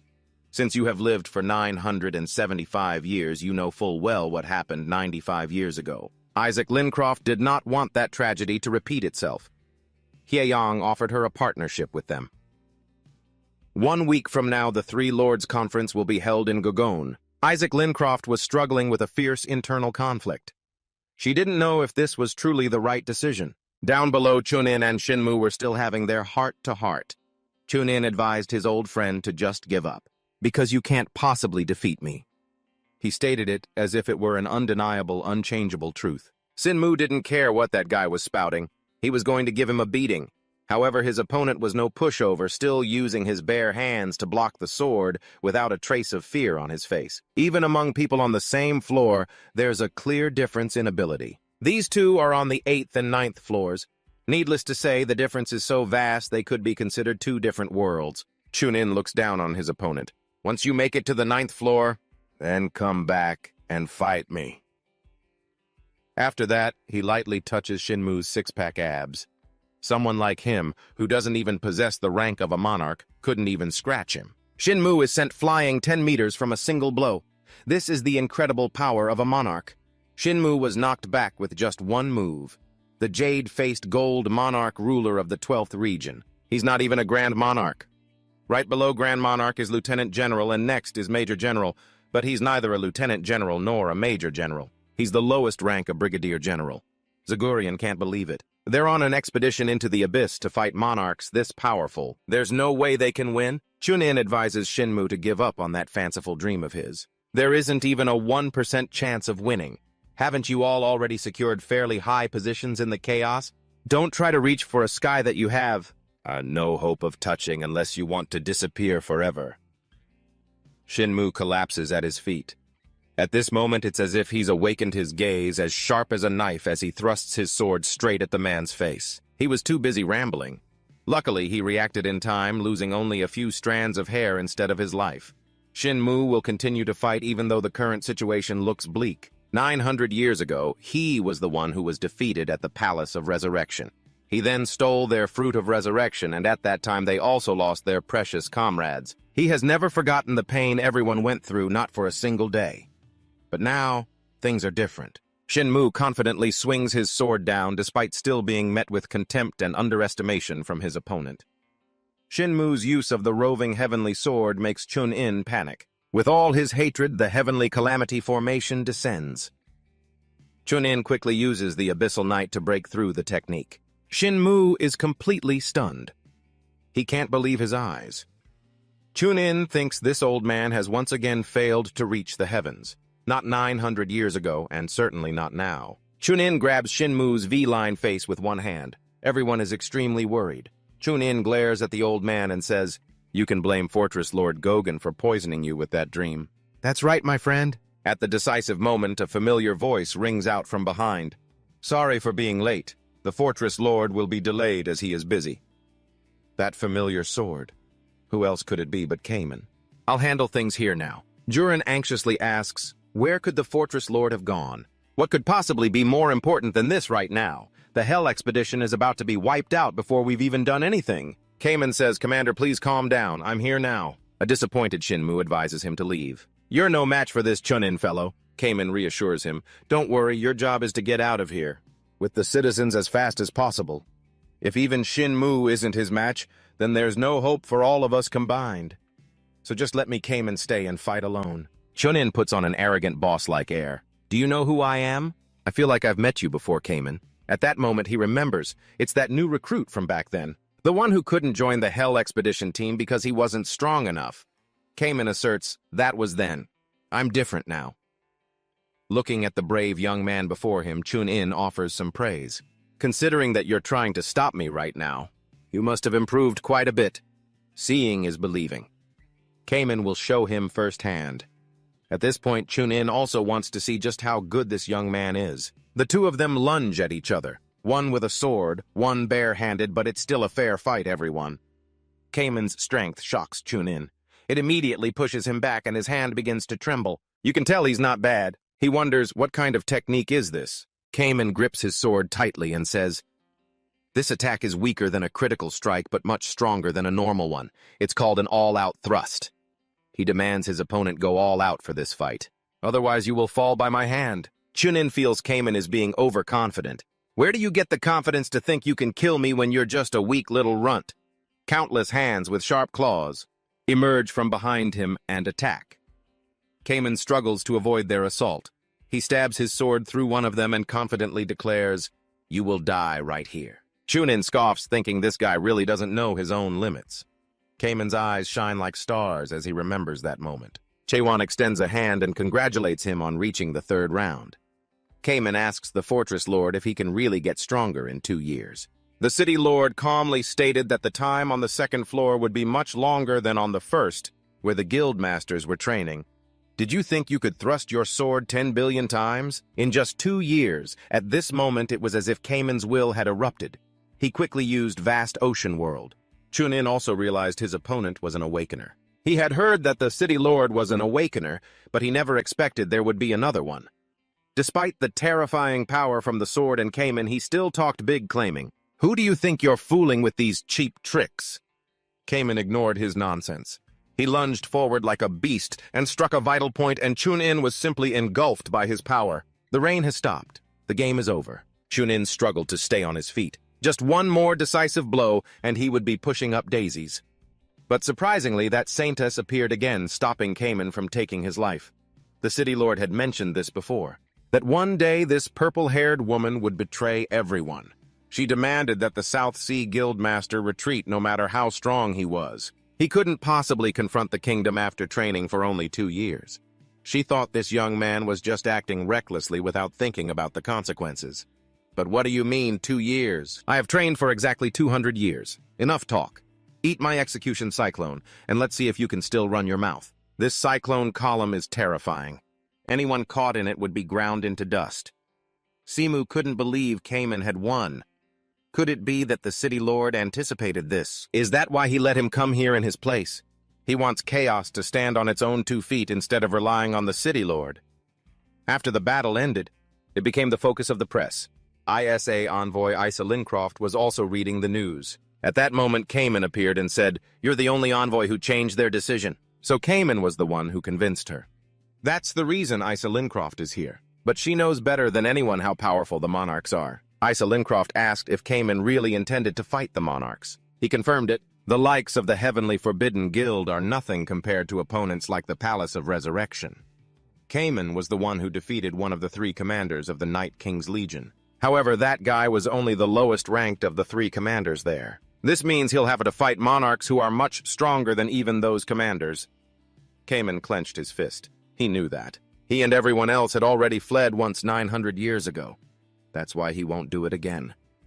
Isa Lincroft realized this young man was a simulator. Always anxious because Cayman wasn't a powerful simulator. He had once despaired when facing a wall that he couldn't overcome with effort alone. What was the real reason he had changed so much? Was this truly the Cayman that Isa Lincroft knew? If Cayman truly believed he could do it, then she would believe in him too. Suddenly, there was a commotion in the courtyard below. Isa Lincroft rushed to look through the window. So many people were down there. This is the Nightmare Tower. They all want to enter the tower to become simulators. That's what it looks like anyway. But not just anyone can step into that tower. Becoming a simulator is not simple at all, because inside that tower time nearly stands still, and the trials you must overcome are incredibly difficult, Isa Lincroft thought to herself. A tower where time nearly stands still, you say? Don't tell me Cayman got stronger because of that Nightmare Tower. Cayman told her to see for herself. Chaos could now survive on its own strength. Isa Lincroft didn't understand. Even ordinary people were trying to enter the tower despite being terrified. Why would they do that? Because of the long-held desire to choose the freedom we lost 900 years ago. What would be the point of having a chance if you don't seize it with your own strength? Now she understood. Cayman was trying to believe in himself once again. Isa Lincroft asked him, "Where is the Master of Gogan now?" Chun was just chilling with Chong Hae at an oasis. The meeting between the 3 cities has now officially concluded. He asked Chun if it was really all right to go there directly. They might bring their strongest simulators, but Chun was confident that Cayman could handle it just fine. After all, Cayman is stronger than him now. Chong Hae vehemently objected. "Nonsense, it's still too soon. How could he possibly defeat me?" He wanted to start over, too. This old man was supposed to enter Phase 3 soon. It's because he took the wrong approach. If Chong Hae had awakened in a different way, he might have been much stronger by now. Chong Hae was shocked that Chun knew that. At least he knew that he saw the world very differently from the way he and the other awakeners from the Rift did. They all awakened through the same methods. The first step to awakening is separation. After passing the second step, recombination, it will finally end at the third and final step, submission. The steps of awakening that I know are not hard to understand. He simply continued to slaughter his enemies on the battlefield. The severed parts didn't reattach, nor did they torment him, and just like that, Cheon Yusong awakened without any hindrance or suffering. Jaehwan, however, was different. He questioned why someone like that would survive and understood his struggle to find a reason to exist in this world, and so he wondered endlessly and suffered infinitely. Even after achieving that was still his path. Chuan continued to move forward on a rather thorny path. Chong Hyo asked him how old he was. It seems the third floor of the tower was completed a few days ago. According to what Michael said, the level of concentration on the third floor is 100 times that of the second floor, and Chuan had only been on the second floor for just 2 days before reaching the third. The old man wanted to know how long he had trained there.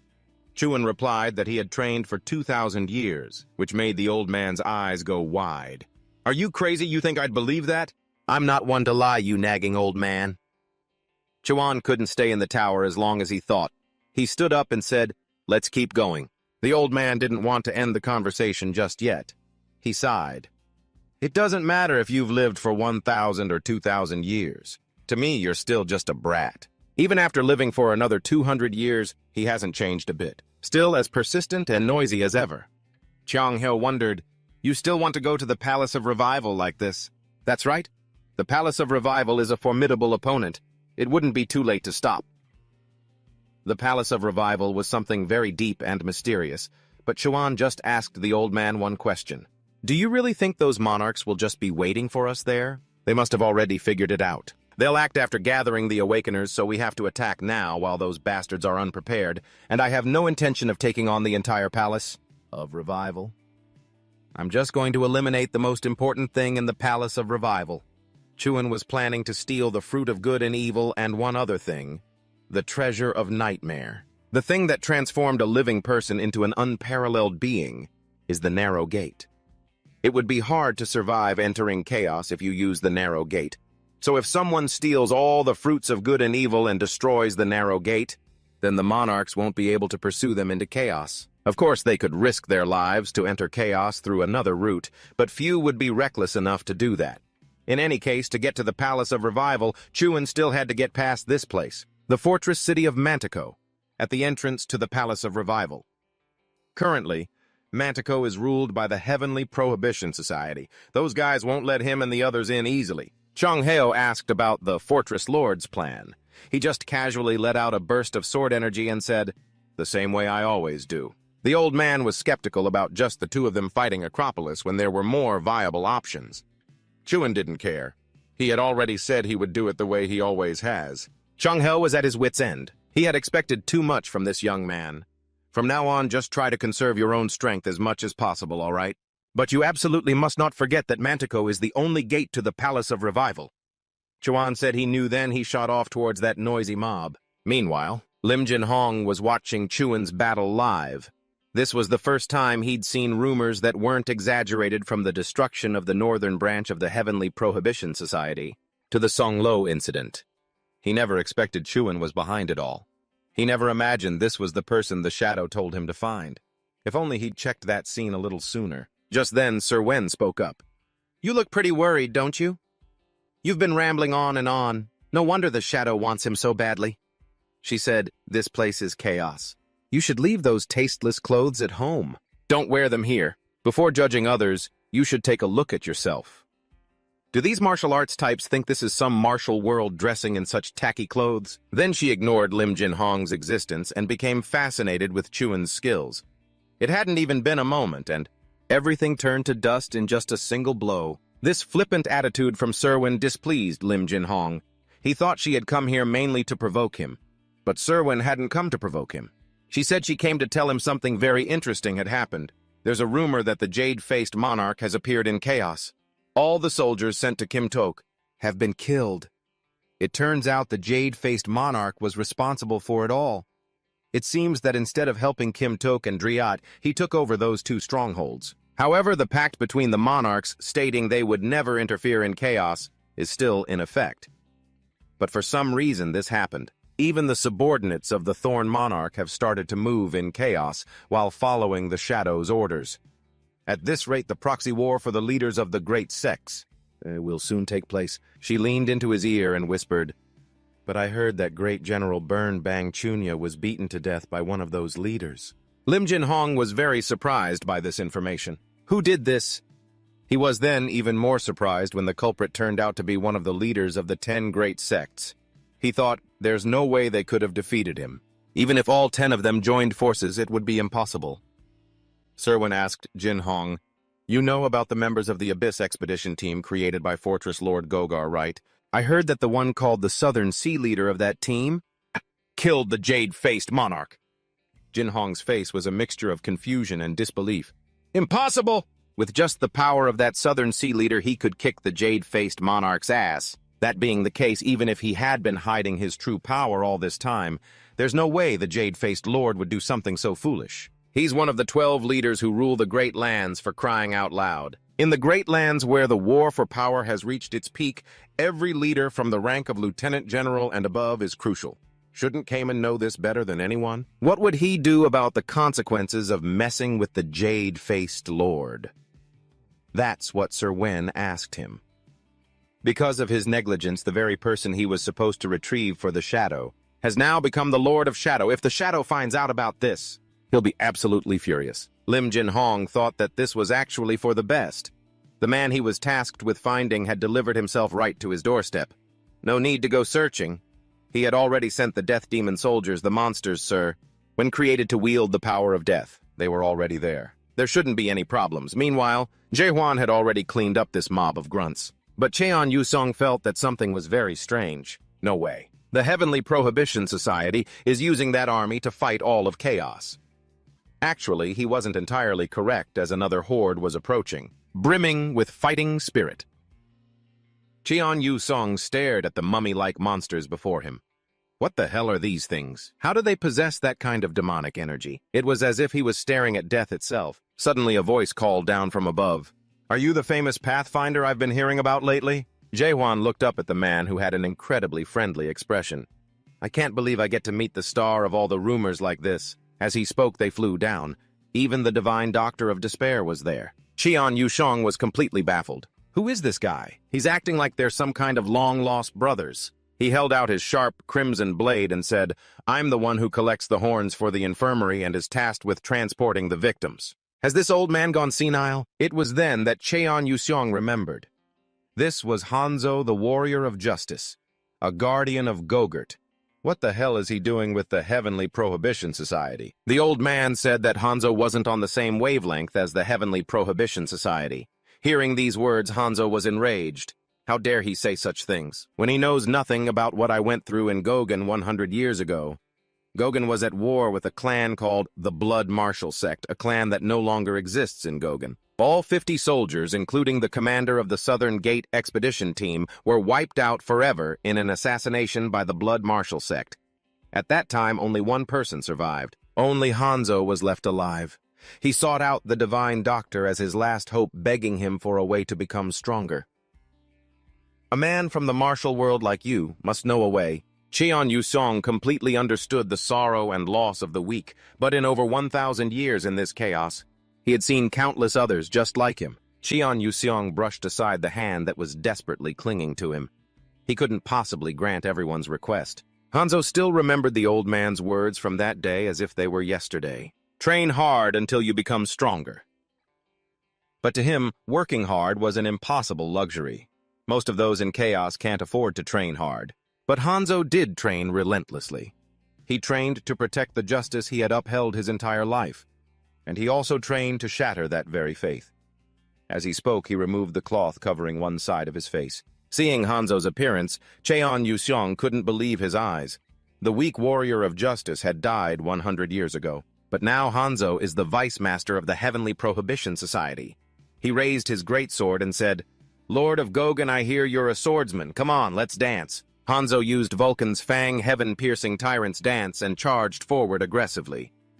Jae-hwan's eyes were as sharp as a blade. He made a simple, gentle thrust that pierced through the red phantoms and met his spear. He was stunned by the Lord's power and skill.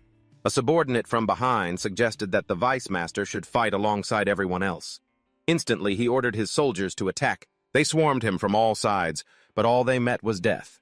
Back at home, Lim Jin Hong was watching a live stream and couldn't believe his eyes that the man could kill all the ghouls so easily. He has reached the monarch level, so he could probably win by attacking alongside the ghouls. But in a head-on fight, who knows how many casualties they would suffer.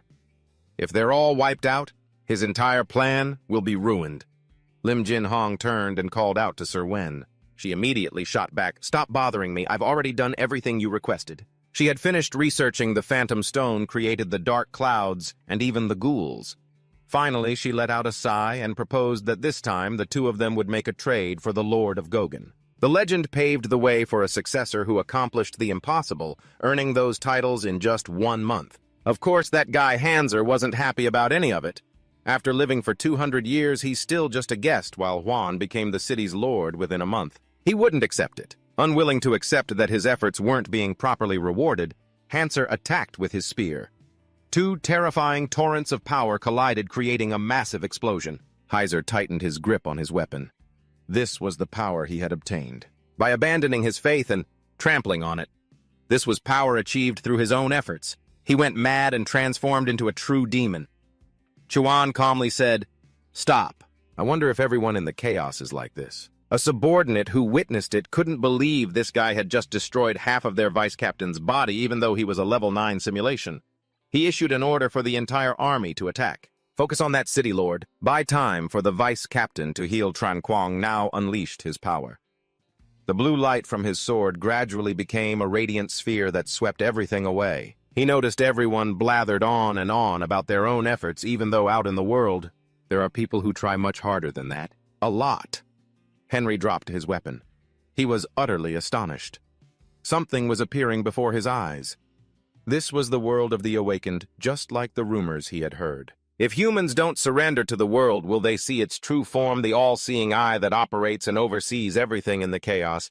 You really want to fight it. Henry was gradually fading away. Before disappearing from this world, Henry wondered if he would still have walked this path to pursue this dream had he remained a representative of justice. Chuan is truly a terrifying monster. He destroyed thousands of years of Mantico's history in a single instant. Instead of a heavy sword, it should be called a world-cleaving sword. All right, stop standing around talking nonsense and let's get a move on. He's already cleared the way. There are still a few guys standing there with their jaws dropped, but it's not like they can do anything. Cheong-hyo still didn't understand why. It was so hard to believe Chuan could do that. Wherever his blade went, the world itself fell to pieces. Such overwhelming power. He had never seen anything like it before. Chuan nonchalantly said, "I just swung really hard, there was no magic to it." He has reached a state of indifference to all things. Thanks to Chuan, things are a lot easier now. He couldn't sense the life force of any general.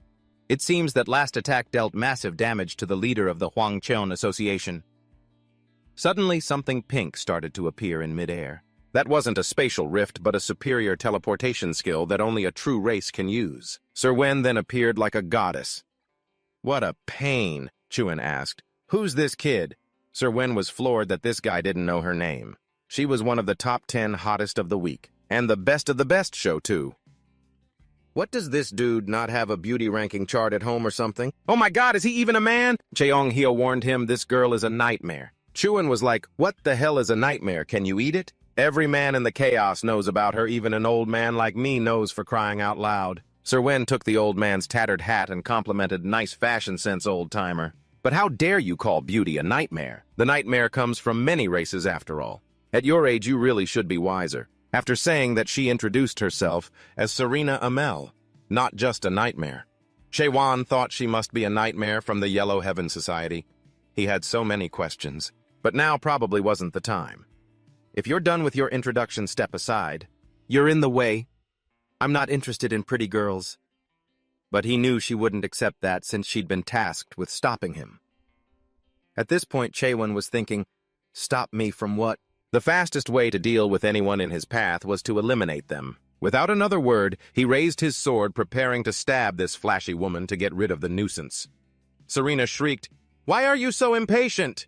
Then she wondered aloud what would happen if Chewan became her possession. In reality, the person who had asked her to stop Chewan had just been beaten black and blue by him and was now lying there, his fate unknown. So now Serena no longer cared about stopping Chewan.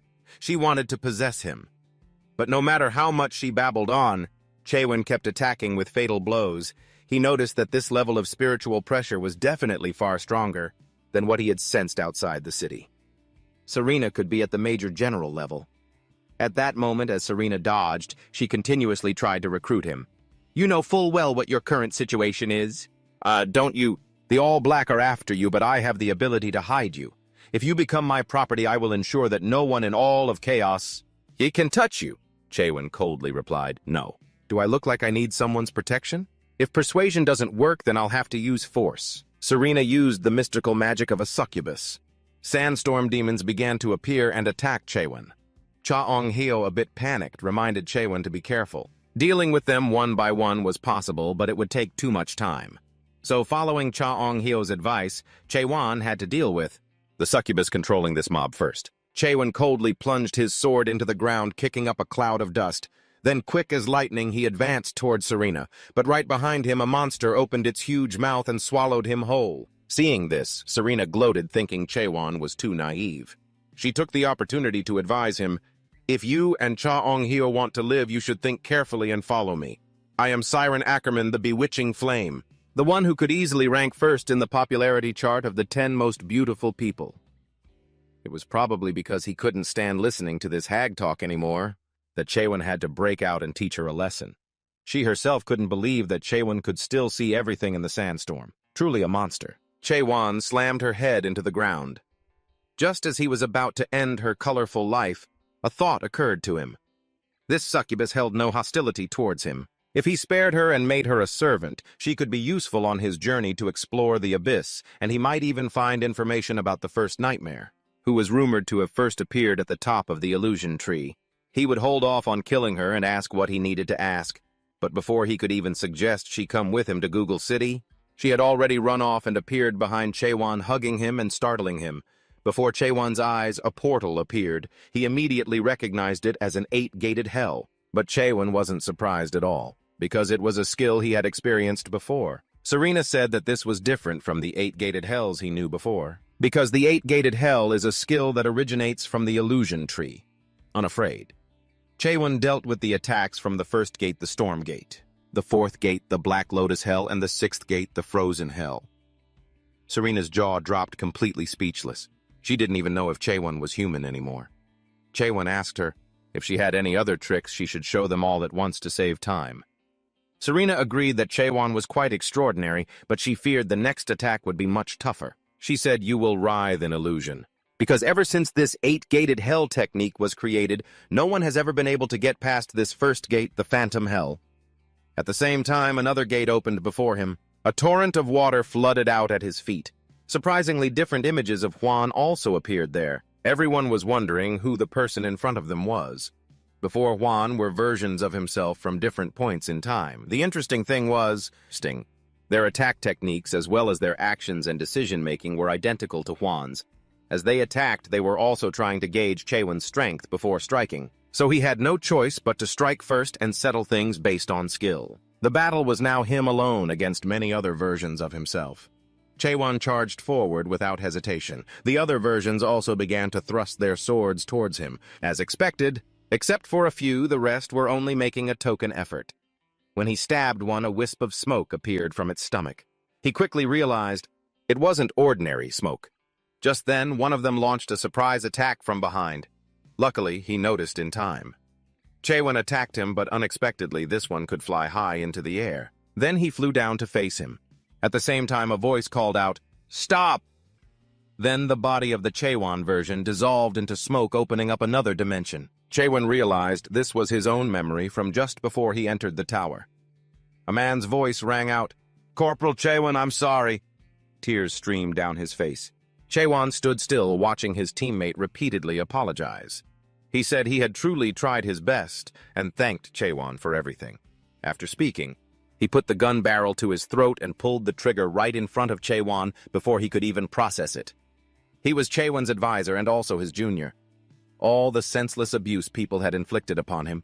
It pushed him to the point where he had to shoot all his seniors and superiors in the middle of the night. Chaewon was the only one in the unit left alive. All the captains and platoon leaders, and the battalion commander were all replaced. Just like that, Chaewon avoided any suspicion, because in his diary, that junior had clearly written that he wasn't one of the ones who bullied him. But he was still imprisoned for 15 days. Chaewon has always blamed himself. He felt he could have saved him, and that was probably when he began to hate the system long before coming to a world that was judged by skills or ranks. Perhaps he had already been living in a world run by a system. A massive system that oppressed and weighed down every individual in reality. Chaewon was fighting alone against the versions of himself. One by one, they turned to dust. He fought relentlessly. As he fought, he recalled old memories when his mother was still alive calling his name, his old friends, and when his sworn brother passed away. Images of his comrades appeared one after another, and then an image of himself as a small child sobbing and crying, "Save us!" These words gave the present-day Chuan more strength. He gritted his teeth, his eyes filled with killing intent. Just then, he saw a younger version of himself lying in a puddle of water asking, "Who are you?" Seeing this, Chuan's eyes welled up with tears. But in the end, he let his sword go and finished that version off. Serwin asked him how it felt to experience the hell of the 8 gates. The Awakener said that self-surrender is becoming a new existence, forgetting one's original ego. There are even some people who are more vulnerable to the hell of the 8 gates. Chuan, even beasts would kill themselves out of shame for the sins they committed because they can't bear the overwhelming ego from the outside world. The divine doctor of despair was trying to call out, "Wake up, Chuan, snap out of it, kid." But Serwin still held Chuan in her arms, saying, "But the ego that has been forgotten after self-surrender, can it withstand reversing into the past?" Chuan thought to himself. "These are the memories I threw away in self-surrender, the world where I had to kill myself. In order to move forward, this place truly lives up to its name, hell." At that moment, he just felt his body was so heavy and he couldn't see anything at all. Just then, a memory of him teaching Cayman appeared in his mind. Cayman's voice echoed, "What is awakening?" Back then, the divine doctor of despair had told him that awakening is learning how to see. An awakened one will see the true values and the materials that make up the world. An adapter can read information that others cannot see and see it in a completely different way. That is the state of self-surrender. It was mentioned during the awakening process. In return, an awakened one must be careful, as the ability to see too much can cause them to lose their own vision. Only then did Chuan understand why he couldn't see anything. But what did any of that matter when Chuan had already done everything he could to get this far? No one had ever come this far. He just wanted to say that he was going through a difficult time. Suddenly, sparkling stars began to fall from the sky. They shone beautifully. Chuan looked up, his eyes seeming to reflect the entire galaxy. He imagined incredibly familiar faces. Chuan suddenly realized something. He asked himself, "Who am I?" But right now he was here. With countless memories he had forgotten during 2,000 years of training and effort. He raised the tip of his sword, creating streaks of light in space. As he connected those memories, he realized, "That is who I am now." Back on the surface, the water rippled. The versions of Chuan were gradually vanishing. Now Chuan's eyes suddenly flew open. Serwin couldn't help but be surprised. She had lived for over 2,000 years, and she had never witnessed the hell of the 8 gates shatter into smoke. Chuan had broken the hell of the 8 gates. Perhaps it was because she was so surprised. But Serwin fainted on the spot. At that moment, Chuan wondered what the next keyword was and realized he had to get out of this place first. Chuan walked over and touched the door to open it. The door glowed and immediately opened. Before him was a space with a star-filled sky, and below was a surface of water. He was surprised. "Why is the room empty?" Suddenly a line of text appeared in the sky. "I want to tell you a short story, you who have passed through all the gates of hell." Chuan realized this was a message from the Creator. The Creator of the hell of the 8 gates had left it behind. The text read, "I still remember the day the first Abyss expedition team was sent out. I am Mulak Amal. This is the confession of my failure." Back in reality, outside the city, the silence was terrifying. The sun was high in the sky, and inside, Cheong-hyo was also trying to shake Chuan awake. He thought, why won't Chuan wake up? He had already brought the nightmare fiend who had attacked Chuan here. So why won't he wake up? The illusion should have disappeared when the nightmare fiend was knocked out. Just then, several people from the Resurrection Palace appeared. It was a fairly large-scale march. Cheong-hyo could only hide in a corner to listen. The leader of this group was the level 11 adapter Hidden Scent King Sam Yong-garam. He was ordering his subordinates to search every nook and cranny. They were searching for the leader of the Heaven's Progeny Guild. Seeing this, Cheong-hyo thought, "Oh crap, that guy is one of the strongest adapters in Chaos. If I get found, I'm a goner." And just as he feared, the Hidden Scent King quickly discovered Cheong-hyo's location. He aimed his crimson hand to burn down the castle. Fortunately, in the nick of time, Serwin woke up. With a snap of her fingers, she teleported them all somewhere else. Otherwise, they would have been roasted alive. Serwen, now sweating, said to Cheong-heo, "How many times have I almost died today?" "Old man. Nothing to say after I just saved your life. Saved me." "Who saved who?" "When you were unconscious. Who do you think was protecting you, huh?" After arguing, they both realized it wasn't the time to fight, but to figure out what to do next. Serwen said it was best to go to Gog's fortress first, but that didn't mean she wanted to surrender. It was just that she had something she wanted to talk to Jaewon about. Chang-ho had also sent a messenger eagle with a letter to Gogen. By now, the simulators from the Abyss Expeditionary Force must have already set out. That's right. Just now, Kamen announced that the Lord has sent us a message saying that Manticore Fortress has fallen. From now on, Gogen's Liberation Army will be dispatched. They will pass through Manticore and attack towards the Palace of Resurrection. The army advanced with soaring morale, determined to liberate chaos. Mu-uk gently swung his flame sword. The leader of the Thunder Saint Guild and every single member fought with all their might.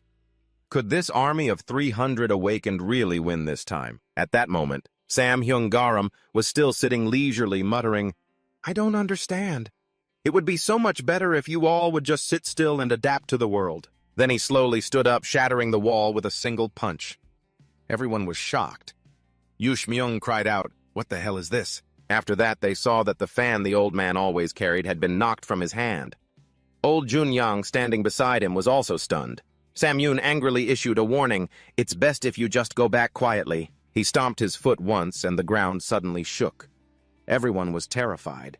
Junyang quickly tried to calm them, telling everyone to attack Samyun first. With that, he rushed towards Samyun. But he was no match for this guy. The man could create continuous explosions with his fists, making even Junyang break out in a cold sweat. He felt that this wasn't good.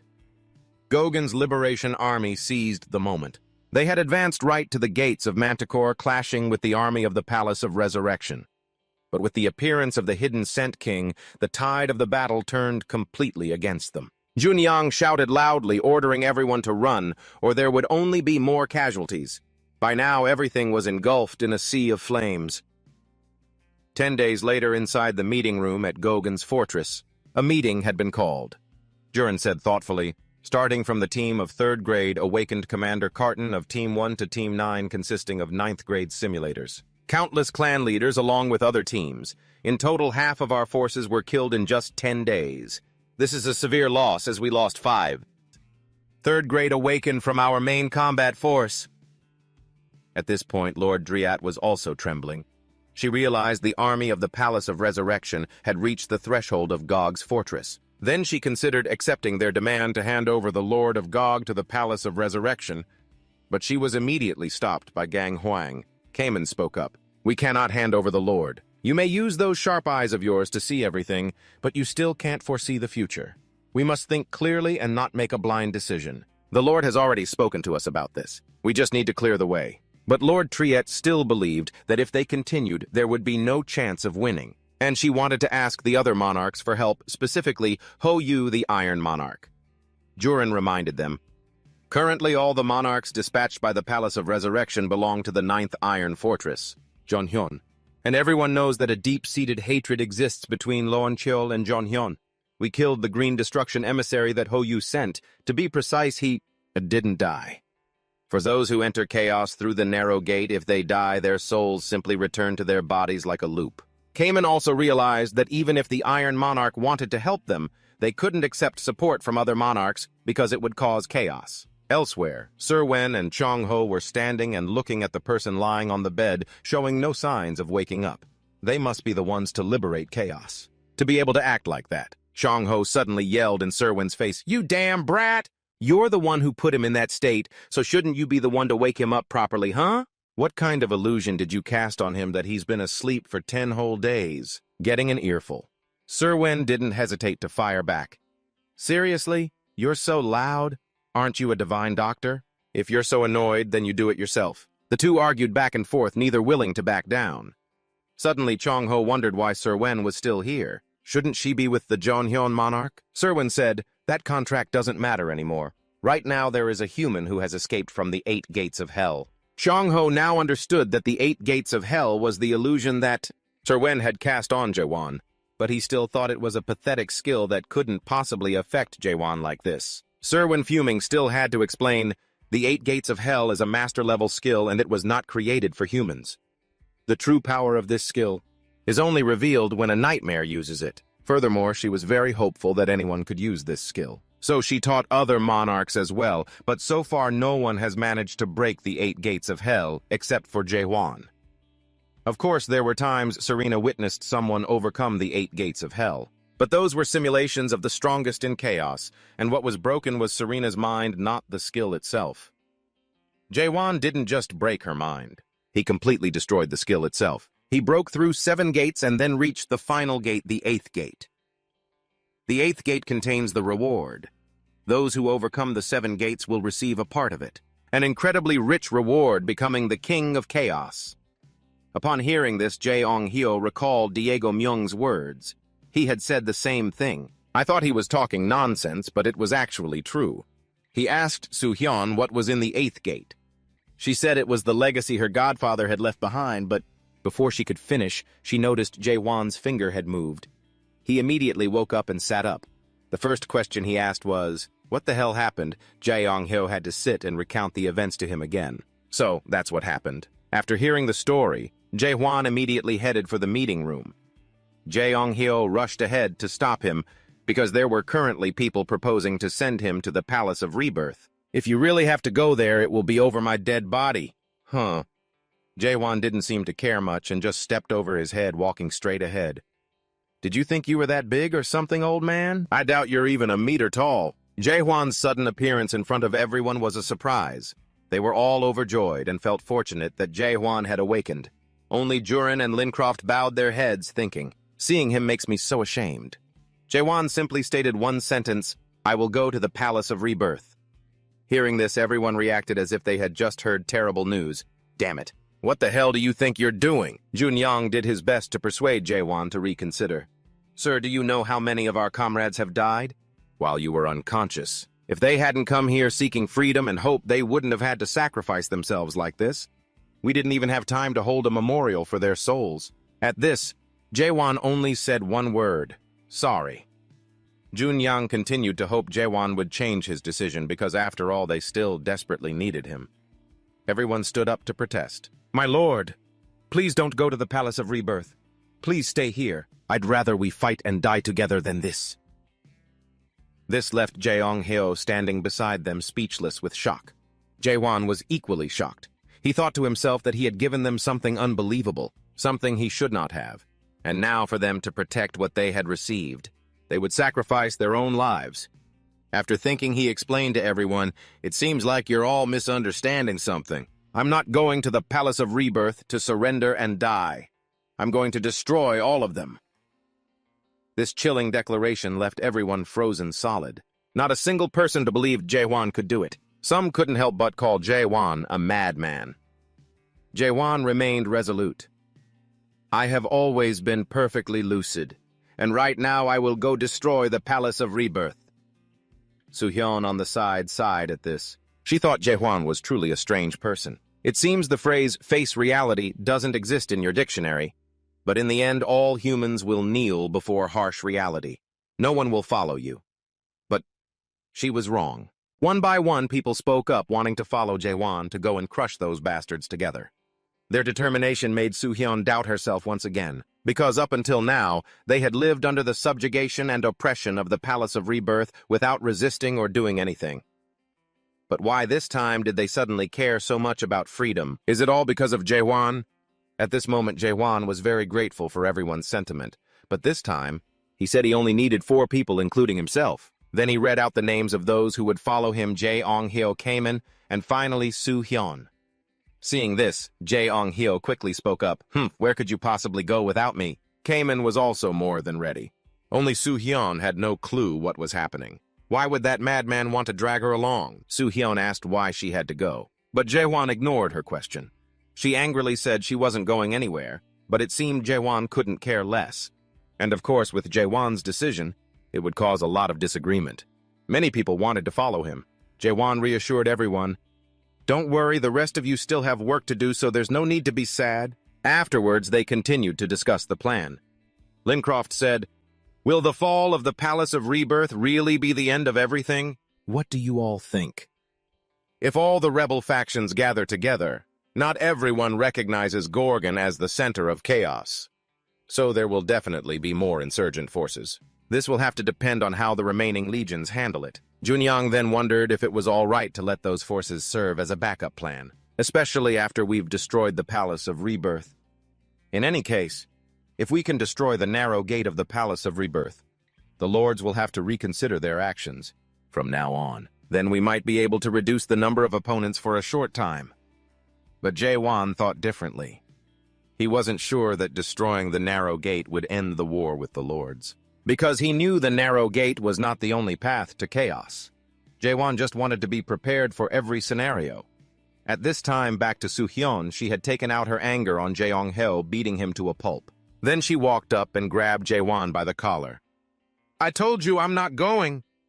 Jae-won, annoyed, finally replied, "Don't you want to know what's behind the 8th gate? If you agree to help me, I'll tell you what I saw beyond those 8 gates." Whether it was because the offer was too tempting or because of Chuan's good looks, Serwin immediately sealed the deal without another word. The team of 4 was now in Serwin's private research lab. Here everything was a very eye-catching pink. She even had dolls and portraits of herself. Kamen and Jae-won, very curious, picked them up to take a look.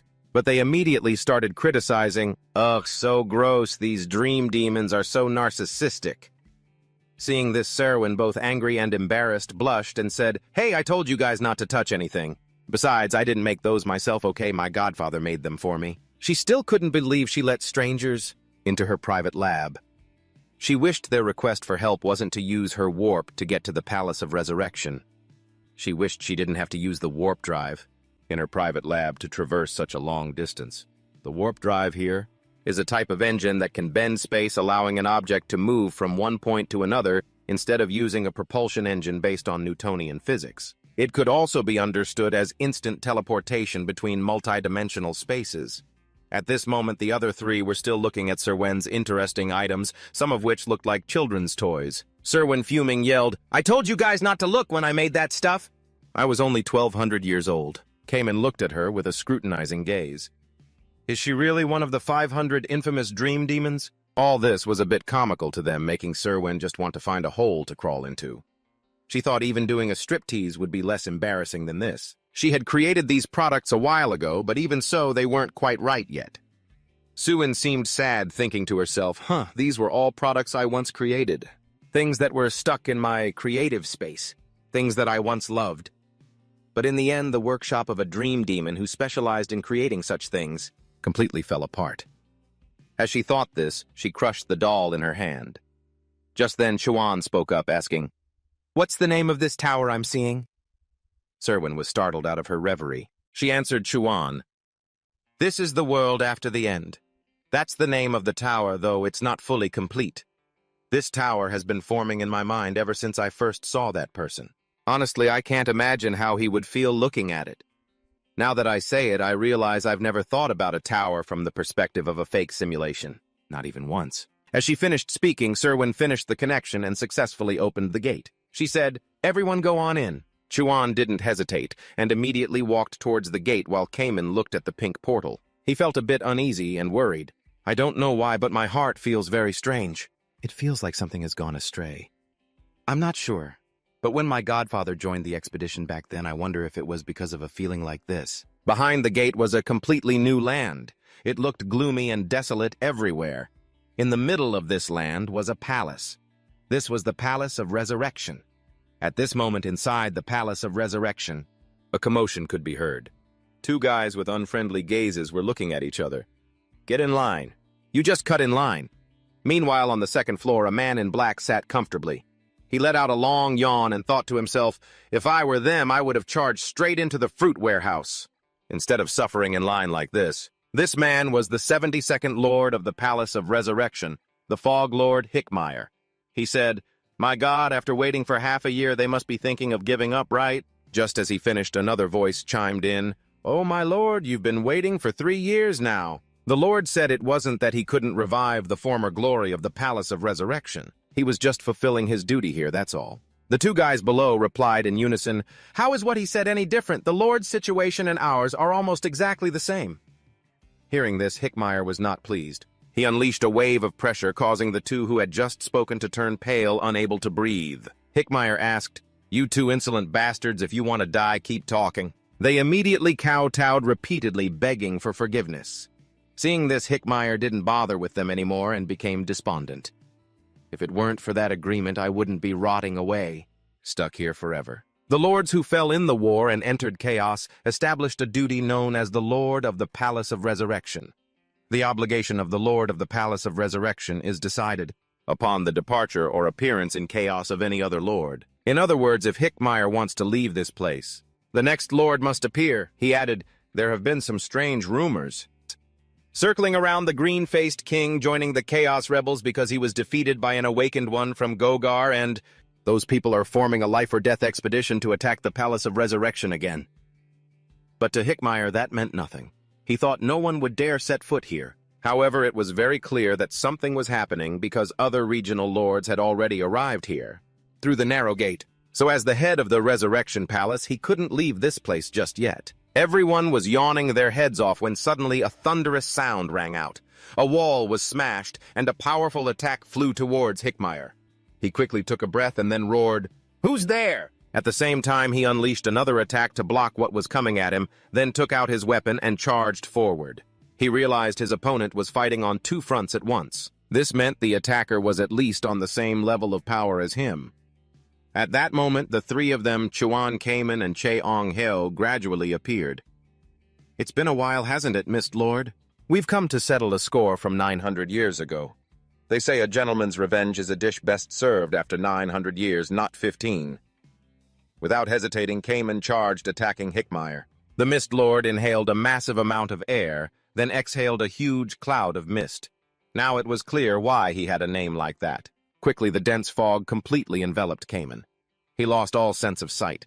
He tried, but there was nothing he could do. Feeling a bit angry, Cayman thought to himself, "I've trained so hard, and yet I still can't predict the movements of any of them." While at a stalemate, he remembered Chuan's teaching, "You can do it. Trust your senses." And so Cayman shut his eyes, tightly gripped his sword, and swung with precision at Hickmeyer, causing him to freeze for 3 seconds. He couldn't understand how Cayman had anticipated his move. Over on Chuan's side, he told Cheong-heo to stay behind. Cayman could handle the Lord while he and Xiao Wen would head straight for the Palace of Joy. The Palace of Joy and the narrow gate were on the highest floor of the Resurrection Palace. Hidden deep inside was the Resurrection Fruit. At this time, Cheong-heo also reminded Chuan to be careful, because the energy radiating from the Palace of Joy was not normal at all. He and Cayman would try to reduce the number of monarchs getting there to a minimum. Right after that, the other monarchs appeared one by one. This was the Firewheel Monarch and the 7 Ferocious Monarchs. Cheong-heo was already in front of them, blocking their path. They looked at him with contempt, seeing him as a feeble old man who was no threat at all. Cheong-heo attacked, but they easily dodged his sword. "Looks like we can't let our guard down." The two monarchs demanded they hand over Chuan or they would send Cheong-heo to meet his ancestors. They said that even if Cheong-heo managed to defeat them, that he still wouldn't be able to protect the Resurrection Fruit. But these guys were rambling on too much. Cheong-heo attacked immediately, not wanting to waste any more words. At that moment, inside the Resurrection Palace in the Palace of Joy, a crowd of people were cuddling and caressing each other, participating in a party. The guys here each had 2 or 3 beautiful girls on their arms, laughing their heads off. It seemed they had no idea what was about to happen to them. Suddenly, a rat spoke up, breaking the festive mood. He was the cowardly rat monarch Rika. He was the only one who felt that the situation at the main gate didn't seem right, so he suggested everyone go take a look. But these monarchs couldn't care less and remained immersed in women and wine. They believed Hickmeyer would handle everything. Don't be a buzzkill, just enjoy yourself. Present here were the 1st dragon, 2nd dragon, 3rd dragon, 4th dragon, and 5th dragon monarchs. None of them were afraid. They just sat there shooting the breeze and drinking non-stop.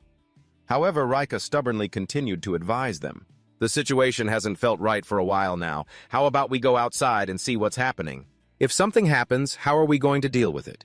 The Grand Generals were ordered to protect the Resurrection Palace. But before he could finish his sentence, he got a cup of wine thrown right at his head. The fourth dragon monarch spoke up menacingly. "You're too damn loud. Shut your mouth and sit still. Don't ruin our fun. If you're so concerned, go look yourself." Rika was trembling with rage. He gripped his staff tightly, wanting to teach these useless monarchs a lesson. But there were so many of them, he didn't dare do anything. Instead, he gritted his teeth and said he would go check the situation alone. Seeing this, they burst out laughing and called him a pathetic rat. He was so pissed he couldn't stand it. He turned back to look at them with a sharp glare, thinking to himself, "One day I'll get my revenge on you bastards." Suddenly, a wave of killing intent shot out from behind the bamboo screen. Rika saw the blood-red eyes of the first dragon monarch. He broke into a cold sweat and ran immediately, not daring to look back, saying, "I'll be right back." At that moment, two beautiful ladies were stroking his six-pack abs, uttering a few flattering words. "Big brother, you really know how to shut people up." He was pleased with himself. He wrapped his arms around the two women and said he hated noise the most. They all laughed together, mocking that foolish rat. Suddenly a light flashed, and the pink flames were extinguished.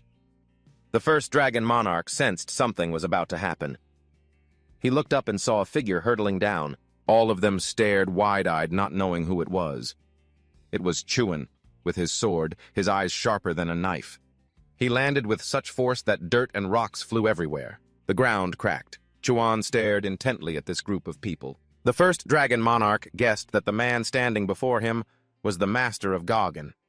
He never expected this young man would dare to come all the way here. He must be out of his mind. He asked Chuan if he had come to fulfill his promise. Chuan answered decisively, "No. I came here to send all of you back to the earth." Hearing this, the first dragon was a bit surprised. Then he began to speak in a contemptuous tone. "You kill us! How dare a lowlife from the Chaos Realm be so arrogant?" As he spoke, he launched a stealth attack. Xiao Wen, alarmed, warned Chuan to be careful. He barely managed to block the blood-red power. Chuan was cornered. Before he could even get his bearings, they all swarmed in, wanting to take his life. They saw Chuan as an arrogant fool who didn't know his own limits. How dare he attack their resurrection palace? Fortunately, Chuan's reflexes were quick and he managed to leap out of there. Otherwise, I probably would have been sliced into 3 pieces. The battle got off to a rough start. The great dragon lord declared that Huan would pay the price for daring to interrupt his fun. He and his mutts looked like they were itching for a fight. The great dragon ordered them all to attack, so Huan had to fight several of them alone. Talk about a fair fight. He struggled to dodge one attack after another. One after another, these bastards kept attacking relentlessly, so annoying. While he was busy with one another, would aggressively charge from behind. Huan spun around and kicked that one square in the jaw. That's what you get for playing dirty. Fighting so many people at once made it impossible for Huan to defend against everything, and he was suddenly struck by an opponent. The great dragon lord watched with great amusement. He believed that no matter how strong Huan was, he couldn't defeat so many people alone, not even the commander. In-chief could fight them. Huan was covered in scratches, but of course these minor wounds couldn't possibly break his will. They weren't wrong. Fighting so many people alone is a bit tough. That's why I'll just blow you all away at the same time. Huan focused his power into his sword, which emitted a blue light that put them on guard. Without hesitation, Huan charged straight ahead. A massive explosion occurred. The ground shook, and it felt like the ceiling was about to collapse. Cheong-hyo, who was fighting 2-on-1 below, also realized it. That kid has started fighting for real now. After the attack, all that was left was a chaotic mess. Huan stood panting, but he never expected Lady Luck wouldn't be on his side. All of them were completely unharmed without a single scratch. The great dragon lord had protected all of them. He stared at Huan with an incredibly stern and cold expression. Huan couldn't believe his eyes, seeing that the man was able to repel that terrifying power. Are all the guardians of the Resurrection Palace this powerful? The great dragon slammed his massive blade into the ground. He couldn't believe Huan would dare attack the Resurrection Palace with such cheap tricks. It was a humiliation to them. The great dragon declared he would show the insect Huan a different level of power. One by one they began to merge, forming a giant dragon. They believed that to die by the punishment of such a noble technique is your greatest honor. The dragon opened its XXL-sized mouth, but the agile Huan immediately leaped up. He put all his strength into thrusting his sword downward, but it was useless. The blade couldn't pierce its hide. Huan was thrown back a great distance as they began to mock his pathetic skill. You can't even land a scratch on it, let alone defeat it. An orb of energy formed in its mouth, and the colossal dragon used it to finish Juan off. He tried to pierce it with his sword, but the terrifying power overwhelmed him. It looked like Juan took the full force of the attack. With that much destructive power, is there any way he survived? Smoke and dust filled the air. The ground where he stood was completely destroyed. Seeing their enemy silent and still, they began to gloat. What a pity. If you'd just hidden a little better, you might have been able to live a little longer. It was your arrogance that killed you. Suddenly, a hand reached out. Juan was completely unharmed. Time's up. Now it's my turn to take care of you punks.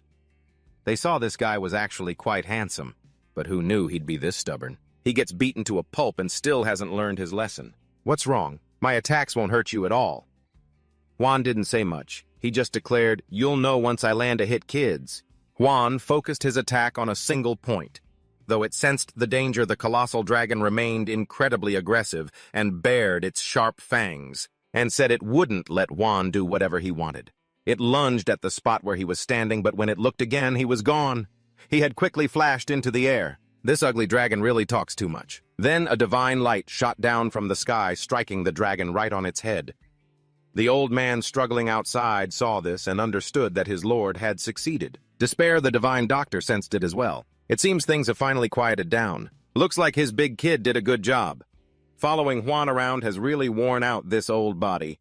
At my age, I should be resting, letting my kids and grandkids look after me. But instead, I'm following Juan and fighting two brutes. After taking the hit, the dragon lay motionless on the ground. Seogway was immensely relieved. She had thought he was being reckless when he attacked the Resurrection Palace with only 4 people. But who knew it would work so well? Of course, someone like the great Dragon Lord wouldn't accept defeat so easily. He went berserk, his entire body bursting into flames both literally and figuratively. He roared in anger, "Damn you, I will make you regret this. I will never forget this humiliation. This isn't over. I will return and tear you to shreds no matter what you do. We are immortal." Juan already knew this. He knew they had all passed through Elman. He was a bit surprised that Juan knew this. He taunted that Juan had probably never seen how once their bodies and souls link to the brain, they become immortal. That is when they regain their true forms in the land of the Almighty. The great dragon still thought this information would surely make Juan feel regret and fear. But who would have guessed that in a flash he would sever that very connection? There's no fool like the one who reveals his own weakness. If you had just kept your mouth shut, you might have survived for a few more pages. The great dragon collapsed at Jaewon's feet. Only now did he understand what it truly felt like to face death. His body began to dissolve, yet he still couldn't believe Jaewon could sever his soul link. The great dragon refused to die here. Like a cornered beast, he went berserk, promising to ask the great king to grant Jaewon whatever he desired, skills or status. Meanwhile, the great dragon's minions were getting utterly crushed. As he slowly vaporized, he tried to negotiate. He would speak to the all-dark monarch, and he would agree to any of Jaewon's demands. Whatever Jaewon wanted, he just had to name it. The condition was to spare his and everyone else's lives. The great dragon even swore he would never touch chaos again. But Jaewon wasn't listening to this addict's pleas. He had neither the time nor the patience to listen to him. Ramble on. With a single slash, Jaewon cleaved his sorrow in two. The great dragon monarch fell to the astonishment of the minor monarch Rika. Rika couldn't believe that one of the 5 dragon kings had died while he had just gone to check the main gate and returned because of the noise. To be able to sever a soul link, he had to be a monster. In this situation, he needed to report this to the other monarchs immediately. But before he could go anywhere, he was scared into pulling back his feelers. Jaewon appeared suddenly with a warm expression. "Who did you want to report to?" At that moment, Kamen and Jaewon strode forward with their spoils of war. Kamen reported, "Commander, I am the president of the South Sea Society." Kamen reporting back after completing my mission. Jaewon added that his back was about to break after dealing with these brats. He was an old man and he still couldn't retire. They had captured them alive just as he had asked. Killing them would have been easy, but capturing them alive was truly difficult. Jaewon looked at this rat-faced man and wondered who he was. He kept peeking through the door, so the old man just grabbed him and brought him here. Serwin quickly recognized him as the minor monarch. His spirit power reached the level of a true monarch. but everyone despised him because his skills were utter trash. He was the weakest of all the near monarchs. Jaewang agreed. He's as weak as a snail. Putting that aside, the old man wanted to know why. Jaewang wanted these guys captured alive. Because I need to make sure of one thing, that they will die. At this point, everyone knew what was coming next. One by one, they all fell by his hand. Rika watched from the side, his face pale with terror. Tears and snot streaming down his face. This was a nightmare for him. After the Palace of Rebirth appeared, the monarchs achieved immortality, while mortals with their finite lifespans had to count their remaining days until death. The monarchs who had achieved infinite life, thanks to the fruit, didn't have to. That was how immortality had made them forget the concept of death for the past 900 years. But now he would soon die at Jaewang's hands. He was truly terrified of death, a feeling he had long since forgotten. Rika kowtowed, repeatedly begging for his life. He claimed he had no intention of fighting from the very beginning. Jaewang looked at him with a skeptical eye. Rika trembled like a cornered rat. I'll spare you for now. After all, I need a witness. Rika felt like he had been born again. Jaewang asked him, "Where is the fruit?" He raised his trembling hand and pointed, "Over there. They keep them on this dome. It's called the Inverted Dome. It was created by a renowned artisan-level succubus. I heard it generates infinite encryption. Without the master of the Palace of Rebirth, who is now dead, it's very difficult to unlock. But things are different if you have an artisan-level dream demon with special abilities." Serwin eagerly pointed to herself. "Right here, right here." Jaewang understood everything, so all he needed to do was try to pierce it. It wouldn't be easy, but it was the only way. Jaewang also reminded him to control the power of his slash. If only they had a renowned artisan-level dream demon, they wouldn't have to go through all this trouble. But had you all forgotten about Serwin? She just tapped on her keyboard a few times and successfully unlocked it. This dome really was a piece of junk. It began to open and a golden light appeared. The Abyss Expedition team had set out just to obtain that very thing. Now it was right in front of Cayman. He was overcome with emotion. After such a long time, they had finally achieved their goal. Cayman reached out his hand and touched the very thing that had caused his entire team so much hardship. Jaewang noticed that the number of fruits was less than he'd imagined. It was because they had been using them for 900 years. The stash was probably running out. This wasn't even enough to share with everyone in Gorgon, let alone all of Chaos. Cayman was a bit disappointed. Jaewang was willing to leave it all for him. "You deserve to have your life back. Make your choice." Cayman looked at the fruit, then held it, thinking to himself, "It's been too long." This was a long war, one where he had endured countless hardships. So many lives were sacrificed, and they had suffered so much humiliation to obtain the forbidden fruit. This was the reward for all that time. But surprisingly, he destroyed the forbidden fruit with his own hands. The entire group was scared shitless. None of them could have imagined Cayman would do that. Jaewang wanted to know why he destroyed the fruit of resurrection. Cayman was silent. "Because there are 10 fruits left." The moment he held it in his hand, he realized. 10 fruits. These 10 fruits would only sow conflict. Everyone would fight each other to become one of the 10 who get to live again. If that happened, Chaos could never be saved. It was undoubtedly a difficult decision. Cayman also offered to handle the remaining fruits himself. This wasn't something just anyone could do. However, it had to be done by someone who belonged to Chaos. That was the reason Jaewang had brought Cayman with him. He agreed with Cayman's decision to destroy them. The others would be incredibly shocked if they saw this. From the very beginning, Jaewang knew for certain that he would do this, because Cayman would choose despair for himself and find his salvation within it. He would never regret the decision he made today. Just then, a vortex appeared from above, shooting straight down toward Cayman. What the hell is happening? The hell is... He lay motionless on the ground after that attack. What filthy insect is playing at sneak attacks? This guy is the simulated 10th floor Stormlord Monarch Canael, and he's furious that someone dared to lay a hand on him. Cheong-hyo screamed for Cayman to wake up, but suddenly a hand from behind clamped over his mouth and threw the old man 10 meters away. That bastard spares neither the young nor the old. This is the Silent Lord Monarch Magito, another 10th floor imitation. The old man was heavily injured and both of his comrades were hurt. This made Chuan extremely worried. Yet another mysterious figure appeared. He knew that Chuan would eventually push past his limits, and this had become a problem that not even Chuan's life would be enough to solve. Rika, hiding behind a rock, was trembling like a leaf. He recognized this man as Sam Yongaram. Sam Yongaram is one of the 3 commanders from the 9th Land. Who would have thought one of the 5 strongest commanders of the Almighty Land would personally grace this place with his presence? In this situation, a coward like Rika had to get out of there fast. Now that the pile of fruit had been stolen, he might not even be able to keep his own life. With a dangerous look in his eyes, Garam gave an order to Kanael and Magito. Upon receiving the command, they immediately charged forward, declaring that the heads of those insects would be theirs. Chuan knew this situation was truly not simple. He told Sewin to quickly take Cayman and the old man and leave first.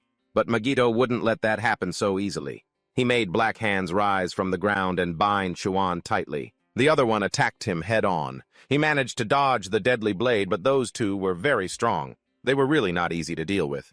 Magito attacked with incredible speed. They were on a completely different level than his previous opponents. Kanael began to mock him, saying he had high expectations when everyone was talking about Chuan, becoming the Lord of Goggin or something like that, but his current strength was nothing worth watching. With that, he continued to let Chuan taste another one of his techniques. Just looking at this destructive force is enough to understand how terrifying his beastly power is. Chuan had a very hard time just staying alive. After that technique, those 2 even thought it was because he'd used all his strength to defeat the 5 dragons, which was why he was as weak as a snail now. No matter how much he pretended to be strong to them, the enemy before them was nothing more than a tiny shrimp. Garam also seemed extremely disappointed. He wanted to end things here. With that, they began to charge in to finish Chuan off. His eyes were now filled with hatred for those bastards. He remembered his conversation with the old man Cheong-hel. The old man saw Chuan as a monster. Who would have thought this kid could split Manduko's thousands of years of civilization in half in the blink of an eye? This wasn't just being strong. This was on a continental scale. But he also had some advice for him. Chuan should limit his overuse of techniques that use spirit power. Awakeners can use spirit power without being bound. However, the price is the consumption of a certain amount of spirit power.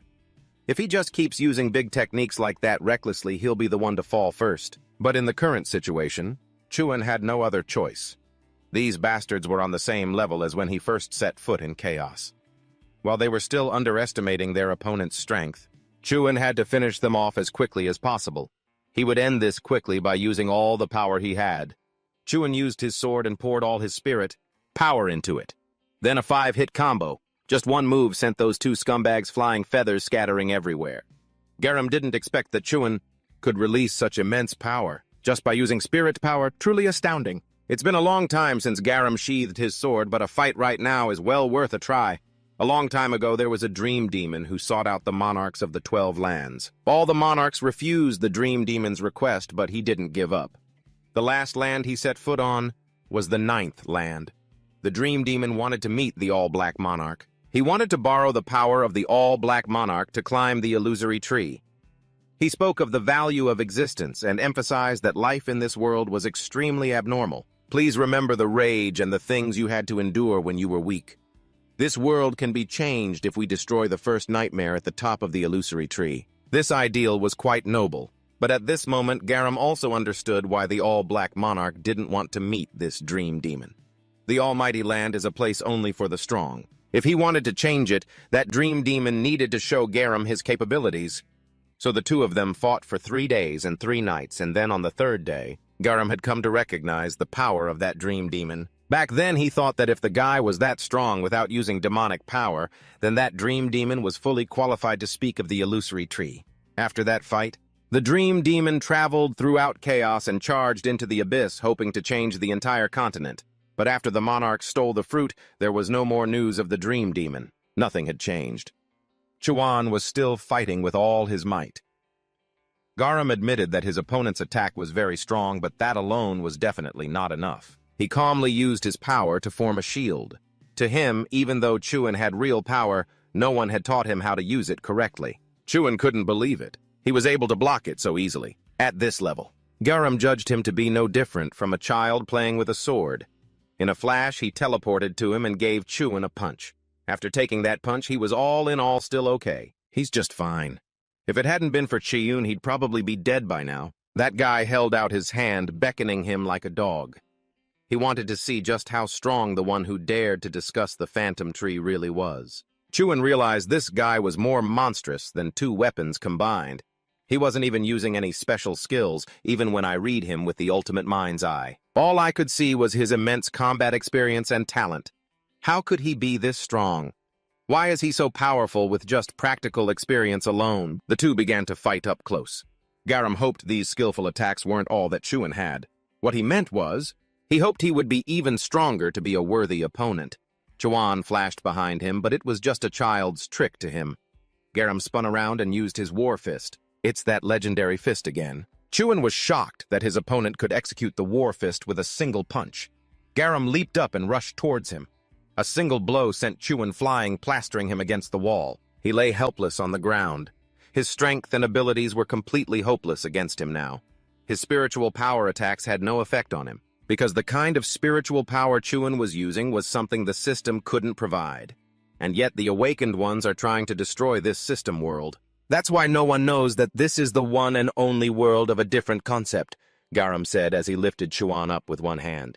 This is the absolute truth. This man's power was even purer than spiritual power. This world itself is the source of his strength. He is the true origin of the system world. Chiyun tried to use his moon eye, but it was still useless. Seeing his opponent continue to use another non-elemental technique, he had a few words to say. A unique world that doesn't know how to create from its source is nothing more than low-class sorcery. Chiyun was relentlessly beaten to a pulp by Garam with no ability to dodge or fight back at all. Looking at his opponent like this, he seemed very disappointed. The awakening power he knew wasn't the kind that Chiyun possessed, and was using, he said, while putting all his strength into a finishing blow. Chiyun quickly used his sword to block it.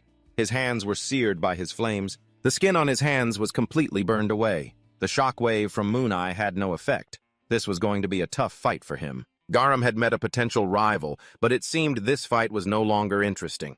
He wanted Chiyun to show him his true power. And quickly open your world of origin force. The origin is the reward inside the 8th door of the 8 gates of hell. In that room is the reward that Mulak left behind the records of the 6 abysses which chronicle the stages of awakening. According to the principles of awakening, the key terms may change, but it itself still consists of 6 stages created in order to destroy the existing world. Stage 1.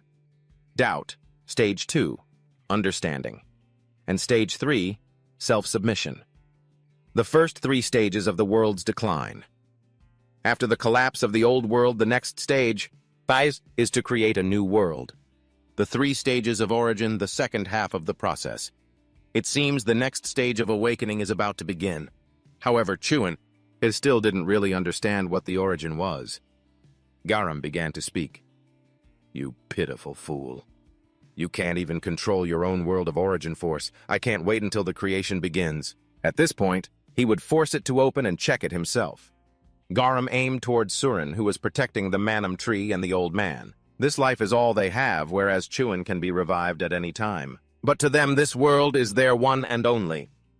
He stepped forward to take the full force of the attack for them. Surin couldn't believe that idiot was willing to just accept death like that. But if he dies, it's all over. Chiyun braced himself and remained standing. After everything, their only world? He finally vaguely understood. The only world is growing up in your parents' arms, going to school, and making friends, crying, and then laughing, being sad, and then self-destructive, all those countless memories. The Chiyun of the past never questioned the world he lived in. He existed because he didn't question the world, and the world system was created thanks to that certainty. This means the thing needed to begin the origin is faith in one's own world. Faith is the forgotten belief needed for a world to be born. It requires overwhelming faith. Chiyun couldn't do it alone. Not just the present him, but his past selves also had to desire a new world. But the Chiyuns of the past always said that the world he was talking about was fake. Stop running from reality. The world he lived in was not the world they existed in. They had no reason to help him. He couldn't convince all the Chiyuns of the past. If that's the case, then I won't try to convince you anymore. Chiyun continued to fight Garam with faith in himself. If you can't help, then just disappear. The sooner the better. And so Chuan was continuously beaten black and blue without the slightest chance to counterattack. Garam delivered a barrage of punches to his small frame. Then a final blow sent him flying, plastering him against the wall. Looking at Chuan in such a pathetic state, he began to taunt him. "Look how exhausted you are." The moment he was about to give up, a voice echoed in his head. A Chuan from the past spoke. "Are you planning to die so pathetically? If you die, we all disappear too. Have you forgotten the hardships we had to overcome to get here? Don't do something so stupid and then run away. You already look pathetic enough." Garam was deeply disappointed. He'd thought his opponent could last longer, but he didn't expect him to be this pathetic. Chewan slammed his sword into the ground. "What's there to be disappointed about?" he said, his fighting spirit reignited. "I can't die in a place like this, and certainly not at the hands of a scumbag like him." The Chewans of the past were also very pleased with this. They are one and the same, so now they will all fight together as one. A glow enveloped Chewan's body as he opened his eyes wide, brimming with murderous intent. At the same time, he activated the Genesis skill. The flow of power made Garam's eyes widen in astonishment, as space itself seemed to fracture into pieces. Even Seon couldn't believe he had dared to use Genesis, let alone his opponent. Behind him, a red vortex appeared. Stage 4. The ability to turn illusion into reality, the power to make faith manifest. A faithful purple light descended from above, materializing into a sword. Looking like a total badass, Chewan gripped it tightly. This is it, the 4th stage awakening. Garam finally understood. So this was his unique world, an existence that defies the principles of this reality. It could perfectly be described by the word fallen. What a calamitous world, one created purely to annihilate others. But even so to him, the result will be the same. With that, Garam attacked Chewan again. Not to be outdone, Chewan used his new sword to block the punch. The two terrifying powers clashed perfectly matched. Seeing his opponent had gotten much stronger, Garam was thrilled. Finally, a real fight. The last time he'd felt this excited was 1,000 years ago, when he fought the Nightmare. This lunatic even thanked Chewan for helping him remember. However, it's time for this to end. This time, Chewan managed to dodge his punch. He then flashed high into the air, kicked off a wall, and aimed his sword straight down at Garam, who was slightly taken aback. But he still caught it with his fist. The impact created a massive explosion, sending debris flying everywhere. Chewan, now with a sword in each hand, wondered why throughout his long life, he always had to kill to survive. Now he could easily evade Garam's fists. Everything Chewan had ever done was just thrusting right. Thrusting left, then thrusting right again, as if nothing in this world could possibly bind him. Simply because it's fun. The madman grinned, satisfied. He was thrilled to have met a worthy opponent even under these circumstances. It didn't matter at all. That's why, even if only for a moment, he wanted to push himself even harder. The two clashed again, their battle tearing from one place to the next. They were relentlessly locked in a stalemate. Now even Garam was having a bit of trouble. So this is all the system can do. But he replied, "It can do much more than this." One side a faithful purple, the other a blood red. They fought on relentlessly, destroying everything around them. Bystanders like Sawan were caught in the crossfire. It was a classic case of when elephants fight, the grass suffers. It had been thousands of years since Garam could let loose like this. Who would have thought he'd meet an opponent like Chewan in the chaos? He was so moved he was on the verge of tears. Chewan could sense it as they fought. Just as he had used Shield Bash for over 1,000 years, Garam had also used only a single technique for millennia. It's a shame someone like him is just a simulation. This statement reminded Garam of the Nightmare. The Nightmare had also once lamented that someone with such incredible power was merely a simulation. Garam wanted to ask Chewan what he truly hoped to achieve here. "The reason you do all this, endure all this? It's because I want to reach the abyss." His answer was identical to the Nightmare's all those years ago. "The abyss is a place filled with entities even more powerful than me, a place where even the great lords have fallen. It's the one place that damn Nightmare couldn't conquer, and you dare say you will achieve what they could not." As he spoke, he created a giant vortex of fire that seemed capable of incinerating everything. A winged demon, the Black Guardian, appeared. He wanted Chewan to prove his words. "Show me that you are a man of your word. Who can back it up?" Down below, Seon could only exclaim in awe. "Watch Gates 8 gods!" His power completely surpasses the Grand General rank. That bastard. He's definitely become a High General. Garam wants Chaewon to back up his words. He was already so strong and now he's even more powerful. This power is not something just anyone can withstand. The gatekeeper who protects the world of the system. Someone so infatuated with the system could summon a being like that. The moment he faced the gatekeeper, Chaewon realized something. He had lived his life for this very moment to destroy this world. But Chaewon didn't back down. He held a sword in each hand and merged them into one. Then, like two bloodthirsty beasts, they roared and charged, their two terrifying powers colliding once more. The destructive force was even more terrifying than before, and the entire city seemed to tremble. Chaewon had to struggle just to keep hold of the old man. Otherwise, he would have been blown away by the blast. Chaewon is pretty incredible, though, model. Against Garam, a gatekeeper of 1,000 years, he stood no chance. But unexpectedly, Chaewon's sword and power pierced through his technique and shattered it. It even pierced through the Black Guardian. His pride and joy, the Black Guardian, was destroyed. Chaewon stood there looking cool as hell and wished the madman well. Have a safe trip. Lying down. Have a safe trip. Then he pointed and ordered the sword to take his life. It was truly a spectacular fight. Garam lay there, still unable to believe he had lost. Only in his final moments did that sight become so clear. The eye that watches and reigns over all the peak of the illusion tree, the end of the abyss, and the place where the first nightmare appeared. This is also the place Chaewon must reach and destroy. Facing death's blade, and he's still messing around. Is he still looking down on you like that? Your world will surely become trivial in the abyss. That truth is harder to accept than losing hope. No one wants to continue living after witnessing this sight when that bizarre thing hangs in the sky. But even so, as long as there are people who still believe in your world, they will find what everyone else has lost. But in return, they will have to live in despair for the rest of their lives. Now sever the link before my body returns to Day. Chaewon wanted Garam to say his final words. Garam continued, "If you make it to the abyss safely, find Jenak and tell him what happened. Be careful of Miat. If he finds out you've opened the creation, he won't leave you alone." Chaewon wanted to ask why Garam hadn't killed him. He'd had so many opportunities to finish his opponent before he awakened his final stage. So why didn't he take it? The reason was obvious to everyone.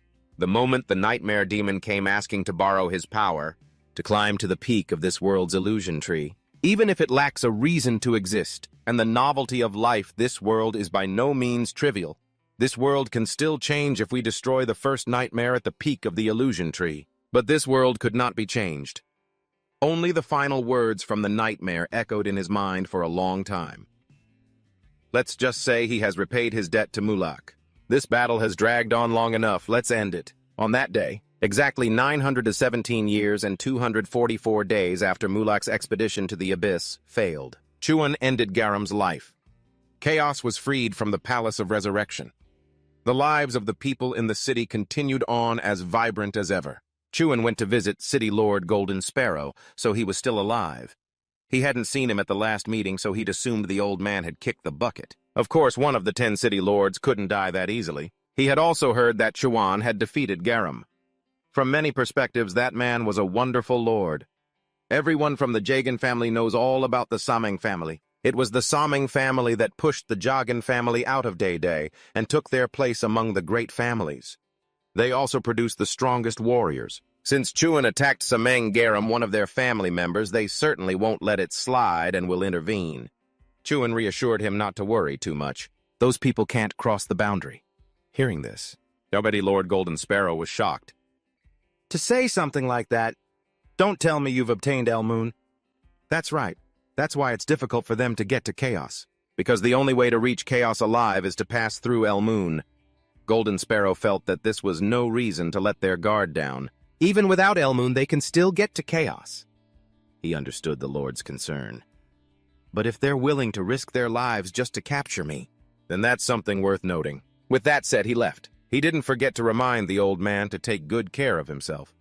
From the very beginning until this moment, to the Lord Chaewon remained a complete mystery. That night, watching the darkness descend, it had been a long time since he'd returned to Gorgon. So much had happened, and he had somehow become a city lord. He looked at the mountain of paperwork piled on his desk. Chaewon still hated dealing with it as much as ever. These days have been so busy. They call me a city lord, but I haven't even been able to help with anything yet, and I'm already stuck struggling with all this paperwork. And Cotton has to worry about finding her master who disappears at the drop of a hat. Being a city lord really is a busy job. Just then, Cayman and Chong-ho came stumbling in already drunk and cheerful. The old man said they were here because of this Cayman guy. He kept insisting I'd drink with Chuan. Sheesh, what an addict and a shy one at that. When did I ever say that?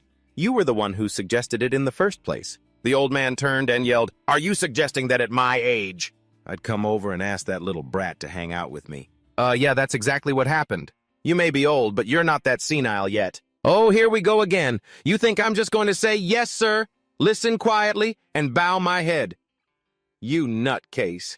If you want me to act like that, then try saying something worth listening to. And I'm 1,154 years old. I'm not a kid, but that old geezer is 1,200. Two guys over 1,000 years old cussing each other out like a couple of teenagers. It's enough to make Jae-hwan despair. You should probably get out of here soon. He's already starting to feel attached to this place. It started to rain outside, distracting Jae-hwan as he spoke with Catherine. They were in the middle of talking about the Nightmare Tower Kapadem, but the Lord wasn't paying any attention to the conversation at all. He didn't even know what that tower was about. Catherine had to explain it all over again. They were discussing how the time amplification level there is too high, and the number of people who have died while challenging the tower to awaken is rising rapidly.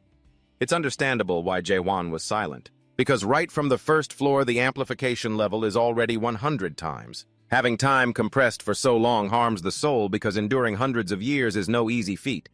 However, without that struggle, how can one obtain the power of awakening? He ordered Michael to readjust the amplification level. Jae-hwan had some advice. It's not like you can awaken just by rushing in to slash and stab. Don't forget to send them this message. Continue with the long-term nurturing system for the awakeners. As for the rest, just remove those who never wanted to awaken in the first place. Awakening isn't the only path. There's also the path of adaptation. Jae-hwan really thought so. Everyone has their own way of thinking. Awakening isn't the only way to be saved. There are still people who choose to change themselves in order to survive. Jae-hwan was a bit surprised to hear this from Catherine. Not long ago, Catherine broke through to her third awakening, but from that moment on, she's been unable to see her own unique world. Jae-hwan didn't believe it. Although the state may vary depending on each individual's abilities, everyone who has reached the threshold of self-submission should see a unique realm that belongs only to them. In other words, their unique world. He recalled what Garam said during that battle. Even the spirit power you use is just a type of power mediated through the system, and yet you awakeners insist on trying to break the laws of this world. That's why people like you could never understand that perhaps this very world is also a world belonging to someone else. Jae-hwan reassured Catherine, "Don't worry too much.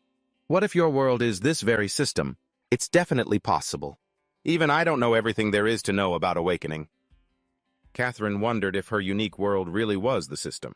Then would there come a day when she would have to fight against Jae-hwan? Jae-hwan grew pensive. If you truly want to protect this world, then that's a very real possibility. Kate was a little surprised. So, he really does intend to bring this world to an end. She slammed her hand hard on the table and said, "Lord, please take me with you on this campaign." Truly a never-ending ordeal.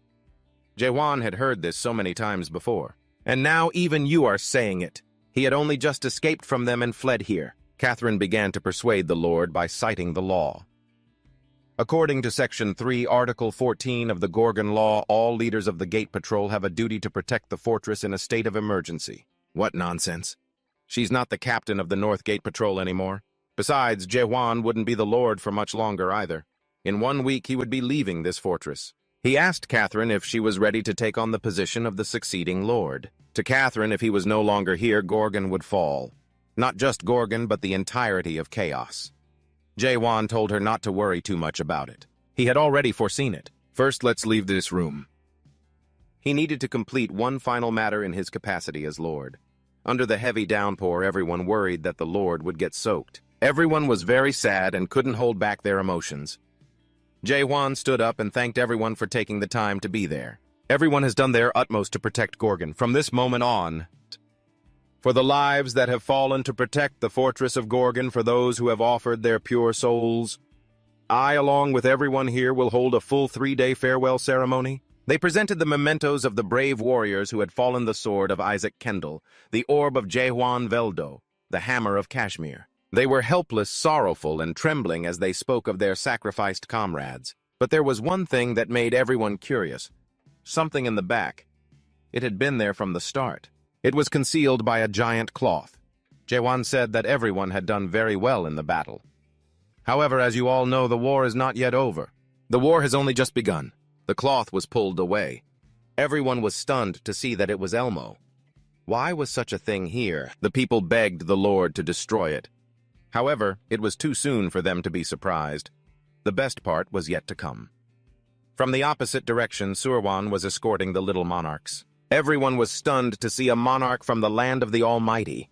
They recognized him as Rika Chuan. He slowly walked towards him and gently drew his sword. The little mouse trembled, thinking he was about to be killed. Rika lost control and screamed, "You bastard! If you're going to kill me, then do it, but you will regret this, the all-heaven—" Monarchs will never forgive you. This little mouse is too noisy. Without hesitation, Juan chopped off both his hands. Seeing this, the other man's face went pale with fear. He wasn't going to take his life, but he wanted him to return to the land of the Almighty and deliver a message to his master. If you want a war, you'll get a war. Juan would wait for that master at the peak of the illusion tree. The next day, Serwin came and confronted Chuan when he told her he was quitting his job starting tomorrow. She had no idea what that madman was thinking when he said those words. But, don't tell me he's actually planning to fight the all-heaven monarchs, is he? If he intends to destroy El Moon, he'd better do it quietly so I don't find out. What on earth is this guy planning, letting that petty monarch go just like that? They'll definitely retaliate. He warned her, "Don't make a fuss. If they come, they can only send a few brigadier generals at most. There's a war going on over there. A warlord won't be able to come here." Serwin knew this guy was insane, but she never imagined it was this bad. You think only brigadier generals will come here now that the mute monarch is dead? It'll be at least 2 or 3 great generals. And if people from the 5 great factions show up, this won't be simple. However, that was exactly what he wanted. If I defeat them here, the entire situation will be reversed. Chuan was also quite surprised that this girl was so interested in all this chaos. However, she was here to hear what he had promised her. "Tell me, what did you obtain in the 8-gate hell?" After he finished telling her, she screamed. She asked him, "Are you certain about that? Are you sure that Mulak Amel left this behind?" "It's your godfather's memory," he confirmed. But how could she possibly believe that? On a cold winter day, Mulak had found an egg in the harsh winter of the 6th region's illusion tree, right at its base in that bone-chillingly cold place. A brightly shining egg was waiting for Mulak. He was very anxious at the time because this was the first time he had ever obtained an egg. He could never forget the moment that sprout of life was born and nurtured by a dream. A tiny life appeared from behind the shell. The moment he saw the face of the awakening child, he realized his godmother's words had been true. How could a newborn child be so adorable? This close proximity combined with Chuan's words made Serwin blush. Seeing her like this must be proof enough, Serwin shouted. "Don't just go reading other people's memories like that." Based on this fragment of memory, it's possible all dream demons are born from the eggs of the illusion tree located in the northern lands. All dream demons are born from the dreams contained within the illusion tree, and they appear in the form of an egg. Wait, let's not talk about that. Serwin wanted to know, did he leave anything behind? Did he leave a message for me? He must have, right? I'm not sure about that. He might have left something, or he might not have. What I mean is the memory of Mulak that I saw wasn't like a book. It's a very complex chain of memories with many fragmented pieces all jumbled together. Perhaps Mulak himself didn't want his memories to become a concrete story. That's why even if I wanted to, I couldn't tell you anything for sure.